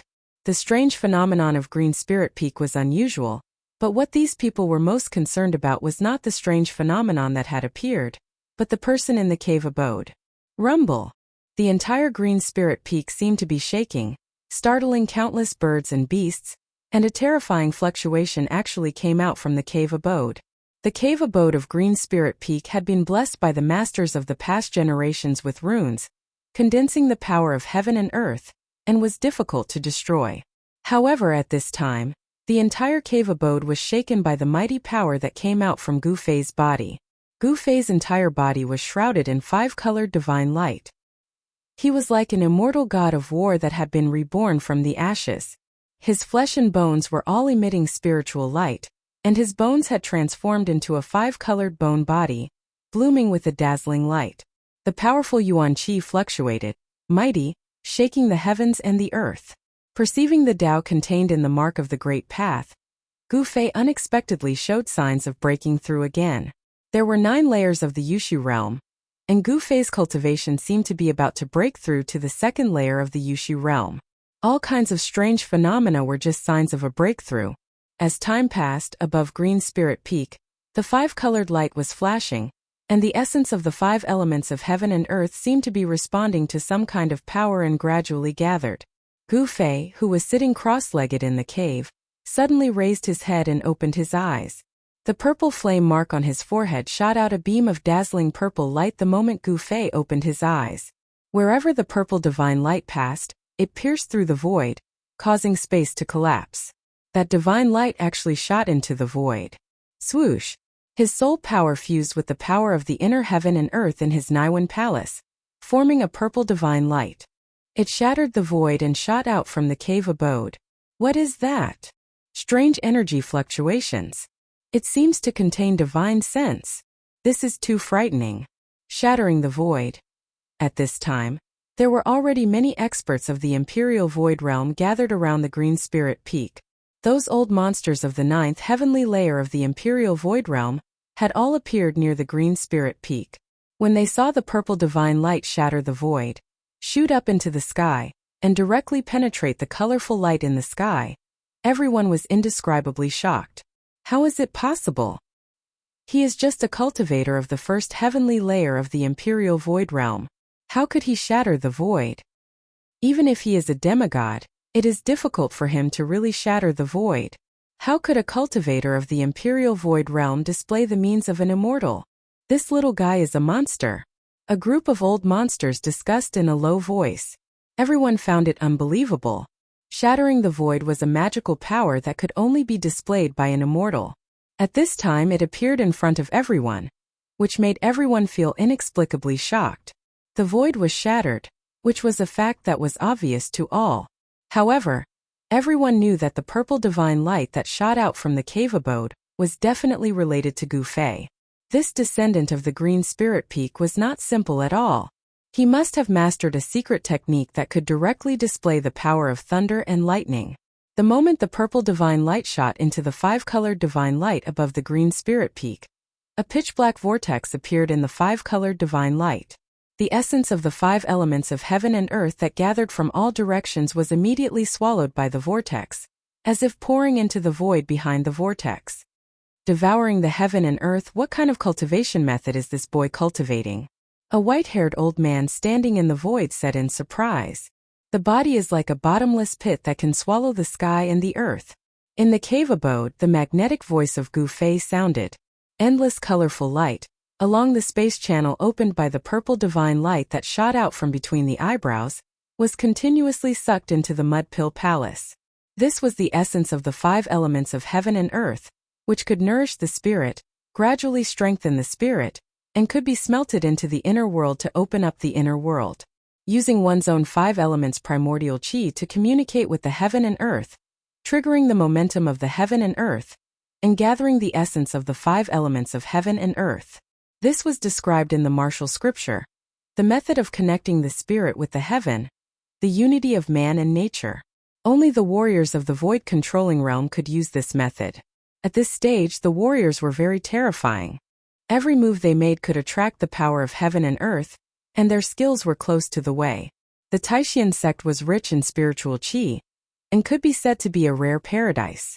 The five elements primordial chi that gathered in the Green Spirit Peak was mighty, covering the entire mountain.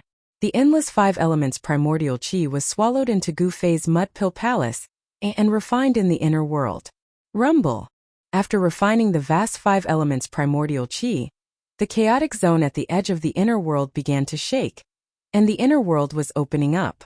At the same time, a part of the refined five elements primordial chi overflowed from the inner world, nourishing the spirit in the Mud Pill Palace, and then seeping out from the purple flame between the eyebrows, flowing throughout his body. The five-colored energy was baptizing his body, nourishing every inch of his body, and improving his physique. His flesh and blood flickered with five-colored light, and the yuan qi in his body was boiling. Even with the runes blocking the aura and sealing the terrifying yuan qi that erupted from Gu Fei's body, there was still a rumbling sound coming from the cave, like a tsunami that reached the sky like thunder, and from time to time beams of divine light shot out from Gu Fei's body. Just a little bit more. Just a little bit more. Gu Fei operated the mystic technique with all his strength, attacking the cultivation barrier. The vast yuan qi that surged out from his body was extremely vigorous. The entire cave was shaking violently, as if it could collapse at any time. Countless runes densely appeared on the walls, floor, and ceiling of the cave. The endless runes formed the momentum of heaven and earth, firmly stabilizing and protecting the entire cave. The five-colored divine light above the Green Spirit Peak was shrinking rapidly, being swallowed by the dark vortex. The inner world was opening up, his mental force was becoming more and more refined, his spirit was becoming more and more solid, and his body was like a bottomless pit. The five elements primordial chi that seeped out from the eyebrows had all entered his flesh, blood, tendons, and bones. However, the yuan qi that Gu Fei needed to break through to the next heaven was absolutely massive. Although it was just a little bit more, it was difficult for him to really take that step. At this time, Gu Fei was like a beggar who had not eaten for a few days, Seeing the braised pork on someone else's table, he could only look at it but could not eat it. Needless to say, it was very uncomfortable. The vision on the green spirit peak lasted for 3 days and 3 nights. Finally, the 5-colored divine light that shrouded the green spirit peak was completely swallowed up by the vortex in the void. The energy fluctuations coming from the cave mansion also gradually calmed down. Just a little bit more. Gu-Fei stood up from the ground, unable to conceal the infinite disappointment and unwillingness on his face. The entire cave had completely calmed down. There was no strong energy fluctuations, nor was there a terrifying aura. Gu-Fei's body had a hint of elegance, making him look a little delicate, like the big boy next door. He was less extraordinary, and had more of a plain and simple charm. Although in the end he did not break through to the second heaven of the Imperial Void, Gu-Fei's harvest was not small. At least, he used the 5 elements essence of heaven and earth to open up the inner world, nourish his spirit, and temper his body. In this more than a month of closed-door training, Gu-Fei's biggest gain was not that his cultivation had reached the peak of the first heaven of the Imperial Void, but that his divine sense had reached a very terrifying level. It was extremely condensed, almost to the extent that it could transform. With just a thought, a terrifying divine light could shoot out from between his eyebrows, shatter the void, and open up the inner world. In the eyes of outsiders who were not clear about Gu-Fei's background, what Gu-Fei had shattered was the screen wall of the big world, which was a terrifying method that only immortals possessed. In fact, Gu-Fei did not have such a terrifying attack power. What he had shattered was only the screen wall of his own inner world. The screen wall of the big world was stable and firm, but the void of Gu-Fei's inner world was not so stable. It was easy to shatter and turn from new to chaos. Gu-Fei could now open up a passage between the outside world and the inner world at any time. In other words, he no longer needed to meditate and practice qi, and spend time guiding the power of the inner world to enter the inner world. As long as Gu-Fei wanted to, he could enter his own inner world with just a thought. However, with his current strength, it was still difficult for him to directly reveal his inner world to the outside world. The restrictive spell formation in the cave was very mysterious. It could block the divine sense of people outside, but in the cave there was no hindrance in sensing everything outside. Gu-Fei instantly sensed everything that was happening outside the cave dwelling. Why are they all here? When Gu-Fei sensed the dozens of powerful auras outside, as dignified as mountains and as vast as the sea, he was shocked. There were dozens of peerless experts of the void controlling realm standing outside the cave. Moreover, there were more than a dozen of the most powerful auras. Needless to say, those dozen of the most powerful auras definitely came from those old monsters. Dozens of peerless experts, the void-controlling realm experts of the 3 great Taoist sects, were probably all gathered at Green Spirit Peak. These people were not here to denounce him, were they? If these dozens of peerless experts came together to make things difficult for him, Gu-Fei would not be late. Just thinking about it made Gu-Fei break out in a cold sweat, and his heart palpitated. Those people outside just wanted the longevity grass. He once said that he would contact the old tortoise in half a month at most, and now it had been more than half a month.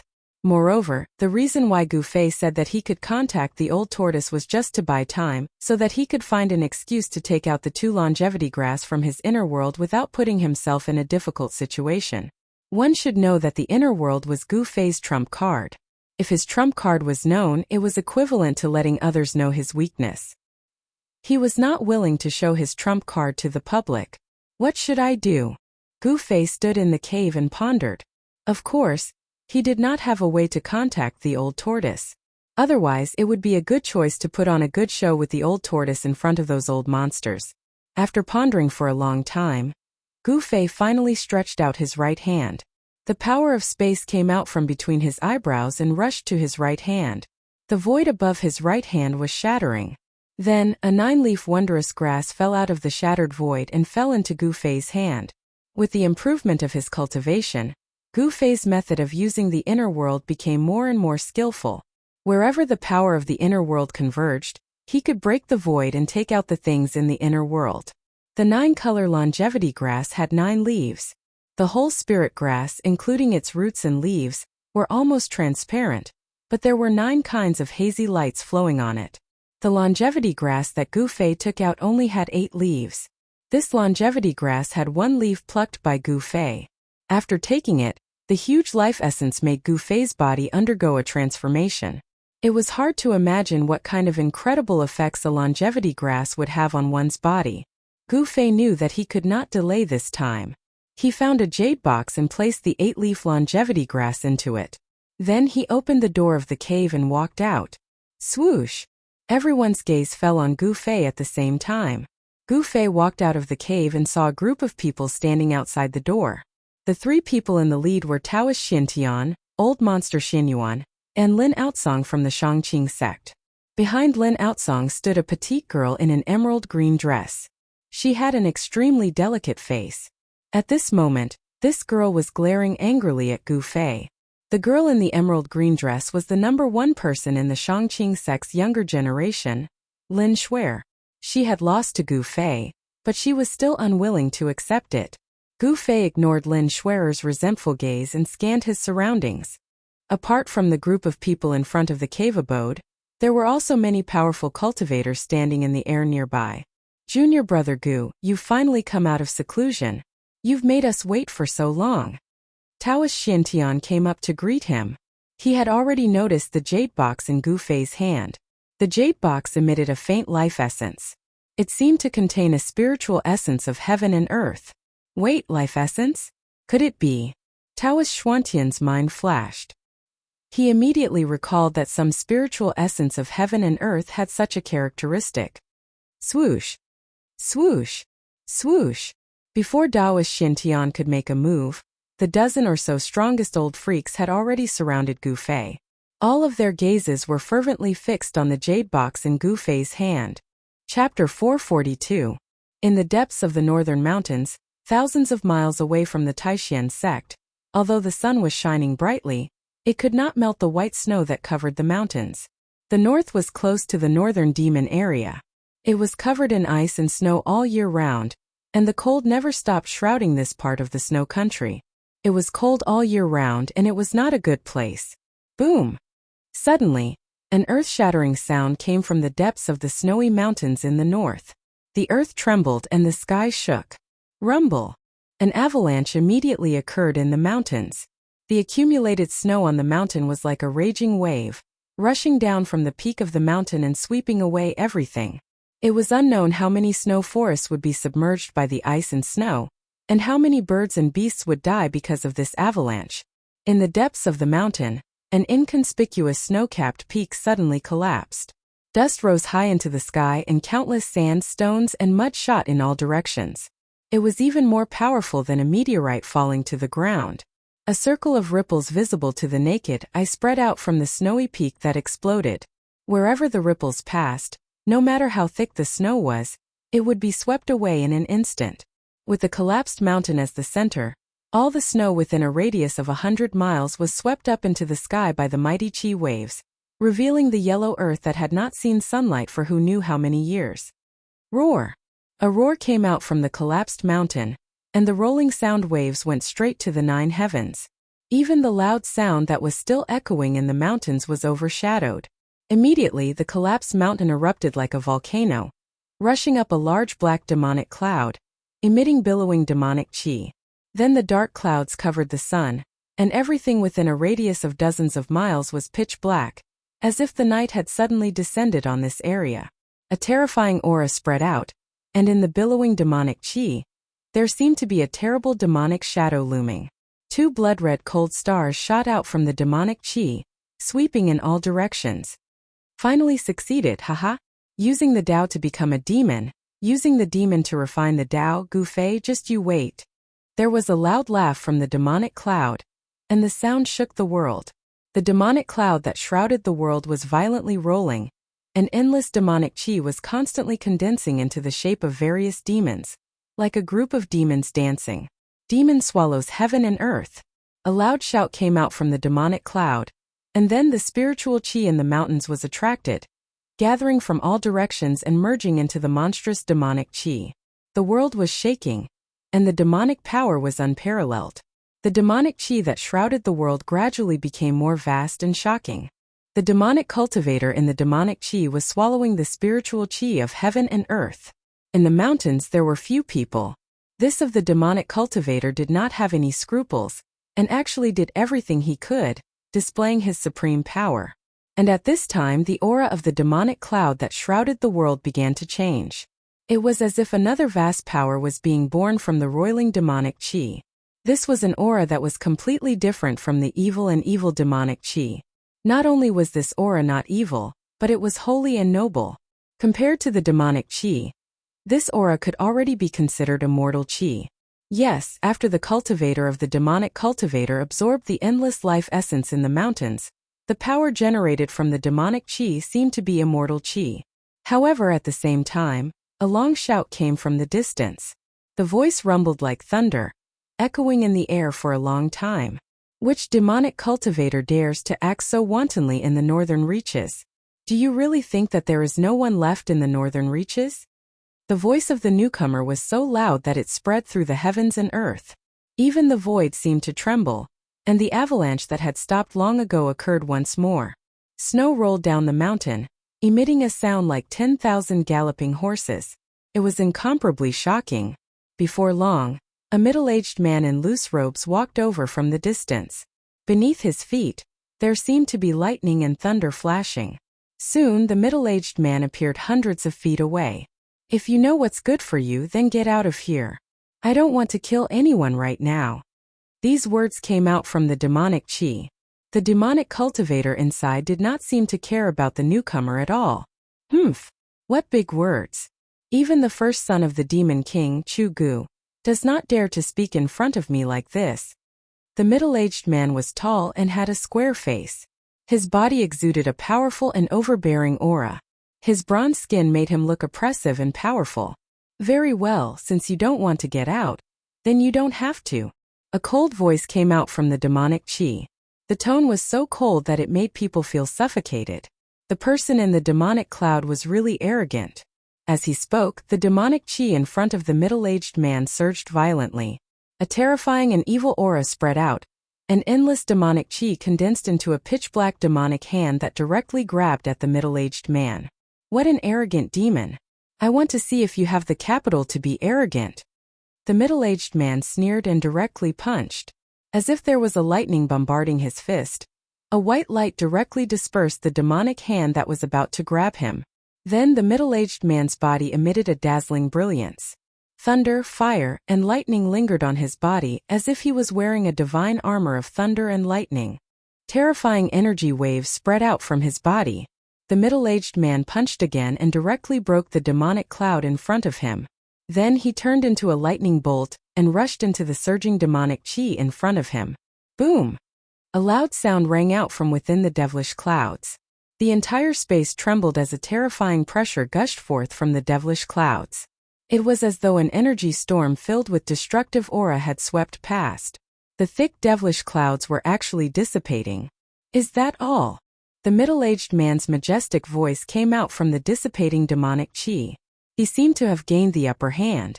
Is that so? Another cold voice sounded. Then the dissipating demonic chi retreated like a tide and all of it was absorbed into a terrifying figure with messy hair. The middle-aged man was 100 feet away, staring at the figure in front of him with a solemn expression. The figure gave off a very strange feeling. The demonic cultivator that appeared from the demonic chi was actually a young man. The aura of this young man shocked the middle-aged man. In the exchange just now, the middle-aged man seemed to have gained the upper hand. However, the young figure that was like a god or a demon gave the middle-aged man a strong sense of oppression. Who are you? The middle-aged man asked. He felt that the young man was not a pure demonic cultivator. In addition to the demonic aura that made people's hearts palpitate, the young man also emitted a huge amount of immortal chi. The demonic chi and immortal chi coexisted. It was really unbelievable and hard to understand. How could a person cultivate demonic arts and Taoist techniques at the same time? The young cultivator opposite the middle-aged man was slender and handsome. He was definitely a handsome man. However, the current appearance of this handsome man was somewhat strange and terrifying. His left eye was blood-red and emitted an evil blood-colored demonic light. His right eye was as clear and bright as the stars in the sky. The left side of his body was filled with a vast amount of demonic chi. while the right side of his body was filled with immortal chi. Demonic and immortal body. Half demon and half immortal. Who I am is not important. What's important is that you are about to die. Your power will become a part of my power. The evil-looking young man revealed a cruel smile. You? Cut the crap. You can die now, but your power must remain. The evil-looking young man said coldly and directly attacked. 2 rays of light, one black and one white, shot out from his hands and swept toward the middle-aged man opposite him. He wanted to kill the strong enemy in front of him and steal his opponent's chi for his own use. He was lawless and unscrupulous in doing demonic things. Want to kill me? Let's see if you have the ability to do so. The middle-aged man's eyes emitted a dazzling light and said coldly, "Whoosh." He left an afterimage on the spot and soared into the sky, dodging the incoming divine rays. Then, he reached out his hand toward the young cultivator below. Boom. Thousands of silver snakes danced in the air. Endless lightning surged from the middle-aged man's palm. Endless thunder and fire surged under his palm and bombarded the evil-looking young cultivator below. Terrifying lightning lit up the sky and tore apart the void. For a moment, lightning flashed and thunder roared in the mountains. Thunder technique? The young cultivator was obviously surprised. Thunder was born from the energy of yin and yang. Thunder was the cardinal of the world and was the command of the heavens. It could intimidate all living things in the world. Among all the Tao techniques, thunder techniques could be said to be the most powerful. The middle-aged man cultivated the thunder technique, so his Tao of thunder should not be underestimated. I'll absorb. The young cultivator remained calm and reached out his hand. A pitch-black vortex appeared in his palm and quickly expanded. In an instant it covered a part of the void. The thousands of thunder and fire that descended from the sky were all devoured by the dark vortex. The young cultivator's face revealed a trace of pain. A layer of tiny electricity surged out from his body. He actually devoured the thunder and fire that the middle-aged man shot out into his body. The young cultivator operated his demonic art. The left half of his body emitted a pitch-black demonic aura, while the right half of his body emitted a dazzling light. In just a breath's time, the layer of tiny electricity on the young cultivator's body completely disappeared. In just a breath's time, he had refined the power of thunder and lightning that was devoured into his body. Ha ha! The young cultivator laughed and soared into the sky. Like a crazy demon, he turned into a black and white shadow and pounced toward the middle-aged man in the sky. This! The middle-aged man couldn't help but be shocked when he saw the thunder and fire he shot out being devoured and refined by his opponent. Roar! The middle-aged man let out a furious roar. A vast wave of magic power surged out from his body. Bolts of terrifying lightning the size of a child's arm shot out from his body. His entire body blossomed with dazzling thunder and lightning. The power of thunder and lightning on the middle-aged man's body was extremely powerful. A terrifying aura of destruction spread out in the void. When the young cultivator saw this, he immediately retreated. The terrifying power of thunder and lightning spread out in all directions with the middle-aged man as the center, enveloping the space within a radius of 1,000 feet. The middle-aged man was like a god of thunder. He communicated with the power of thunder and lightning between the heaven and earth, turning the void around him into a sea of thunder and lightning. The destructive aura he emitted was terrifying. Punish on behalf of the heavens, thunder strike. The middle-aged man shouted coldly. The endless thunder and lightning emitted a dazzling brilliance that completely engulfed his body. As his voice echoed in the thunder and lightning that covered the void within a radius of 100 meters seemed to have a mind of its own. It condensed into the shape of a one-horned thunder beast and pounced toward the young cultivator. Devour the heavens and devour the earth. The young cultivator's face was solemn. Both of his hands moved in the void in front of him, creating mysterious trajectories that looked like talismans and demonic runes. Immortal chi and devil chi surged out between his hands, forming a black and white Tai Chi vortex. The void in front of the young cultivator seemed to collapse. A bottomless black hole emitting an evil aura finally appeared in front of the young cultivator. Rumble! The one-horned thunder beast condensed from the power of thunder and lightning spat out a thunderous divine ray that instantly collided with the black hole vortex in front of the young cultivator. Heaven and earth trembled. The pitch-black demonic hole emitted an endless suction force, trying to devour the one-horned thunder beast condensed from the power of thunder and lightning.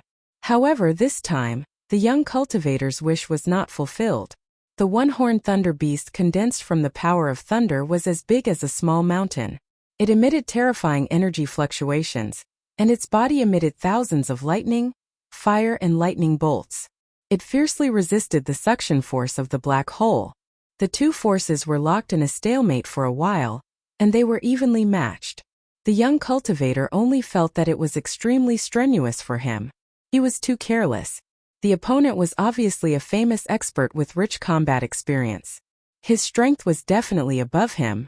He had just broken through to the void controlling realm, and he had already encountered an expert of the void controlling realm. Not to mention defeating the opponent, it would be a little difficult for him to protect himself. Humph!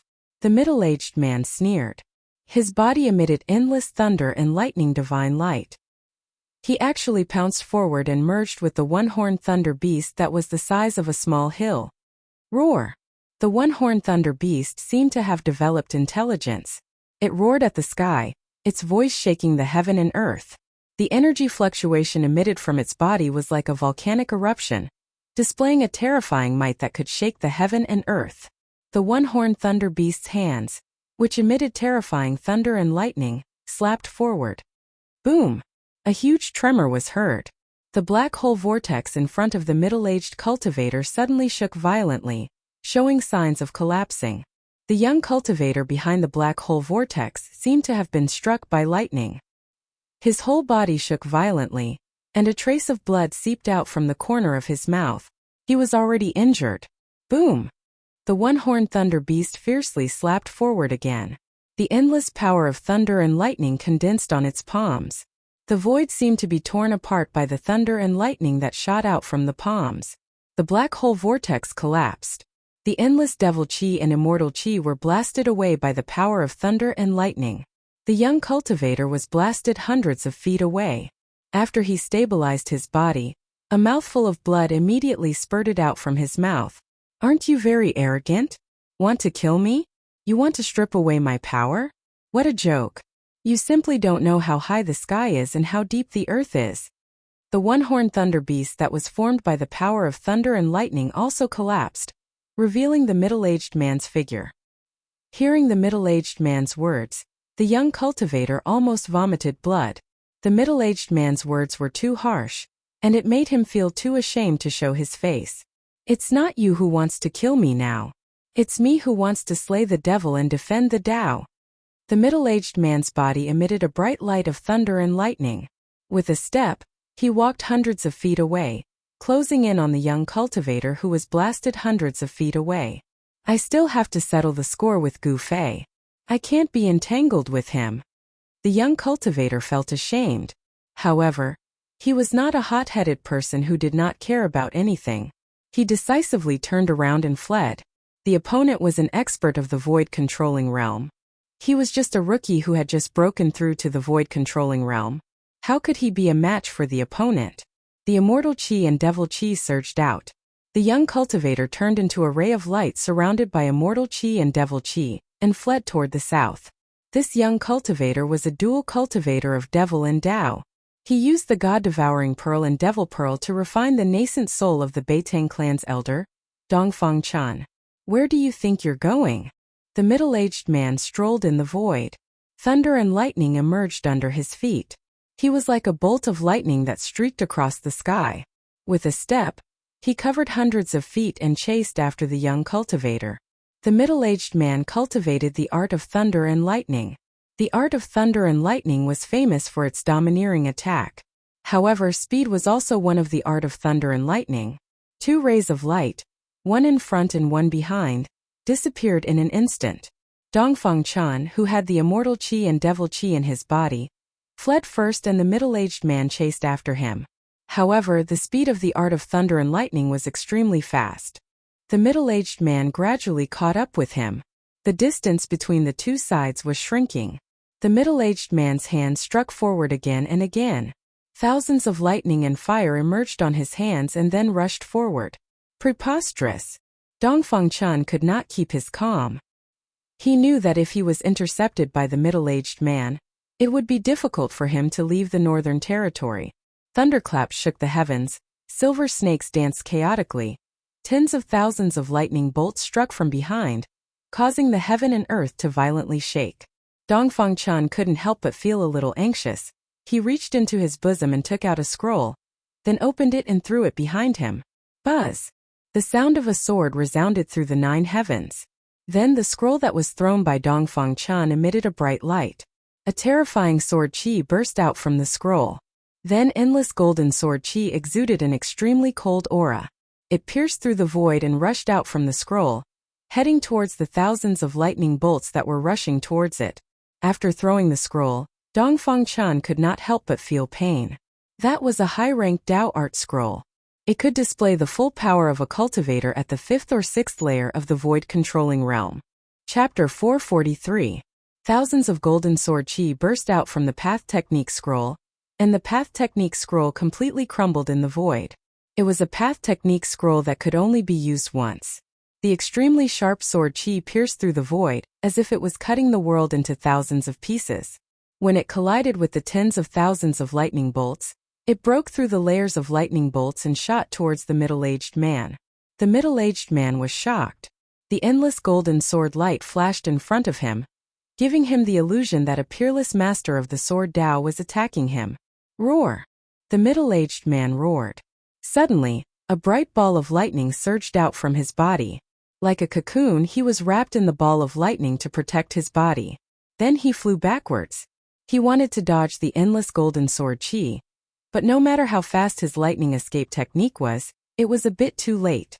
It was a rain of golden swords, a sea of swords. It covered the sky and the earth like a raging wave on the sea, and instantly drowned the middle-aged man. The middle-aged man who was drowned by the countless golden sword chi didn't die. Instead, the middle-aged man's angry roar came from the dazzling sword chi. At this time, Dongfang Chan saw the scrolls burst out with unparalleled sword chi, and trapped the middle-aged man. Then he took out another scroll from his magic treasure pouch. Without any hesitation, he directly opened the scroll in his hand. Suddenly, a green light rushed out from the scroll and enveloped Dongfang Chan. The green light was like a wave of water, but it wasn't dazzling. Dongfang Chan, who was inside, seemed to be wrapped in a big bubble. Swoosh! The big bubble that enveloped Dongfang Chan suddenly flashed with a bright light. The void shook for a moment, and then the light dissipated. Dongfang Chan had already disappeared into the void. Furious thunder rips the heavens and earth. Inside the endless golden sword chi, the middle-aged man's angry roar came out. Then, a terrifying energy fluctuation came out from the sword chi. Rumble! Rumble! Rumble! Rumble! Rumble! As if there were thousands of thunderbolts roaring, the whole world was shaking violently. Terrifying lightning bolts as thick as a child's arm broke through the countless golden sword chi, tore apart the endless sword chi, and struck out from the sword formation. Countless golden sword chis were shattered, and the sharp sword light dissipated in the void by the power of thunder and lightning. A terrifying figure surrounded by lightning walked out of the shattered sword light. Ha! The middle-aged man let out a low roar. He was extremely angry, and his hair stood on end. His clothes were tattered and full of holes, and his shirt was hanging on his body like a piece of cloth. Just now, trapped in the countless sword chi, he encountered great danger. Of sword chi. His body was covered with sword wounds, and some places were already bleeding, which made of him of anger. He was actually injured by the hands of an unknown kid, which made him feel ashamed and angry. Damn guy, if I meet you again. The middle-aged man gritted his teeth, his eyes were red, and his body was filled with murderous intent. He had already felt the vibration of the void. The little guy had already used some kind of power to cross the void, and he did not know where he was teleported to.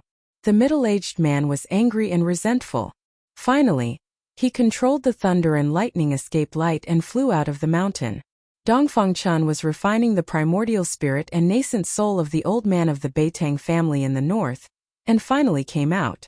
He who had entered the demonic path, cultivated a rare forbidden technique, and his cultivation had broken through to the void-controlling realm. However, what Dongfang Chan did not know was that Gu Fei had also broken through to the void-controlling realm.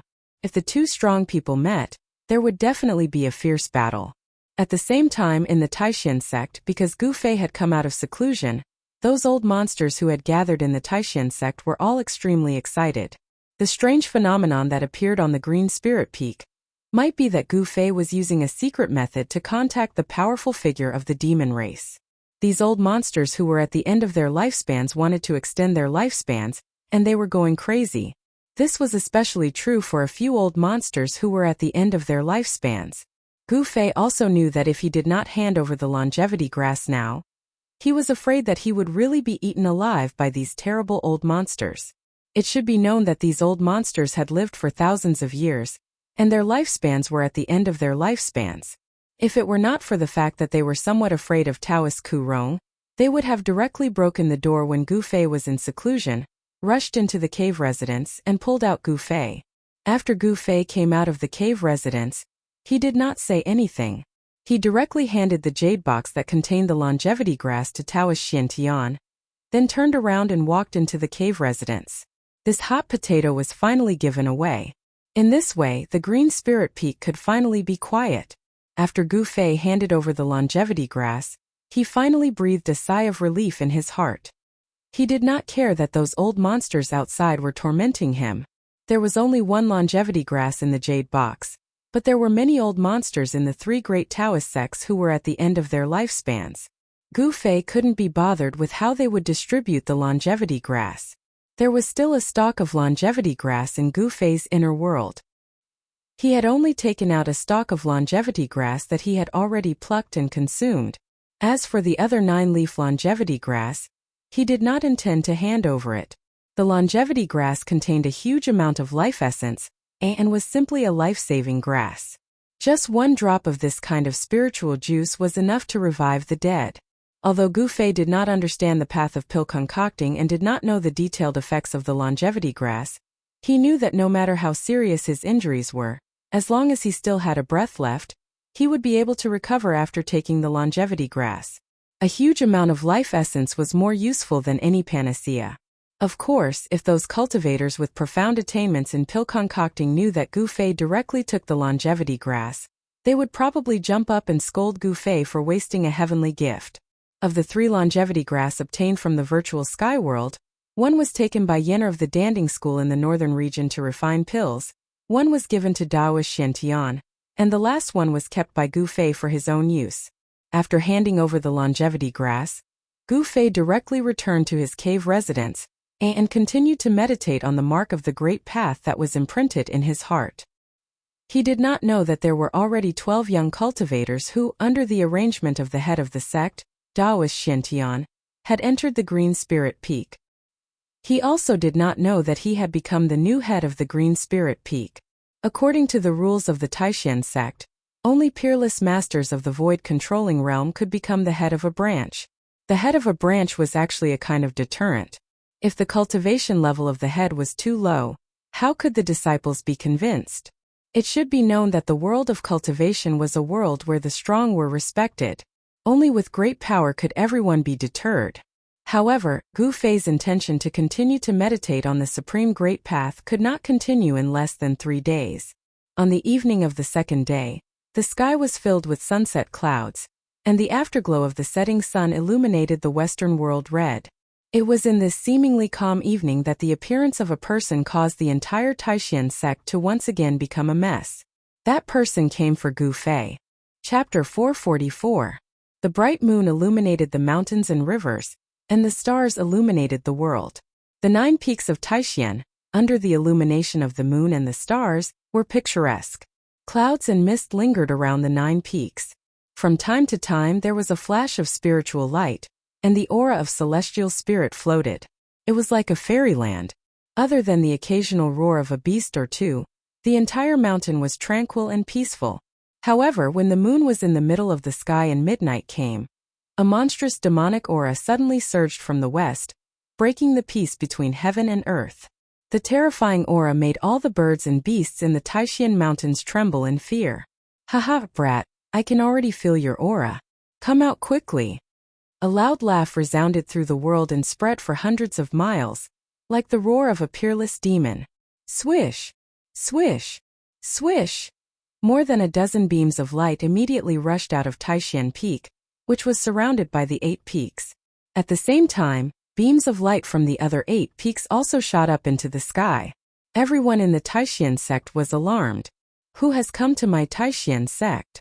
Immediately, Taoist Xuantian's voice sounded in the mountains, spreading through the sky and the earth, and into the ears of everyone on the 9 spirit peaks. The towering demonic aura came from the west, and in an instant, it shrouded a radius of hundreds of miles, covering the sky and the sun. The 9 peaks of Taishan were all shrouded by the terrifying demonic aura, and the world suddenly lost its color. A terrible aura spread out from the demonic aura, and all the cultivators who felt this aura were terrified. Taoist Xiantian and the other cultivators of the void-controlling realm, who had appeared in the northern land, were even more horrified. That was because they already knew who had come. The powerful figure of the demon clan had really come. Taoist Xiantian, Lin Outsong, Old Monster Xinyuan, and the others had already faintly felt that something was wrong. This powerful figure of the demon clan had only just arrived. So where did Gu Fei's longevity grass come from? Could it be that the longevity grass had always been on Gu Fei's body? How did he do it? How could he hide the longevity grass in front of them without being discovered? It was really unbelievable. Gu Fei, you stinking brat. Quickly come out and follow me. The old tortoise's voice seemed to come from the 9 heavens, spreading to every inch of the void within a radius of hundreds of miles. The terrifying sound waves shook the world. Taoist Xiantian and the other experts from the 3 great Taoist sects felt their ears buzzing as if dozens of bells were ringing in their ears. At this moment, even those who were in seclusion were startled awake. Gu Fei was no exception. The restriction of the cave residents could not block the old turtle's voice. The old turtle's voice seemed to have a strange power that directly penetrated the cave residents and reached Gu Fei's ears. This old tortoise. Gu Fei, who was sitting in the cave abode, opened his eyes. 2 brilliant rays of light shot out from Gu Fei's eyes and lit up the entire cave abode. Boom! A loud noise came from the top of the 9 Taishan peaks. The 9 spirit peaks shook violently, and endless runes and divine light appeared above the 9 Taishan peaks. Like silver snakes, they slithered in all directions. The old turtle had actually launched an attack against the great mountain shield matrix. The terrifying power of the attack was so powerful that it shook the heavens and the earth, and the mountains trembled. Several beams of light fell directly from the sky. Those with lower cultivation only felt the blood in their bodies roil. Although there was the great mountain shield matrix as a barrier, all the cultivators of the entire Taishan sect suffered a significant impact. Senior, please stop. Taoist Xuantian's voice sounded again. From his voice, it could be heard that he was a little anxious. Your Taishan sect really does have some tricks up its sleeve. I don't know who did this all those years ago. The old turtle's somewhat disdainful words came out from the demon clouds. He seemed to see something. The peerless masters of the 3 great Taoist sects were all riding the beams of light, standing in the sky above Taishan Peak. The disciples of the 9 peaks all rushed out, looking up at the sky with inexplicable horror. The dark green demonic cloud covered the sky and the earth, completely covering hundreds of miles of Taishan Mountain. The blow that the old turtle had just delivered had already activated the power of the mountain guarding matrix. A layer of transparent light shield, like an upside-down jade bowl, shrouded the 9 peaks of Taishan within a radius of hundreds of miles. The stars in the sky sprinkled down endless starlight, as if meteors were falling from the sky. The energy of the earth seeped out of the earth.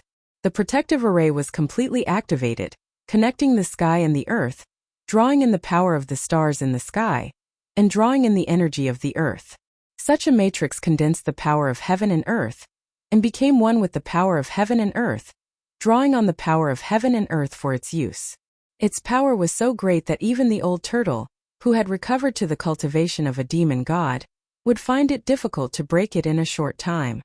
Senior, please stop. We can talk things over. The foreheads of the elders of the Taishan sect were sweating, and they all shouted out loud. If they were attacked by this old demon a few more times, even if the matrix was not broken, the disciples of the 9 Taishan meridians with lower cultivation would most likely be injured. Quickly, remove this matrix and let me in. The old turtle could not really break through the great mountain shield matrix, so he did not attack again. However, he was already a little impatient. At the same time, the terrible demon clouds that shrouded hundreds of miles receded like the tide, all of them entering the body of the old turtle, and the terrible aura was converging. The people of the Taishan sect all breathed a sigh of relief. Taoist Xintian hurriedly transmitted his voice to the elders guarding the mountain gate, asking them to remove the matrix. The endless runes gradually disappeared into the void, and the light shield that shrouded the 9 Taishan peaks also dissipated. Senior, please enter Taishan Temple. Taoist Xintian led the various chiefs and elders to greet the old turtle. Xinyuan Old Monster and Lin Outsong also led their respective disciples, following behind Taoist Xintian and the other senior members of the Taishan sect. Most of the old monsters of the 3 great Taoist sects had witnessed the glory of the old turtle when the true demon of the northern land was born. They knew how powerful this old demon was, so they did not dare to be careless. Humph! The old turtle snorted coldly. He ignored Taoist Xintian and the elders of the 3 great Taoist sects, and directly disappeared into the void. Hiss! When everyone saw this, they all gasped. No one could see how the old turtle disappeared, not even Xinyuan Old Monster and Lin Outsong. Everyone couldn't help but look at each other in shock. This kind of teleportation technique that allowed one to directly enter the void and disappear without a trace was the legendary teleportation technique. This kind of divine ability was a great divine ability that only appeared in the legends. In the history of the Tunglong continent, there were only records of immortals in myths and legends. For thousands of years, no one had actually seen immortals. In the ancient books of the major sects and factions, there were only a few words about immortals. However, all the cultivators in the world of cultivation believed that immortals existed. Taoist Xintian, Xinyuan Old Monster, and the others no longer had any doubts. This old demon was a demon god. When the demon race became an immortal, they became a demon god. The old tortoise had already entered the Supreme Mystery sect, but no one was able to catch any traces of the old tortoise. This was the terror of the demon god. He could suddenly appear beside someone and then kill them effortlessly. Whoosh! The old turtle's figure appeared in the sky above Green Spirit Peak. At this time, he had completely transformed into a human. He was a middle-aged man with a mighty appearance. It was really hard to imagine that the old turtle, who was like a peerless demon and acted according to his own preferences, would have an extraordinary appearance after transforming into a human. On Green Spirit Peak, a white figure stood in front of the door of the cave and looked up. Old turtle, long time no see. Why have you come to find me? Could it be that you were forced by that little monk to have nowhere to hide and want to hide here? Goofei smiled and looked up at the old turtle in the sky. Bah! Bah! Bah! That little monk was forced by me to have nowhere to hide, okay? Hurry up and come with me. The moment old tortoise saw Goofei, it immediately flew down from the sky. It grabbed Goofei's shoulder and soared into the sky, flying toward the west. You old turtle, can't you be a little more gentle? I'm a peerless master after all. Goofei said very unhappily. No matter who it was, if they were caught in the air like an eagle catching a chick, no one would be happy. Gentle my ass. The old turtle did not say anything and directly teleported out of Taishan Gate. Taoist Xintian and the other elders of the 3 major Taoist sects had not yet arrived at Green Spirit Peak when the old turtle and Goofei had already left the atmosphere of the 9 peaks of Taishan and arrived outside Taishan Gate. Teleportation was a great magical power that could only be performed by immortals. By the time Taoist Xintian, Old Monster Xinyuan, and the others discovered that the old turtle and Goofei had left Taishan Gate, the old turtle and Goofei had already disappeared. Why did this old demon want to take Goofei away? No one knew why the old turtle wanted to take Goofei away. They were all confused, but they were not worried about Goofei's safety. Goofei and the old turtle had an extraordinary friendship. That night, the commotion caused by the arrival of the old turtle could not be calmed down for a long time. A group of disciples was talking about this matter. A demon had actually appeared in Taishan Gate. This was something that had rarely happened in thousands of years. The elders and elders of the 3 major Taoist sects returned to Taishan Temple. Everyone felt ashamed or angry because they had been ignored by the other party. Because the other party really had the strength to ignore everyone present. A demon god had come to Taishan Gate. This was definitely a big event that could shake the entire world of cultivation. This news was difficult to block, and Taishan Gate did not order its disciples to keep it a secret. The upper echelons of the three major Taoist sects could already predict that Taishan Gate would once again become the focus of the entire world of cultivation. The sky was blue and stars filled the sky. On a mountain peak thousands of miles away from Taishan Gate stood two figures. Old Turtle, don't give me any more riddles. Be straightforward. Why did you come to Taishan Gate to find me this time? If you don't make it clear, I won't leave. The two people on the top of the mountain were Gu Fei and the Old Turtle. Chapter 445. The bright moon shone high in the sky and the mountain whistled. Gu Fei and the Old Turtle stood on the mountain peak. Actually, I want to borrow something from you. The Old Turtle was a little hesitant, but in the end, he still told him the reason why he came to find Gu Fei. Gu Fei couldn't help being startled when he heard this.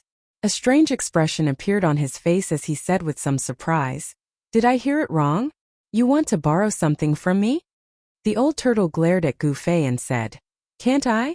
Back then, the Old Turtle wanted to talk about his awe-inspiring deeds. However, Gu Fei immediately interrupted him. "Alright, what do I have that's worth borrowing?" Gu Fei knew that if he let the Old Turtle talk about his awe-inspiring deeds, he would definitely not stop for a few hours. Hee. In fact, it's not an important treasure. It's just the mountain and river cauldron in your inner world. The Old Turtle looked at Gu Fei with a smile and his eyes lit up. Mountain and river cauldron? Gu Fei jumped. The mountain and river cauldron was not an important treasure? This Old Turtle. How could he say that? Gu Fei was not a fool. He knew very well that even in the primitive times, the mountain and river cauldron was definitely a treasure. Even the great figures of the ancient times would go crazy for it. That's right. I want to borrow your mountain and river cauldron. The Old Turtle seemed a little excited. Gu Fei lowered his head and pondered for a while before saying, "We met in the virtual sky world. We're friends who have gone through life and death together. Since you asked, I can't not lend it to you." "Then give it to me." The Old Turtle was very straightforward. He directly extended his hand in front of Gu Fei with an incomparably bright smile on his face. But Gu Fei wanted to say something but stopped on second thought. He looked like he was in a dilemma. The bright smile on the Old Turtle's face immediately froze. He seemed to have fallen from heaven to hell in an instant. "To tell you the truth, even if I wanted to lend the mountain and river cauldron to you, I wouldn't be able to." Gu Fei almost burst out laughing when he saw Old Tortoise's expression. However, he held it in and spoke to Old Tortoise in all seriousness. "What's going on? Could it be that the mountain and river cauldron was stolen?" The bright smile on the Old Turtle's face disappeared in an instant. It was replaced by anxiety and tightness, as if the person who had stolen the mountain and river cauldron was him. "No," Gu Fei answered. You stinky brat, are you messing with me?" The Old Tortoise was infuriated. It felt like this brat was messing with him. "I didn't tease you." Gu Fei shrugged and said innocently. Old Tortoise had really wronged him. Gu Fei was not lying. He really could not borrow it. "You're still denying it? Since the mountain and river cauldron is with you, why can't you borrow it?" The Old Tortoise was a little unhappy. "Brother, ever since the mountain and river cauldron entered my inner world, it has settled down there. There's nothing I can do if it refuses to come out," Gu Fei said helplessly. Old Tortoise frowned and asked in disbelief, "Haven't you refined the mountain and river cauldron yet?" "Refine?" Gu Fei could only smile bitterly. Even moving the mountain and river cauldron would take a lot of effort, let alone refining it. It was a rare supreme treasure. With Gu Fei's current cultivation, refining a rare supreme treasure was like an ant trying to swallow an elephant, unless a miracle happened. That's right, with your current cultivation." Old Tortoise looked up and down at Gu Fei and nodded. It was difficult to move a supreme treasure like the mountain and river cauldron, unless it was an ancient almighty. "This is troublesome. Do I have to wait for thousands of years for this brat to refine the mountain and river cauldron before I can open that place?" Old Tortoise muttered to himself. He seemed to have encountered a difficult problem. "I'll open my inner world. If you can take the mountain and river cauldron out, you can have it," Gu Fei said. He knew that Old Tortoise would never borrow the mountain and river cauldron from him, unless there was something he could not solve. Rumble. A purple flame mark appeared between Gu Fei's eyebrows. A powerful wave of power surged from the mark and the void in front of him suddenly shook. Transparent ripples that were visible to the naked eye spread out from between Gu Fei's eyebrows like waves of water. Then cracks appeared in the void in front of Gu Fei. The void shattered, and in the end, a hole about 3 meters in diameter appeared. Inside the hole was a small world, and in that small world was an ancient cauldron. The mountain and river cauldron? Old Tortoise was overjoyed. With the mountain and river cauldron he could open that place. Legend had it that the place was a divine treasure trove with countless treasures. Even an expert like Old Tortoise, who was already an almighty since ancient times, was tempted by the legendary divine treasure trove and wanted to take it for himself. "Brat, do you mean what you said just now?" Old Tortoise was shocked and overjoyed. The mountain and river cauldron was right in front of him. "Of course. If you can take the mountain and river cauldron out of my inner world, I'll lend it to you," Gu Fei said to Old Tortoise in an extremely serious manner. "Hee, that's what you said." Old Tortoise chuckled and reached out his right hand to grab the small world inside the cave. After his big hand entered the small world, it quickly grew to the size of a hill and shrouded the ancient cauldron in the small world. The small world shook, but the cauldron did not move at all. Old Tortoise's big hand grabbed the cauldron and tried to take it out of Gu Fei's inner world. However, the cauldron was as heavy as 100,000 mountains and could not be moved at all. "Eh!" Old Tortoise exclaimed. He could not move the mountain and river cauldron. This was both within his expectations and outside of his expectations. The mountain and river cauldron was indeed extraordinary. Gu Fei could not help but be secretly shocked when he saw that Old Tortoise seemed to be unable to take the mountain and river cauldron out of his inner world. The mountain and river cauldron was indeed a rare treasure. Even Old Tortoise, whose cultivation had recovered to the immortal realm, could not move it. "I don't believe that I can't take it out." Old Tortoise roared and activated the power of the demon god with all his might. The big hand that grabbed the mountain and river cauldron desperately shrank. Rumble! The whole small world shook violently as if it was about to collapse. Gu Fei's body suddenly shook violently and the Miwan Palace between his eyebrows felt like it was about to explode. Old Tortoise's power could not move the mountain and river cauldron, but it shook Gu Fei's inner world. Gu Fei felt the world spinning and his vision turning black. His head felt like it was about to split open. It was as if the inner world in his Miwan Palace was about to be pulled out by Old Tortoise. "Stop, Old Tortoise!"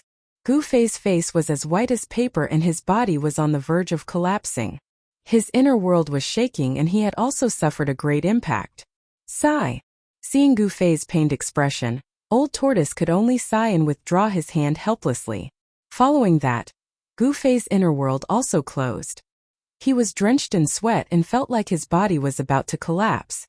It was as if he had fought with someone for 10 days and 10 nights and had exhausted his vitality. "This mountain and river cauldron is really strange," Old Tortoise said unwillingly. If he did not stop, Gu Fei's inner world would be damaged even if it did not collapse. The mountain and river cauldron seemed to have become one with Gu Fei's inner world. It was impossible to take it out from Gu Fei's inner world. In fact, Old Tortoise knew very well that even if the mountain and river cauldron was not in Gu Fei's inner world, it would still be difficult for him to move it. Although Old Tortoise's cultivation had recovered to the demon god realm, and was as powerful as an immortal god, it was still difficult for him to move a supreme treasure. Gu Fei sat cross-legged on the ground, channeling his mystic arts and inhaling and exhaling spiritual energy. It took him almost an hour to recover. Then he suddenly jumped up from the ground and threw a punch at the Old Tortoise, who was sitting with his legs crossed, biting a piece of dried grass and staring at the starry sky. No one knew what he was thinking. A bright aura rushed out from Gu Fei's fist and instantly lit up the heaven and earth. The void distorted and the earth trembled under his fist. F***CK. You're murdering me for money. Old Tortoise immediately rushed into the sky and dodged Gu Fei's fierce punch. Bam! Under Gu Fei's fist, half of the mountain suddenly collapsed. Dust rose high into the sky and rocks and soil rolled down the mountain, making a loud noise that echoed throughout the mountains. You old bastard, you're murdering me for money. Gu Fei also rushed into the sky and directly hit Old Tortoise with his right hand. Rumble. As if a mountain was crushing down from the void, Gu Fei's palm power shook the sky. In front of his palm, endless power surged and surged, converging into a terrifying wave of energy that rushed toward Old Tortoise. Gu Fei displayed a terrifying martial arts combat skill. Although the moves were simple and direct, they contained the profound meaning of martial arts and unparalleled combat power. "Brat, what are you trying to do?" Old Tortoise shouted and pointed his finger. The terrifying palm power that rushed toward him was immediately dissolved into nothingness. As for Gu Fei, he felt as if he was hit by a giant hammer and fell from the sky like a meteorite. Boom! The other half of the mountain that had not collapsed was smashed into pieces by Gu Fei, who had descended from the sky.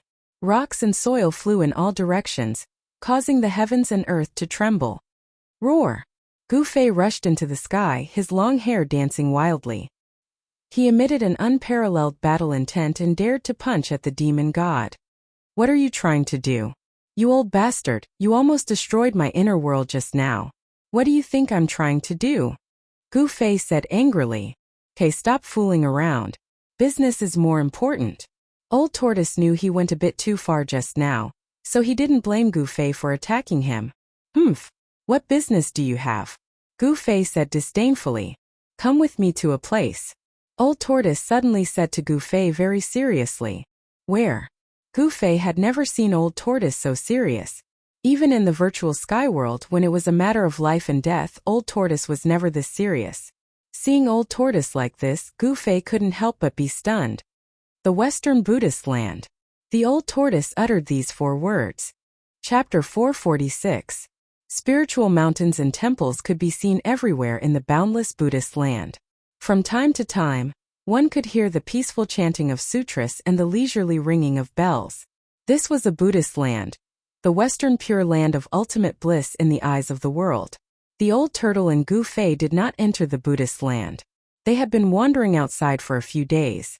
A few nights ago, the old turtle carved a teleportation formation and crossed the void to arrive outside the Buddhist land. However, he was cautious and did not directly enter the Buddhist land. It should be noted that the old turtle had once caused a huge ruckus in the Buddhist land by digging up the tomb of an ancient Buddhist lord. All the monks in the Western Buddhist land wanted nothing more than to beat the old turtle into the 18th layer of hell. It could be said that after that turmoil, all the monks in the Western Buddhist land knew of the old turtle's existence. The old turtle was now famous. Although the old turtle's cultivation had recovered to the demon god realm, even a demon god would not be able to withstand the siege of tens of thousands of Buddhas. Moreover, when he broke open the tomb of the Lord Buddha that day, he sensed 2 powerful auras inside the tomb. One of them belonged to the little monk, while the other was no weaker than the little monk's. The old tortoise was extremely fearful of them. The abnormal little monk who walked out of the tomb of the Lord Buddha was strong and had a high cultivation. He was even stronger than the old tortoise. The other aura was no weaker than the little monk, so one could imagine what kind of existence it was. Since that abnormal little monk could walk out of the tomb of the Buddha Lord, another powerful existence could also walk out of the tomb of the Buddha Lord. The Western Buddhist land was not as simple as it seemed. Although the Western Pure Land of ultimate bliss was filled with auspicious auras, there were many hidden secrets. In the evening, the setting sun shone in the Western Buddhist land. An auspicious and peaceful aura could be felt from the Buddhist land ahead. Cranes soared in the sky and deer drank water by the stream. It was as if there really was a paradise in front of them that stood aloof from worldly affairs. Gu Fei and the old turtle stood on top of a mountain and looked at the peaceful world in front of them. "Old tortoise, what are you worrying about? Isn't that little monk already being chased all over the place by you?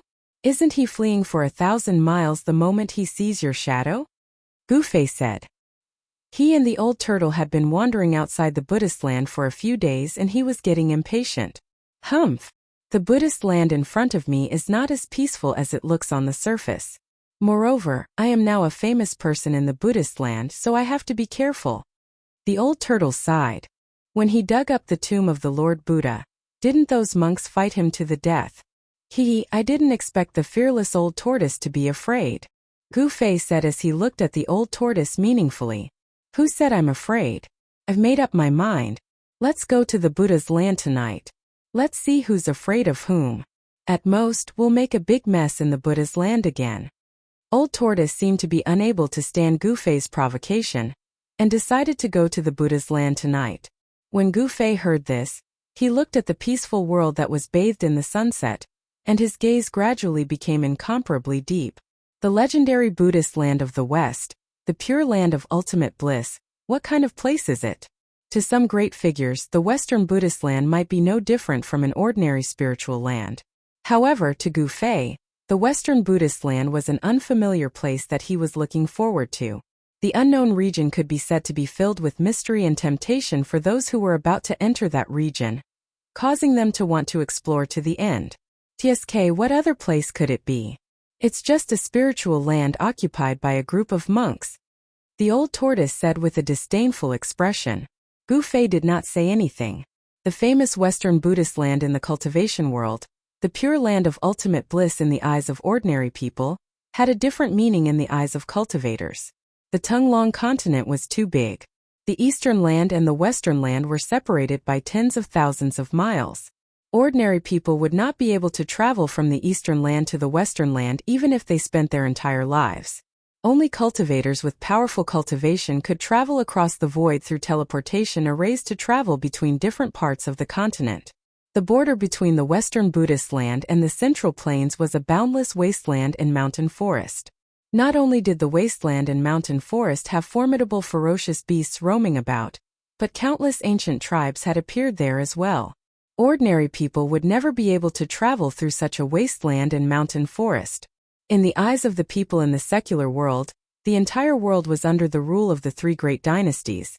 In fact, compared to the entire Tunglong continent, the area under the rule of the three great dynasties was too small. The Western Buddhist land was not under the rule of the three great dynasties. The territory of the Western Buddhist land was not the end of the Western land. The Western land seemed to have no end. The place that the old tortoise and Gu Fei were heading to was the unknown ancient land to the west of the Western Buddhist land. Many cultivators in the central land were fascinated by the unknown ancient land. Year after year, many adventurer teams would venture deep into the dangerous and legendary ancient land. However, most of the people who ventured deep into the unknown ancient land never returned. Gu Fei did not plan to explore the place. He was already fascinated by the Western Buddhist land in front of him. However, since the old tortoise had spoken, he had no choice but to go. The old tortoise and Gu Fei opened up a cave on a nearby cliff. They sat down with their legs crossed and circulated their qi to build up their strength. They waited for the night to fall before entering the Western Buddhist land. In fact, the monks in the Western Buddhist land were not hostile toward outsiders. They were even very welcoming of outsiders. No matter where one was, the population was the foundation of the existence of a force. The Buddhist sect was no exception.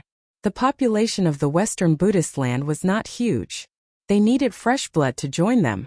Therefore, there would be eminent monks appearing in the central land from time to promote the Dharma and attract believers. However, there was one guy who would definitely be hated by everyone if he entered the Western Buddhist land. Needless to say, that guy was the old tortoise who dared to dig up the tomb of the Lord Buddha. The place that Gu Fei and the old tortoise were heading to was definitely one of the most terrifying and mysterious places in the Tunglong continent. Night fell and the sky was filled with stars. Gu Fei and the old tortoise set off. They were like two specters that entered the Western Buddhist land in the night. They tried their best to avoid the mountains with temples as they advanced. Even so, they sensed a powerful aura on one of the mountains 100 miles into the Buddhist land. Gu Fei was secretly shocked. The Western Buddhist land was indeed a land of crouching tigers and hidden dragons. They could not be underestimated. Some of the eminent monks of the Buddhist sect were even more powerful than the old monsters in the cultivation world. The old tortoise and Gu Fei were nocturnal. It had been 3 days since they set off. They had traveled 4,000 to 5,000 li into the Western Buddhist land. It might be a long distance for ordinary people, but it was nothing for Gu Fei and the old tortoise who could fly in the sky. If it wasn't for the fact that the two didn't want to disturb the monks along the way, Gu Fei and the old tortoise would have already passed through the Western Buddhist land and entered the mysterious Far West. The Western Buddhist land had countless mountains and temples within tens of thousands of li. On the evening of the 4th day, a spiritual mist lingered in front of them. It was hazy and indistinct shadows of mountains could be seen. Such an immortal land was rare in the Western Buddhist land. Gu Fei and the old tortoise had only encountered a few such treasured lands along the way. Gu Fei couldn't help but frown when he saw the huge mountain shrouded in spiritual mist. There must be many eminent monks of the Buddhist sect cultivating in seclusion in such a spiritual land. The old tortoise was also annoyed and unhappily said, "We have to take a detour. Now is not the time to disturb those old monks, or else it will be very troublesome." "You old tortoise, it's all your fault. Why did you dig up the Lord Buddha's tomb for no reason?" Gu Fei snapped. The old tortoise glanced at Gu Fei and said, "That's the eternal Buddha, the #1 Buddha in the world. Aren't you curious to see what he looks like?" The old tortoise glanced at Gu Fei and said, "Then did you see the Lord Buddha?" Gu Fei was almost speechless. Digging up the Lord Buddha's tomb just to see what he looked like? Perhaps only the old tortoise would do such a thing. "No," the old tortoise regretfully said. "An extreme expert like the eternal Buddha might have left behind his body even after his death. It's an empty tomb. Perhaps it's a trap set by someone. How outrageous." The old tortoise couldn't help but hate the little monk who walked out of the Lord Buddha's tomb. In order not to disturb the monks in the Buddhist land, the two had to take a detour. On the 8th day, Gu Fei and the others finally approached the area to the west of the Western Buddhist land. Although they were still several hundred li away, they could already sense the abnormality there. However, the scene was completely different from what Gu Fei had imagined. According to Gu Fei's understanding, since it was an ancient area, it should be full of danger and ancient ruins. The scene that appeared in front of Gu Fei was an endless wasteland and forest. However, the old tortoise was obviously much more cautious when he arrived at this area. He stopped and opened his inner world to release the demon king fire Qilin, Shaoqing, and the corpse general doppelganger that was holding a black stick. Here, he was no longer afraid of being noticed by the monks in the Buddhist land and could do whatever he wanted. Shaoqing obviously recognized Gu Fei. After coming out of the old tortoise's inner world, he immediately flew towards Gu Fei and circled around him intimately. "Gu Fei." The huge three-clawed green flood dragon stopped in front of Gu Fei and looked at Gu Fei with a pair of green eyes that were like divine jade. "Haha. Shaoqing, long time no see." Gu Fei was also very happy to see Shaoqing. When he met Shaoqing in the southern wilderness, Shaoqing was just a Shaoqing snake the size of a chopstick. Now Shaoqing had transformed into a flood dragon. It had to be said that the old tortoise had some tricks up his sleeve. He had stimulated the flood dragon bloodline in Shaoqing's body so quickly and transformed Shaoqing into a three-clawed flood dragon. "Let's go." The old tortoise jumped onto the fire Qilin's back and rode it into the unknown area of the endless wasteland and forest in a flashy manner. "Get on," Shaoqing said to Gu Fei. Upon hearing this, Gu Fei did not hesitate and jumped onto Shaoqing's back. Then Shaoqing carried Gu Fei and flew forward. Gu Fei rode the flood dragon and soared into the sky. He was as elegant as an immortal. Chapter 447. The team of Gu Fei and the old tortoise was undeniably powerful. The old tortoise had the cultivation of a beast god, and his corpse general clone definitely had the strength of an immortal realm. Meanwhile, the three-clawed dragon Shaoqing and the fiery Qilin were both at the peak of the void-controlling realm. Among the group, Gu Fei's cultivation was the weakest. His cultivation of the first layer of the void-controlling realm was not enough. Even the Shaoqing could easily defeat Gu Fei. The three-clawed dragon Shaoqing and Gu Fei had met in the southern desolation. Before they met the old tortoise, he was always Gu Fei's shadow. Although his cultivation was now higher than Gu Fei's, he was willing to let Gu Fei ride on his back and carry Gu Fei forward. One had to admit that the cultivators of the beast race had an absolute advantage over the human cultivators. The soaring dragon was even faster than the flying swords of the Guangqing immortal sect.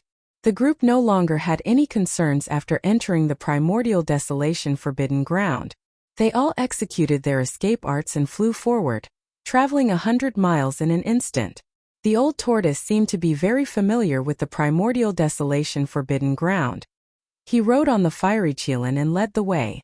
The endless wilderness and woods were moving backward rapidly. When they were about 300 miles into the primordial desolation forbidden ground, the woods below suddenly disappeared and were replaced by a blood-red land. Gu Fei stood on the back of the Shaoqing and looked down. The land was barren, and the soil seemed to be soaked in blood. It was so red that it sent chills down one's spine. After entering the blood-red land, Gu Fei felt uneasy for no reason. It was not because he felt something was wrong, but because he had a vague feeling. At that moment, the old tortoise slowed down and became cautious. It was as if they had entered a strange place. The primordial desolation forbidden ground was filled with unknown dangers. Even an immortal realm would have a hard time escaping unscathed. After advancing another 25 kilometers, Gu Fei discovered that white bones were starting to appear on the scarlet ground below. The group became even more careful, flying forward at a moderate pace. It was completely silent, and blood-colored clouds started to appear in the sky. The evil blood-colored clouds floated about like a bloody mist, and Gu Fei seemed to smell blood. "What is this place?" Gu Fei asked the old tortoise. This place was truly evil. Ever since he entered, he hadn't seen any signs of life. It was as if this was an endless land of death where all life was extinct.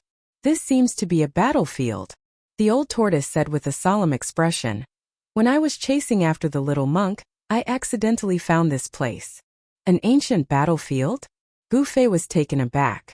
Although this place was blood-red, he couldn't feel any baleful aura. If this was really an ancient battlefield, it should be filled with killing intent and vile energy. What was going on with the scene before them? The group continued to advance. On the blood-colored ground, black bones began to appear among the white bones. Gu Fei discovered that the black bones among the white bones were not burnt black, but they were black from the inside out. Demon bones.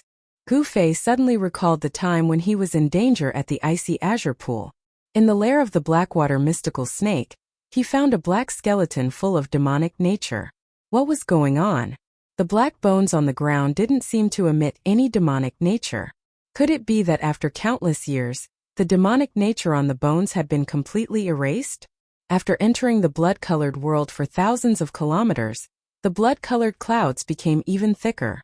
The shadow of a giant mountain appeared in front of them, and a terrifying aura that made one's heart palpitate came from the front. "This is..." Gu Fei's heart trembled. The blurry mountain in front of him made him feel a great pressure, as if he was facing a world. "That is our destination." The old tortoise stared at the giant mountain in front of them and said. The group stopped. The calm blood-colored ground was no longer calm. Everyone felt a dangerous aura, as if there was no turning back in front of them. What exactly is there that even an old tortoise like you is tempted to take the risk to explore it? Gu Fei finally realized how terrifying the savage ancient place was. No wonder few cultivators who entered the savage ancient place were able to come out. Gu Fei felt that there was a hell waiting for them in front of them. The dried bones on the blood-red land had almost covered the entire land, almost covering the sinister blood-red color. Furthermore, Gu Fei discovered that among the dried bones, there were sparkling bones that were as clear as jade. Only the bones of extraordinary people would have a strange phenomenon. Only the bones of great figures would have a luster. As for jade-like bones, only immortals and true demons would have them. It was hard to imagine what kind of ancient battlefield this was. Could it be that a great war between immortals and demons had taken place here? "Let's go." The old tortoise had been here before, so he knew that they were not in any danger yet. He continued to ride the fire Qilin and flew forward. After a few more miles, the blurry mountain in front of them could be clearly seen. Gu Fei was deeply shocked. It was a giant mountain that pierced through the clouds. The pitch-black body of the mountain formed a sharp contrast with the blood-colored world. This was definitely an ancient giant mountain. In front of it, people could deeply feel how small they were, like ants. It was as if all living things were too insignificant in front of this ancient giant mountain. Soon, the group was less than 20 miles away from the giant mountain. They could clearly see everything. The mountain was surrounded by blood-colored clouds, and the pitch-black body of the mountain seemed to have countless craters and cracks. The towering giant mountain had a majestic aura. There was not a single trace of life on it. On the black body of the mountain, there were some places that were even darker, like bottomless pits. There were only endless shadows. This was a giant mountain without any signs of life. Just when Gu Fei thought that the old tortoise was going to climb the mountain, the old tortoise's action surprised him. The old tortoise actually rode the fire qilin and descended to the ground. Crack! Crack! Crack! Crack! The group walked among the bones. With every step, there would be a bone-chilling sound of bones breaking. The old tortoise led the way in front. Gu Fei, Shaoqing the fire qilin, and the old tortoise's corpse general avatar followed behind. They did not climb the giant black mountain that pierced through the clouds. Instead, they walked along the foot of the mountain, trying to bypass this evil giant mountain. The skeletons on the ground had already existed for who knew how long. Most of the skeletons had already become dim and lusterless. With a light touch, they would turn into bone powder. However, some bones were still crystal clear like divine jade, as if there was divine light and demonic qi lingering on them. The degree of hardness was even better than divine iron. It was very extraordinary. When passing by a pitch-black skeleton, Gu Fei could not help but swing a sharp sword light at the skeleton. Clang! When the sword light struck the pitch-black demon bone, the sound of metal colliding rang out. Even though the demon bone was sent flying, it did not shatter. The giant mountain had a radius of thousands of miles. Although the old tortoise, Gu Fei, and the others did not walk slowly, it still took them half an hour to bypass the giant mountain. After bypassing the giant mountain, what he saw in front of him shocked Gu Fei to the extreme. Behind the giant mountain was still a world of blood and bones. However, to his left and right, the hazy shadow of the giant mountain loomed in the blood fog. Behind the mountain was a hilly area. In front, the blood fog surged and a murderous aura soared into the sky. It was another scene. The world was extremely dark, but it was not absolute darkness. Could not be said that there was light either. Blood clouds floated in the sky, and above the countless bones on the ground, there was a ghastly aura surging. The world was filled with an endless aura of death. There was no sound, no life, only a deathly stillness. Gu Fei could not imagine that behind the giant mountain was such an extremely evil world. It made him feel as if he had entered a terrifying hell. Gu Fei found that his divine thoughts could only extend 2 or 3 miles at most. It seemed that there was an irresistible force that imprisoned this space. He tried to soar into the sky but failed. There was an unfathomable force that firmly bound him to the ground. This situation was very similar to the day when he walked out of the northern demon region and walked on the ancient bridge across the abyss of immortals and demons. On the ancient stone bridge in the abyss of immortals and demons, there was a force that suppressed everything. It seemed that here there was also a force that suppressed everything. It was more accurate to say that it suppressed and bound everything. Gu Fei suddenly understood. No wonder there was no evil or terrifying aura outside. Even though there were bones everywhere and blood fog floating in the air. It seemed that someone had used a great supernatural power to seal all the evil aura and death aura behind the mountain. Gu Fei carefully examined his body and found that there was nothing wrong with his body. His blood vessels were still surging with vitality. Only his various battle skills and supernatural powers were not as powerful as before. His yuan qi could not pass through his body and form terrifying battle skills. This undoubtedly caused Gu Fei's combat strength to plummet. What's going on? Gu Fei felt very uneasy. He asked the old turtle standing beside him. The old turtle was an ancient demon race powerhouse, so he definitely knew many ancient secrets. The old tortoise solemnly stared at the horrifying and evil world in front of him and said in a deep voice. He used a supreme divine ability to move the 9 divine mountains here, and set up an inescapable net to trap and seal this place. He collected countless vengeful souls and gave them a place to rest. This is truly hell. What? Gu Fei was taken aback. There were actually 9 such huge mountains that pierced through the clouds and whose peaks could not be seen at a glance? It was really unbelievable. According to what the old turtle said, there was a legendary hell in front of them. It was really shocking. In Buddhism, there was a saying that if I don't go to hell, who will? Legend has it that the Supreme Buddha wanted to condense the 6 paths and create reincarnation so that after death, the souls of all living beings in the world could be reincarnated. If I'm not wrong, this is the hell path of the 6 paths of reincarnation that the Buddha refined. This hell path is actually a small world that was refined from the Buddha's inner world. The old turtle continued. Then do we still go in? Gu Fei could not help but be a little stunned. He faintly felt that this was definitely a dangerous place. If he went in, it would not bode well for him. Chapter 448. When Gu Fei found out that the evil and terrifying world in front of him might be the Naraka path of the 6 paths of reincarnation refined by the ancient Buddhist lord, he could not help but hesitate. No one knew what kind of place the Naraka path refined by the ancient Buddhist lord was. However, when Gu Fei saw the murderous aura in front of him, the bloody mist drifting in the sky, the Yin energy surging on the ground, and the endless skeletons, it was obvious that this was not a good place. It was definitely a place of great danger. Do we still want to go in? Gu Fei asked. The world in front of him made him feel a little uneasy. Of course we have to go in. You should know that the 6 paths of reincarnation is a Buddhist treasure. It is 6 small worlds that are not inferior to the mountain and river cauldron. The old tortoise's tone was extremely firm. You want to take the Naraka path? Gu Fei was surprised. Gu Fei could not help but admire the old tortoise's courage. Could it be that he wanted to control the 6 paths of reincarnation? Hee. The old tortoise chuckled. Although he did not say anything else, Gu Fei knew that this guy had already made up his mind. Throughout the ages, the Buddhist lord wanted to control the 6 das, to refine the cycle of reincarnation, to create an endless world of reincarnation for all living things in heaven and earth. Legend had it that the 6 Daos were created from a part of heaven and earth that he controlled.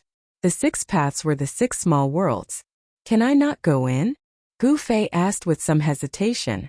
He really did not want to take the risk. He had just truly stepped onto the supreme path of martial arts, and he also had the mark of the great path that the mysterious person had branded in his heart. It could be said that his future was bright. The old tortoise glanced at Gu Fei and then said, "Even if you want to go in now, you can't." As he spoke, the old tortoise stretched out his right hand and pressed forward. Bang! The void trembled and a soft golden light suddenly flashed in front of him. The golden light was not overbearing or destructive, but it exuded a peaceful aura. Buddhist aura? When Gu Fei saw this, he was taken aback. There seemed to be nothing in the void in front of him. There was actually a layer of Buddhist light hidden in the void. This greatly surprised Gu Fei. That Buddhist light was very similar to the Buddhist light emitted by the Buddhist land in the little monk's inner world, which was filled with heavenly flowers and golden lotuses. Gu Fei, Old Turtle, and the others did not enter the hell world in front of them. With the Buddha's light blocking their way, they were still affected by the power of the world in front of them. Gu Fei's yuan qi was completely suppressed. He could not even soar into the sky. Shaoqing, Fire Qilin, and even Old Turtle's corpse general avatar had their cultivation suppressed. However, it seemed like the old tortoise was not affected at all. It raised its hand and shook the void, revealing the Buddhist light that was blocking its path. However, Gu Fei soon found out why the old tortoise was not affected. It was because he was surrounded by a world of his own. The power of heaven and earth flowed out of his body, making the void outside his body form its own law and not be suppressed. However, even the power of heaven and earth couldn't dissolve the layer of Buddhist light hidden in the void in front of them. The Buddhist light contained great Buddhist power, and only those with great divine power could break it. The old tortoise was worn down in the virtual sky world for countless years, and his cultivation was forcibly shaved. Although he had regained his strength in the demon god realm, it was absolutely difficult for him to break the Buddhist light in front of him. Even if the old tortoise was at its peak, it might not be able to break the ancient Buddha's restriction. A purple flame mark appeared between Gu Fei's eyebrows. The power of heaven and earth diffused from the mark and enveloped his whole body. Gu Fei felt his whole body relaxed. The power of heaven and earth could indeed isolate the great restrictive force coming from the front. The 3-clawed flood dragon Shaoqing and the Qilin monster king didn't have an inner world. The power of the restriction made them feel uncomfortable, as if a big mountain was pressing down on them. Since we can't get in, then let's go back, Gu Fei said to the old tortoise when he saw the Buddhist light blocking the way. He really didn't want to take the risk. Go back. The old tortoise smiled and said, "Since we're here, we have to try. That layer of Buddhist light is actually not unbreakable. What should we do?" Gu Fei was a little nervous. He had already faintly realized that the old tortoise had come all the way to Taishan sect to find him. It was definitely not a good thing. The mountain and river cauldron. The old tortoise said these 3 words. When the old tortoise said these 3 words, Gu Fei's face suddenly turned green. The old tortoise knew that he couldn't control the mountain and river cauldron, so how could he use it to help him? You old tortoise! Gu Fei was a little angry. The old tortoise looked around and then said, "Let's stay here for now." What? Gu Fei almost jumped up. The evil Yin Qi here was extremely strong. How could they stay in such a place for a long time? Even if it was a cultivator, staying in such a place for a long time would probably damage their Taoist qi. You don't have to worry, the old tortoise said, then directly opened his inner world and walked in. Gu Fei, the three-clawed flood dragon Shaoqing, the Qilin monster king, and the old tortoise's corpse general avatar also walked into the old tortoise's inner world. The old tortoise didn't intend to set up camp on the bloody land under the evil giant mountain. When Gu Fei entered the old tortoise's inner world, a strong wave of spiritual qi hit him in the face. The old tortoise's inner world was like a paradise on earth.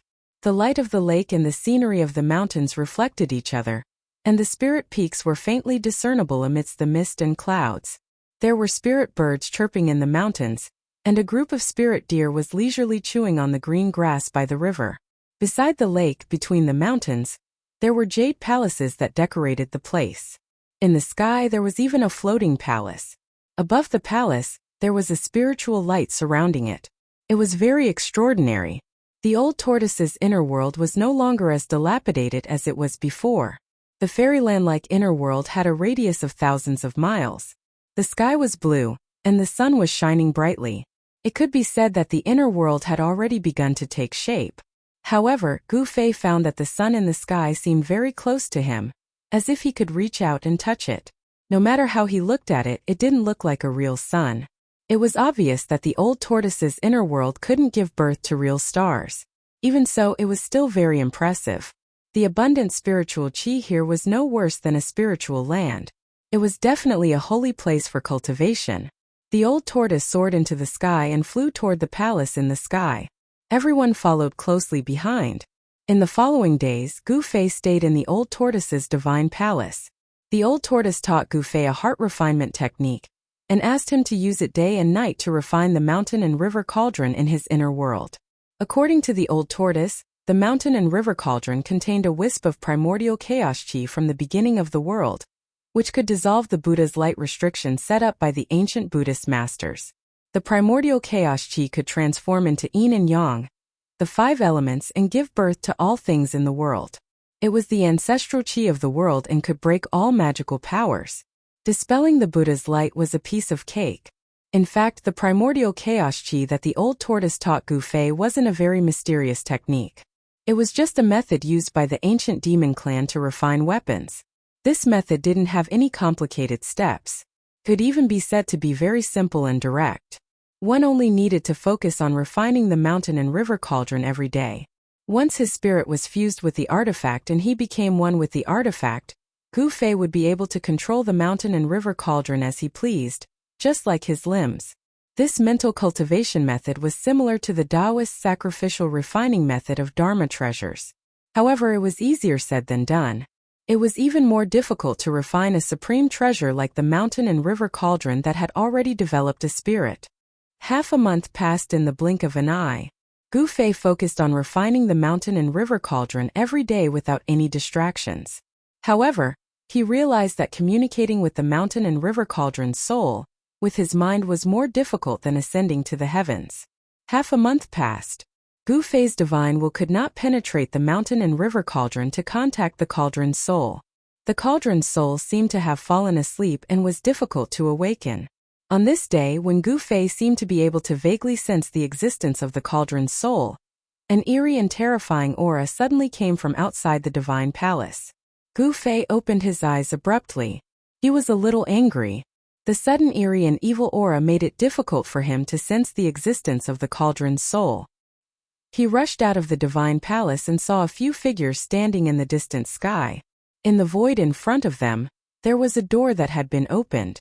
Through the door in the void, he could see dark clouds and deafening thunder outside. From time to time there would be flashes of blood-red light. What was going on? Gu Fei flew forward and soon approached. He saw the old tortoise's figure. Beside the old tortoise were the three-clawed dragon Shaoqing and the Qilin demon king. They were eager to rush out. The old tortoise glanced at Gu Fei and said, "You're here." As he approached, Gu Fei could clearly sense the terrifying and evil aura coming from outside. Outside, there were layers of blood-red waves surging between heaven and earth. The scene was indescribably evil and terrifying. Gu Fei could not help but be moved when he saw the heart-palpitating scene outside. It was like a terrifying hell outside. Yin Qi filled the air and dark clouds rolled violently as if they were about to overwhelm the earth. Blood-red light flashed from time to time and a terrible evil aura filled the air. It was as if the end of the world had come. Every night of the full moon, terrifying things will happen in this region. Powerful evil beings will appear out of nowhere and roam this bloody land. Old Tortoise analyzed the situation. Evil beings? Gu Fei was shocked. Could the evil spirits of the Naraka realm have escaped from hell? This was absolutely impossible. How could the evil spirits of the Naraka realm escape from the Buddhist light restriction laid down by the ancient Buddhist Lord? On the night of the full moon, the entire blood-red land will become a land of death. The evil beings that wander the blood-red land will attack anything that has the aura of life. The old tortoise continued to analyze. He seemed to know what was happening outside. Savage, desolate, ancient land. Gu Fei was incomparably shocked. No wonder those who entered the savage, desolate, ancient domain were rarely able to walk out of it. Even an immortal wouldn't be able to come out unscathed, let alone ordinary cultivators. The chilly wind howled angrily. Among the surging yin qi and blood mist, ghostly howls began to come out. The sound was indescribably terrifying. 2 rays of divine light shot out from the old tortoise's eyes. He looked outside the void door and muttered to himself, "Is it here? What is here?" Gu Fei was very surprised and uneasy. There seemed to be some unknown thing outside. Could also be called an evil being. Everything that was happening outside the inner world was too strange and terrifying. Dark clouds rolled in the dark sky. Blood-red light flashed and the mournful ghostly howls became even more tragic. It was as if there were thousands of evil spirits howling in the world. The howls seemed to be coming from not far away. Chapter 449. Outside the old turtle's inner world, a murderous aura soared into the sky and a bloody mist surged, as if it had turned into a terrifying world. A terrible evil aura poured in from the outside, making one's scalp tingle. These are the evil spirits that wander between heaven and earth. Too many people have died on this battlefield. Their resentment is endless, and their fighting spirit is unquenchable. They have turned into evil spirits, said the old turtle. The heart-palpitating howls were getting closer and closer, as if they were roaring in the ears of Gu Fei and the others.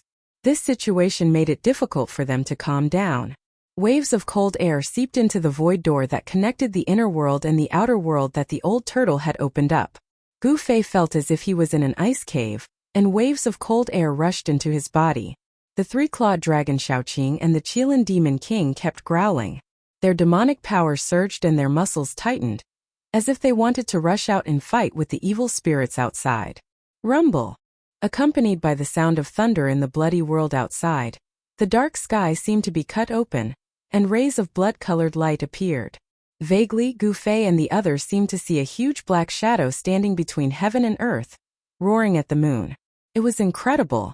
A blood-colored moon hung in the sky, sprinkling down an extremely evil blood-colored moonlight. "You two want to go out?" The old turtle saw that Shaoqing and the Qilin demon king were eager to fight, so he said to them. Shaoqing and the Qilin demon king quickly nodded. "All right, you guys can go now." With that, the old turtle released 2 rays of light into the bodies of Shaoqing and the Qilin demon king. "You only have 2 hours. Fight to your heart's content." Shaoqing and the Qilin demon king were overjoyed. After bowing to the old turtle, they turned and rushed out, disappearing into the terrifying world outside. "Why did you inject 2 rays of heaven and earth power into their bodies?" Gu Fei looked at the old turtle with some doubts. He could already see that the 2 rays of light that the old turtle injected into the bodies of Shaoqing and the Qilin demon king were actually the inner world power condensed by the old turtle. "Hee, aren't you asking the obvious? The outside world is not like my inner world. The restrictive power outside suppresses everything. If I don't inject 2 streams of world power into their bodies, I'm afraid they'll be torn to shreds by the evil beings outside." Old Tortoise said. So that's how it is, Gu Fei thought to himself. The terrifying world outside was shrouded in an unfathomable restraining power. Unless it was a cultivator who had cultivated an inner world, any cultivator, even an immortal, would be suppressed in this ancient battlefield. It had to be said that the old tortoise's control of the inner world was not something that Gu Fei could compare with. At the very least, Gu Fei could not exert his inner world on other cultivators. Why did Xiaoqing and the others go out? Gu Fei asked. It was dark outside, with flashes of blood-red light and evil beings wandering around. He really could not understand why Xiaoqing and the Qilin Demon King would take the risk to go out. Do you really not know? Or are you pretending not to know? Old Tortoise looked at Gu Fei up and down with interest and said, If I knew, would I need to ask you? Gu Fei said grumpily. They went out for the evil beings. Soul power is a great supplement for any cultivator, Old Tortoise explained to Gu Fei. Gu Fei was immediately taken aback when he heard that. He then said, Isn't this the behavior of evil demons? How can they refine the divine souls of other cultivators? Since when did you become so kind-hearted? Old Tortoise chuckled and said, The remnant souls and evil beings outside are the most ferocious and evil beings. Those things don't even have any spiritual wisdom. They only have the instinct to kill and devour all life. Refining these things is actually saving the world. Gu Fei did not know what to say. Old Tortoise's words seemed to make sense. Refining the evil beings outside was actually eliminating evil. Why, do you want to go hunting? Old Tortoise asked Gu Fei. Hunting evil beings? Gu Fei could not help but feel a little tempted. Powerful soul power actually had a huge life force. It was a kind of power that was condensed from spirit, qi, and spirit. For cultivators, refining soul power could quickly improve their cultivation and strength. In particular, refining soul power could strengthen the divine soul and direct the source of life, making the life force more vigorous. Roar! At that moment, an earth-shattering roar suddenly rang out from outside. Under this roar, the entire world outside began to tremble. Old Tortoise and Gu Fei in the inner world were immediately shocked. Oh no! Old Tortoise rushed out immediately and disappeared into the rolling blood mist outside. He flew in the direction of the sound. At the same time, an extremely powerful and evil aura came from afar and directly penetrated into Old Tortoise's inner world, making Gu Fei's heart palpitate. Needless to say, Xiaoqing and Qilin Demon King must have encountered an extremely powerful evil being. Swoosh! A purple flame mark emerged from between Gu Fei's eyebrows and emitted waves like waves that enveloped Gu Fei's entire body. Then, a five-colored divine light shot out from Gu Fei's body. In the next moment, he turned into a five-colored divine rainbow and rushed out of Old Tortoise's inner world. Just as Gu Fei rushed out of Old Tortoise's inner world, he saw a giant blood-colored hand that emitted endless blood-colored light a few miles in front of him, grabbing straight down from the sky. The giant blood-colored hand was as large as a mountain, covering one side of the world. Under the giant hand, heavy waves of blood surged and blood-colored lightning burst out, emitting a vast and terrifying energy fluctuation. Roar! A furious roar rang out, and Gu Fei saw a blue serpent soar 1,000 feet into the air. It was like a blue divine mountain, crashing into the blood-red hand that was descending. Bam! The thousands of feet-long dragon was directly slapped down from the sky by the evil hand that descended from the sky. Boom! The earth shook and blood-colored dust and bones rushed into the sky. Gu Fei knew that the green flood dragon was Little Blue.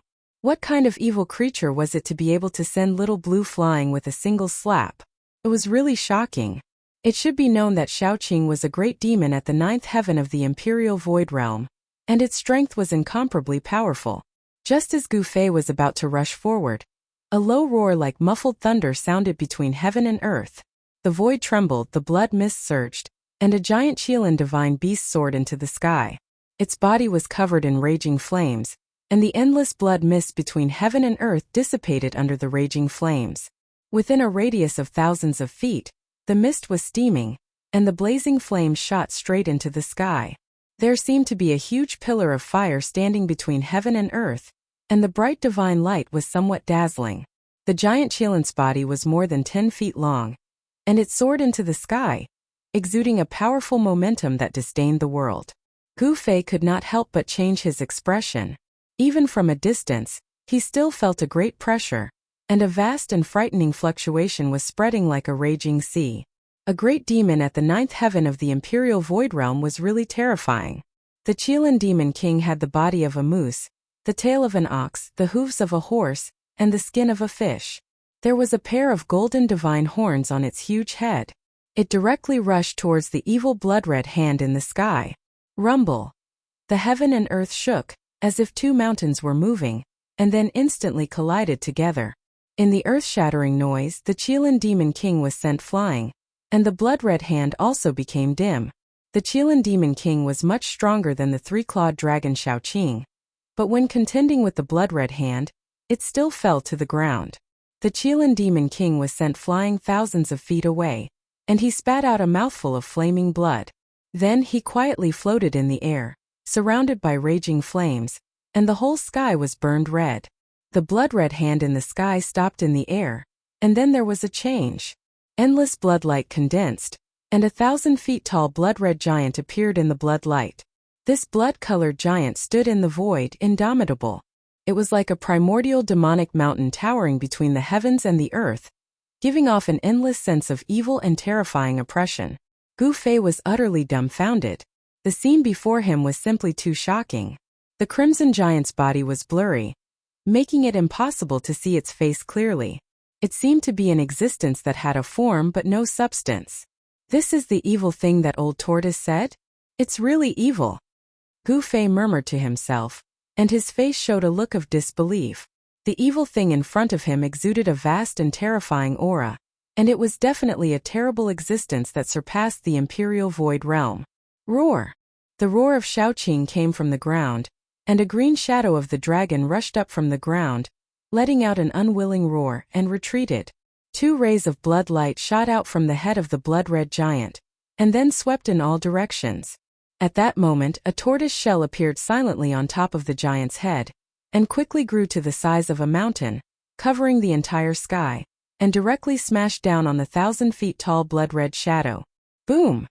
The 1,000 feet tall blood-red shadow collapsed in an instant, and was smashed by the stone tortoise shell that had grown to the size of a mountain. Endless blood light burst out, as if there were countless blood-red shadows rushing in all directions. Withdraw! Old Tortoise's voice came from the void, and then a pitch-black vortex appeared in the midst of the endless blood light that had exploded, and devoured all of it. This old tortoise! Gu Fei could not help but smile when he saw this. The undying old tortoise still couldn't change its sly nature, and still liked to smash the tortoise shell behind people. Just as Gu Fei let out a sigh of relief, he suddenly felt a dangerous aura coming from his side, and it made all the pores on his body explode, causing his hair to stand on end. Without thinking, with a whoosh, he left an afterimage on the spot, and in the next moment, he had already appeared 10 feet away.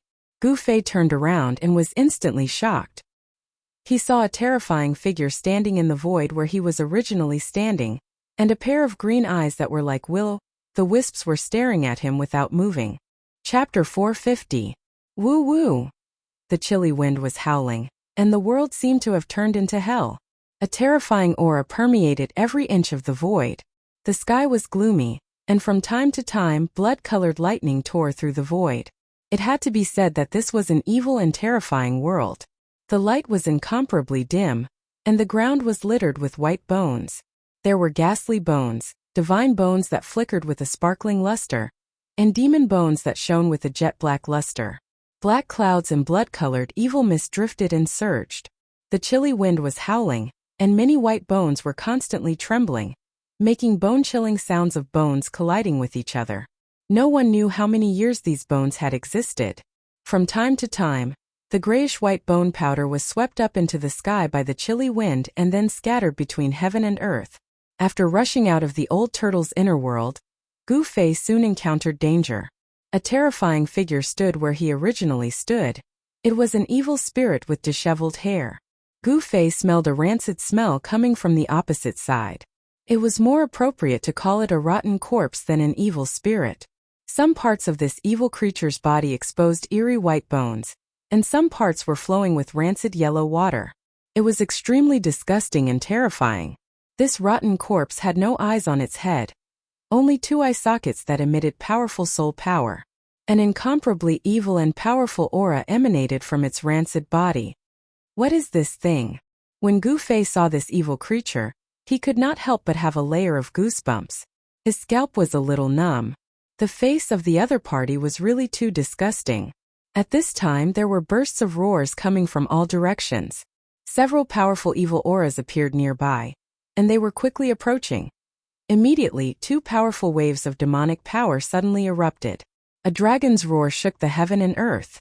A cyan flood dragon broke through the layers of yin qi and blood mist and rushed into the distance. Boom! The monstrous fire burned half of the sky red. Endless dark clouds and blood mist dissipated under the fire. A fire Qilin, whose whole body was emitting endless flames, rushed into the sky and met the approaching evil creature. The heaven and earth shook, and a terrifying power spread out. Shao Qing and the Qilin Demon King had already fought fiercely with those evil creatures. Roar! A mournful ghost howl resounded. The evil corpse in front of Gu Fei exuded a putrid stench. Its body turned into a dark gray evil light and rushed towards Gu Fei. Humph! Gu Fei sneered and punched forward. A dazzling golden light illuminated the earth. A frightening aura swept towards the incoming evil corpses like a golden wave. That evil corpse did not make a sound. It directly punched forward. A rotten smell filled the air, and a grayish-black death aura instantly enveloped this part of the world. After the golden light collided with the boundless deathly aura, the earth trembled and the sky shook. It was as if the entire world was about to collapse. A powerful energy ripple spread in all directions. Gu Fei was sent flying 100 zhang away, while the demonic corpse was sent flying as it let out a series of cries. Buzz! With a sword sound, Gu Fei separated his hands. The power of heaven and earth came out from the purple flame brand in the middle of his eyebrows. At the same time, 5 sword lights rushed out from his body and merged with the power of heaven and earth. It seemed as if 5 small worlds appeared around him: metal, wood, water, fire, and earth. The power of the 5 elements was vast and mighty, and the sword qi soared into the sky. In each of the 5 small worlds, there was a sword shadow, emitting a terrifying sword qi fluctuation. After the 5 elements sword qi and the power of heaven and earth merged, it gave birth to an unpredictable martial arts skill. It was not a magic skill, but it was better than a magic skill. It was not a magic skill, but it was more powerful than a magic skill. Kill! Gu Fei shouted. He controlled the 5 small worlds and rushed towards the evil corpse. His battle intent was like a rainbow, and his sword qi was unparalleled. Roar! The evil corpse seemed to be stimulated by Gu Fei's battle intent and killing intent. It raised its head and roared. Its entire body was covered with a grayish-black deathly aura, like a devil howling. The evil corpse waved its hand, and the majestic deathly aura covered a part of the world in an instant, enveloping Gu Fei, who was rushing towards it. Gu Fei only felt a rancid smell. The grayish-black deathly aura seemed to have an evil power that could corrode everything. The 5 worlds around him showed signs of dimming. Sky splitter! Gu Fei roared. His hands shook, and the 5 small worlds around him suddenly emitted endless sword qi fluctuation. The sword shadows in the 5 small worlds vibrated and then shot out. As if the 5 small worlds suddenly exploded, the 5 small worlds expanded infinitely. The 5 elements sword qi broke the surrounding deathly aura, and the endless deathly aura quickly dissipated like snow under the influence of the 5 small worlds. The 5 small worlds shook at the same time, as if they were splitting the world apart. A dreadful mighty force spread out and dispersed the deathly aura. The evil corpse suffered a great impact and was blown away again. Gu Fei stretched out his hand and received a golden sword qi. Then he swung it forward. Swoosh! Like a golden rainbow, the golden sword qi shot through the sky, emitting the dreadful power of metal. It seemed to cut the void, like a meteor chasing after the moon. It suddenly caught up with the evil corpse. The evil corpse seemed to feel the danger. Its pair of ghostly hands moved forward to block. Endless deathly aura surged out from its hands that were so thick that the bones could be seen. However, that metal sword light was like a hot knife cutting through butter, directly breaking through the layers of death qi and piercing through the evil corpse's chest. White bones and corpse fluid splashed out from the evil corpse's chest. Roar! The evil corpse roared and directly turned around to escape into the depths of this evil world. The blood-colored moon sprinkled down the evil moonlight. This savage ancient domain had become extremely evil and terrifying. Powerful evil creatures suddenly appeared out of nowhere and wandered on this blood-colored land. This was a lifeless world of death. The outside of the hell path had become even more terrifying than the hell path. Although the powerful evil beings did not possess the spiritual wisdom of human cultivators, they possessed an innate battle instinct. The chi and blood of Gu Fei and the others were exuberant. Their life force seeped out of their bodies. In this strange world they were like bright lights in the dark, very conspicuous. The exuberant life force attracted the evil creatures wandering on the blood-colored land. Gu Fei sensed that several powerful evil auras had disappeared from Shaoqing and Qilin Demon King's side. Needless to say, Shaoqing and Qilin Demon King had already harvested the soul power of those powerful evil creatures. However, Gu Fei also sensed that there were more and more evil creatures around him. The aura of some evil creatures was no weaker than that of Shaoqing and Qilin Demon King. He did not know where the old turtle was hiding. After the old turtle destroyed the powerful blood shadow that was comparable to a demigod, it did not attack again. It seemed that the evil creatures that appeared now were not worthy of his attention. With the old turtle secretly protecting him, Gu Fei had no scruples. When he saw the evil corpse flying away, he immediately chased after it using the 8 desolation steps. The 5 worlds revolved around him. With one step, Gu Fei traveled hundreds of meters. He moved forward as if he was teleporting. In just 7 steps he caught up with the evil corpse. Gu Fei stretched out his hands and connected the fire and earth sword lights around him to his hands. Then he waved them forward. Bang! Endless flames rushed out of Gu Fei's right hand and turned into an endless fire sword that slashed forward. At the same time, a gray light burst out of his left hand, forming a gray divine light that pierced forward. The evil corpse seemed to know that it could not escape. It suddenly turned around and roared. It opened its mouth and spat out a blood-colored corpse pill, which smashed toward Gu Fei. When the corpse pill flew out of the evil corpse's mouth, it emitted an endless blood light. It was as if a blood-colored sun had suddenly appeared in this evil world. The blood-colored light illuminated the world. A terrifying energy fluctuation surged out of the blood-colored corpse pill. The whole world shook. The dark clouds and blood mist within a radius of more than 10 miles dissipated under the illumination of the blood-colored evil light emitted by the corpse pill. The earth-shattering fire elemental sword chi and the grayish earth elemental sword light that pierced through the evil corpse, under the illumination of the evil light of the corpse core, were like ice and snow under the scorching sun, quickly disintegrating and disappearing into the void. Hey! The old turtle's surprised voice came from the void in the distance. At this time, Gu Fei could also see that the corpse pill was extraordinary. A purple divine light shot out from between his eyebrows and broke through the void. He wanted to collect the corpse pill into his inner world. However, just as Gu Fei was about to collect the corpse pill into his inner world, a big hand descended from the sky and grabbed the corpse pill. It was as if a bloody sun was suddenly covered by dark clouds. The myriad of blood-colored lights were immediately blocked. You old turtle! Gu Fei could not help but feel a burst of anger. He could sense the old turtle's aura. This guy still liked to sneak attack people from behind. Haha! Smelly brat, I want this blood pill. As the old turtle spoke, the big hand that grabbed the corpse pill quickly withdrew. Roar! The evil corpse saw that the corpse pill was grabbed by the big hand and immediately roared again and again. It seemed to have gone mad and soared into the sky. A pair of ghostly hands stretched forward in an attempt to intercept the big hand. Stomp! The old turtle's voice came from the void. Then, a big foot appeared from the void and stomped down on the evil corpse. Bang! The evil corpse was directly trampled down from the sky by the big foot. Boom! It smashed a big hole in the blood-colored ground that was covered with white bones. Smelly brat! This evil ghost is yours, haha! After the old turtle collected the corpse pill, it seemed to be very happy and then disappeared into the void. You old turtle that can't die for 10,000 years, you really make me angry. Gu Fei roared in the direction where the old turtle disappeared. He had already noticed that the most precious thing on the evil corpse was the blood pill. Without the blood pill, the evil corpse simply had no value. The blood pill was a heaven-defying object bred by the evil corpse. As the saying goes, when things reach an extreme, they will move in the opposite direction. The evil corpse was originally a dead object, but the blood pill was born from extreme death and possessed an unimaginable life force. The evil corpse soared up from the ground. Gu Fei directly pressed down with his palm. Bang! With a bang, the evil corpse was immediately smashed into pieces by Gu Fei's palm.